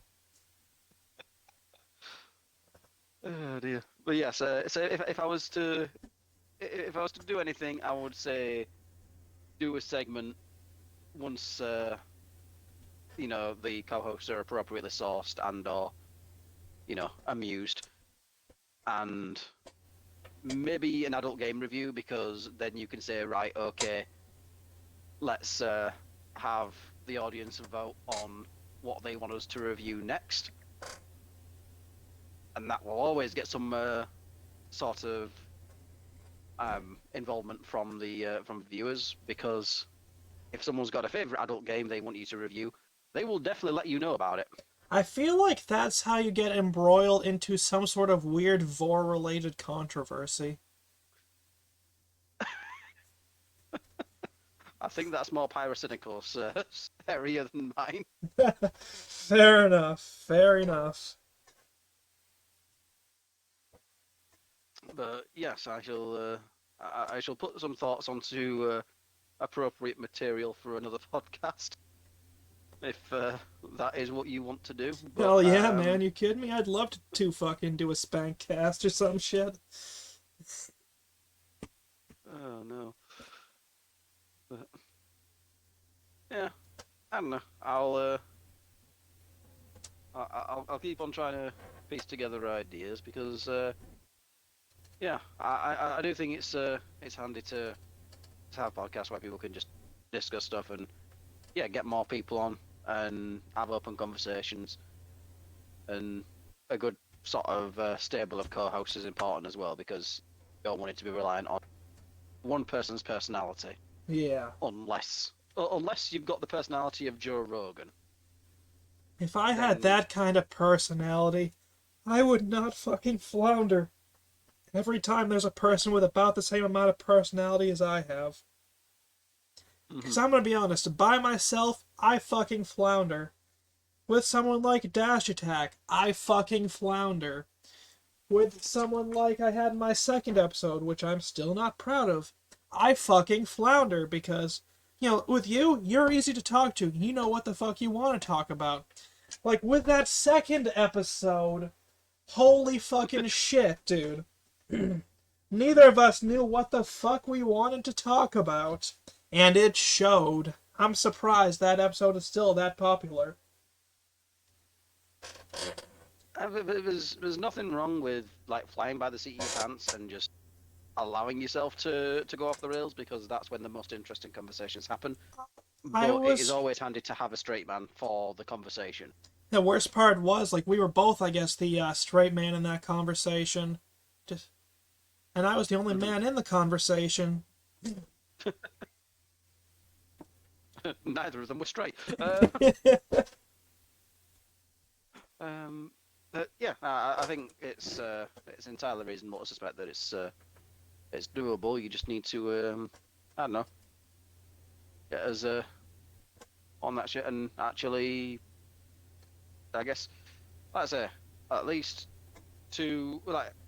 a regular co-host plus a guest. Yeah, like if I get Dash back on again, I'd like to have either you or Kamoku, because like I said, I was floundering a lot because, like, I don't know, it was kind of hard to chat with a dude, like, genuinely good dude like to talk with, but like, I don't know, I was just finding it hard to know what to talk about. Yeah, well, you got to be able to bring personality through, and like, yeah, if you've got just like one person, and the conversation isn't really being led in one direction or another, it's very easy for the thing to fall apart. Yeah, no, like before the podcast happened, like like he was fighting hella tech issues. So like that was Hmm. fun. And then like when we finally got to talking, like I felt bad, but like I was just so like ugh by the time. Like I was trying, but like even like you could tell we were both just like exhausted like after having dealt with the whole tech issue thing. That we were trying, and to his credit, like he brought a lot to the table, but like we were both just fucking done at that point. Hmm. Well, and I, I get the frustration with it, but that's it. It's why it's handy to have at least two people, and ideally more. Like two people and a guest, because then if one person's having issues, you can always cycle through. Um, Yeah, so yeah, and if you want me to see if I can find some people that would be interested in being on, then I can certainly ask around. I would be I know at very least one person that. interested. Yeah, Oh, sorry, I didn't mean to cut you off yeah, again, man. I'm sorry. all good. That's it. I know at least one person that I'm pretty sure I could convince to be on because I've guest hosted on his podcast once or twice. So yeah, I shall ask around. I But very much I appreciate don't know. that. It'd be good as well because you've obviously you got a lot that you want to talk about, and I think in particular you do bring a bit of more of a unique perspective to certain issues in the culture war thing, and you are coming at it from I guess I'd say a different perspective than a lot of us on the, let's say. What'd you say, man? All I caught was a different, like you commented from a lot different perspective from a lot of the, then it just cut out again. A bit of a different perspective from a lot of us on the dissident right. Like So I don't consider myself a left wing or a right wing person. I consider myself something of a like I don't even think I consider myself a centrist. Like I just try to kind of try to stay out of the bubble because like the left wing, other than having like the polls, ascended, is ascended the term? yeah, ascended above the center, above left, above right. I just want to grill. Yeah, exactly. Like I don't want to deal with this fucking culture war shit, but here I am somehow, anyways. Well, the reason for that is it's I think I think it's Plato who said it. Is either you take an interest in politics, Or or it takes sooner an or interest in later you. politics will take an interest in you. Yeah. I didn't Yeah. realize it was him who And said that, but I am well aware of that quote. mm, and it makes a lot of sense. Oh yeah. I've seen it happen way too many times. Uh, yeah, it's definitely worth thinking about. But yeah, if in terms of the whole culture war issue and what's going on, I'd say that yeah, it sucks, but we at the very least, if we're coming at it from a perspective of you know we are trying to be honest actors in this. We have a perspective that is based in reality, based in fact, and essentially, what the true thing that we want is to be left alone and to not have our entertainment infected by the sort of people that are doing what they're doing. Mm-hmm. Then that shouldn't be objectionable. The only reason it's being treated as objectionable is because we've allowed the conversation to get to that point. And we never should have in the first place. But this is in large part because we've been very, very permissive in the culture out of essentially fear Yep. of being considered the bad guys, right? Is you can be silenced the minute someone calls you a Nazi, right? Yep. And it makes having an honest dialogue about any of these issues completely impossible. Hard to dialogue with the dishonest. Yeah. So And I mean, I saw this a lot during the original Gamergate. I mean, what, you'd have been 14 years old when that happened? Yeah, 14 years old. I'd have been too busy watching House MD and getting stoned for the first time. Would have been playing 7 Days to Die. Um, Hmm. also would have been probably playing, or actually no, 2014. I wouldn't have been playing Fallout 4 yet. I'd have been still in the shit show that was Sperm Donor versus Mother, which is already back for around fucking what is it, 16 this time. Um, let's see. Um, Probably also been playing a lot on the Xbox 360, watching Vanoss Gaming.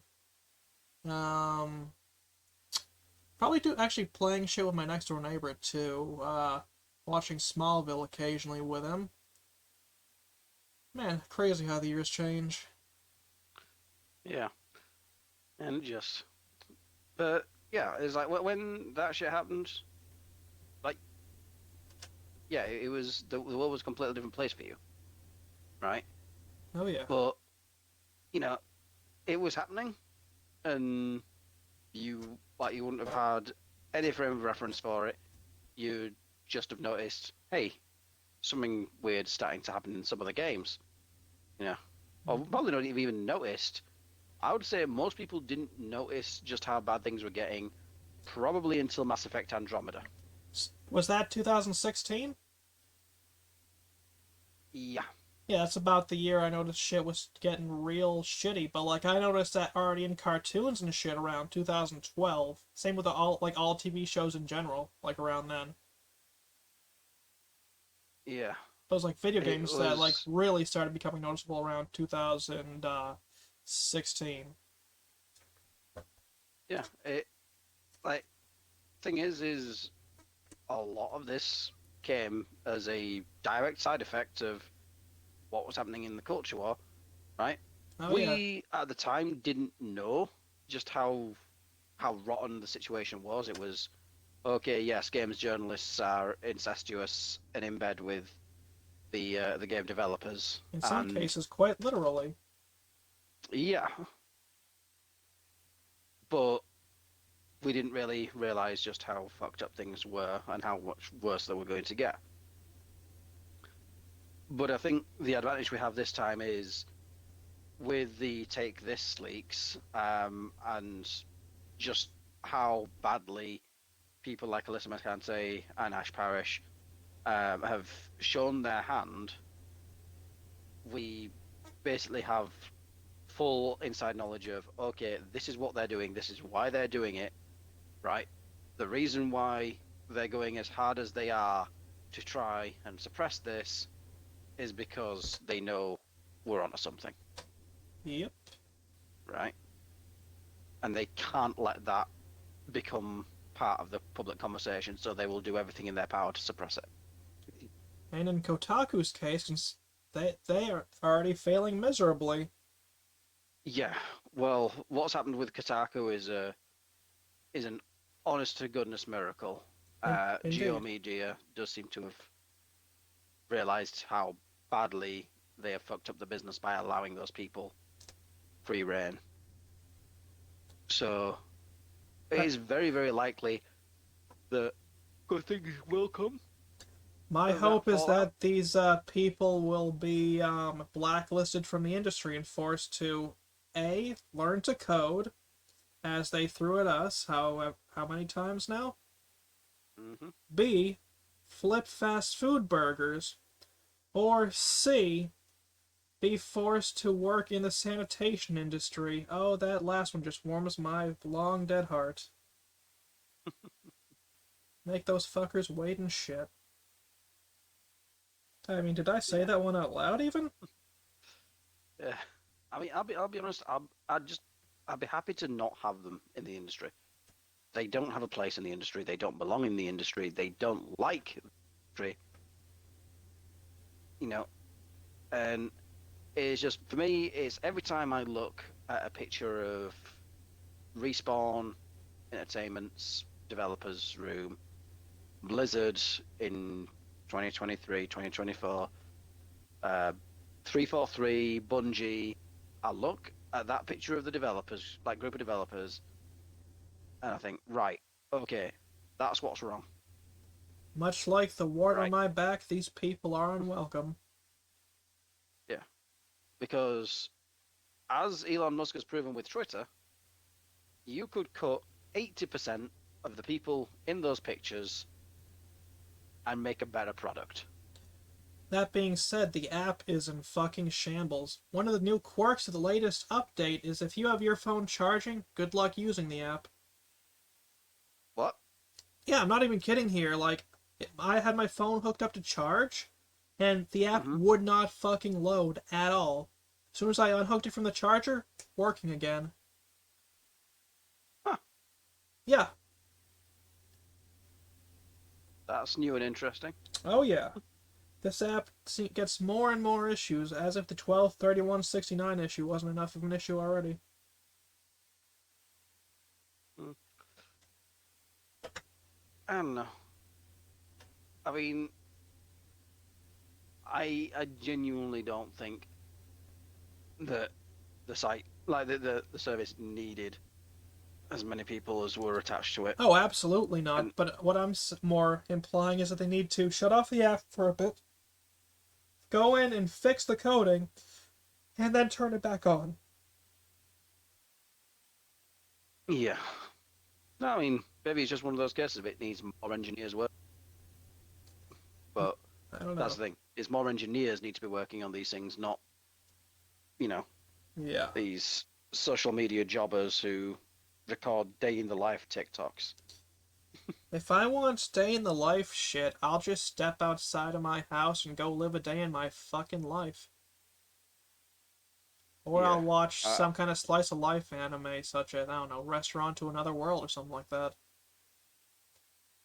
hmm.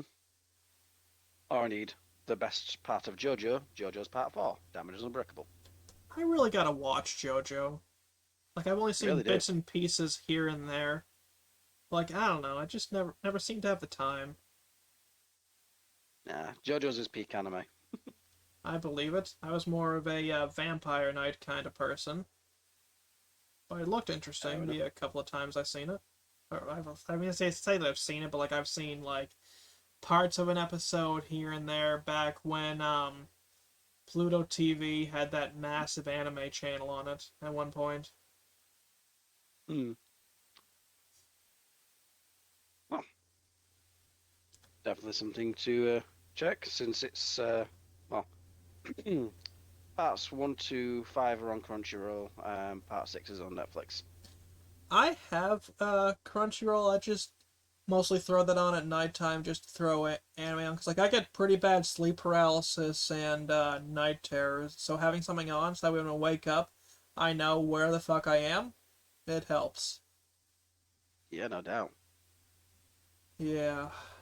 What kind? I'm not sure honestly which sleep paralysis is worse. Like the one where I'm just forced like to be like like I'm asleep all night, my eyes won't open, but I'm aware of my body like the whole fucking night, or the sleep paralysis that most people are aware of. You know, that has like fucking sleep paralysis demons. I think being a prisoner in your own body is like one of the worst experiences Yeah. you can ever have. That's like I have no mouth and I must scream sort of shit. Yeah, it sucks, man. Cause like you'll Uh, be aware of your whole body, but you can't fucking move. You can breathe, you can control your breathing, but like you can't open your fucking eyes, you can't make your limbs move, but you can manually control your breathing. And you can hear the world around you from whatever you have on, plus whatever the hell your animals are doing and whatever random noises are happening in the house at the time. Shit sucks. yeah, sounds it. Hmm. 0 out of 10, by the way, do not recommend. Well, I will try and avoid that in the future. Yeah. Yeah, I think it's only ever happened to me once, and it was well after a night of heavy drinking. So Ah, so that one could be just a case of you weren't able to breathe properly. and that kind of fucked you up. Mm. Because that one can do you, like some of that can be just, like, caused apparently by sleep apnea, from what I've heard. Mm. Yeah, I don't know. It's fucking terrifying, though. Oh, yeah, you ain't fucking kidding. Because, like, the one thing, Just when. like, people don't fucking realize is, like, how long the night actually stretches. Mm-hmm. Sorry, what were you saying, by the way? I say it's just really pretty much dead on. It's yeah, it just keeps on going on. So unpleasant to experience. Yeah, there is a reason God gave us the ability to sleep. Mm-hmm. Well, apparently there's like some ridiculously small percentage of people that can make do with like next to none. I I don't like I kind of like the idea of that, but at the same time I know I'd go insane. Granted, I say that as if Yeah, I'm mentally stable right now, but I'd be worse. yeah. Well, I think the there was a thing on Tumblr that was that God created humans, right? Okay, so for 1/3 of this, you're gonna be asleep. It was, seems kind of shit. It's like, no, you don't understand. That's the best part. That fucking like thing is so spot on. Man, I wish I could fucking get naps. Like most of the time, it's usually just me and Grandpa in the house, and where I gotta watch over him because he's 87, almost 88. Like most of the time, it's just him and I. So like I'm stuck right there, like keeping an eye on him. So like I don't even get the fucking time to nap, man. Hmm. Yeah, it's like it sucks, but like like I'm gonna do my damnedest to always be there for Grandpa. But like Of fuck, course. like I wish I could get a day to myself so I could just fucking catch up on sleep and or just do some like actually no, just so I could catch up on sleep, man. Like I would actually put out for a fucking nap, dude. That doesn't sound like the worst thing in the world, I'll be honest. Yeah. I don't know, man. I'm fairly certain prostitution in exchange for sleep is frowned upon. Uh, Sleep with someone just so you can sleep. Logic. No, officer, Uh, that person was literally sleeping with me. Yeah, I've heard it before, son. You're still going downtown. okay. Right. Unless you've got anything else to bring up, I'm happy to call it there because it's 20 to 6 in the morning now. Yeah, no, It's ready for my it partner. it is well past time to have fucked off and gone to sleep, man. Have a fucking good one, dude. Like I gotta go Yeah. myself. All right. Well, it's been a pleasure. Yeah, it's been a legitimate Uh, pleasure, dude. yeah. For anyone still on at this point, my name's Ben. You can find me on X/Twitter at Pominator91, or in all terrible bookstores. Thanks for being on. Thank you. Yep. And thank you for listening to the StarchCast. Have a great night.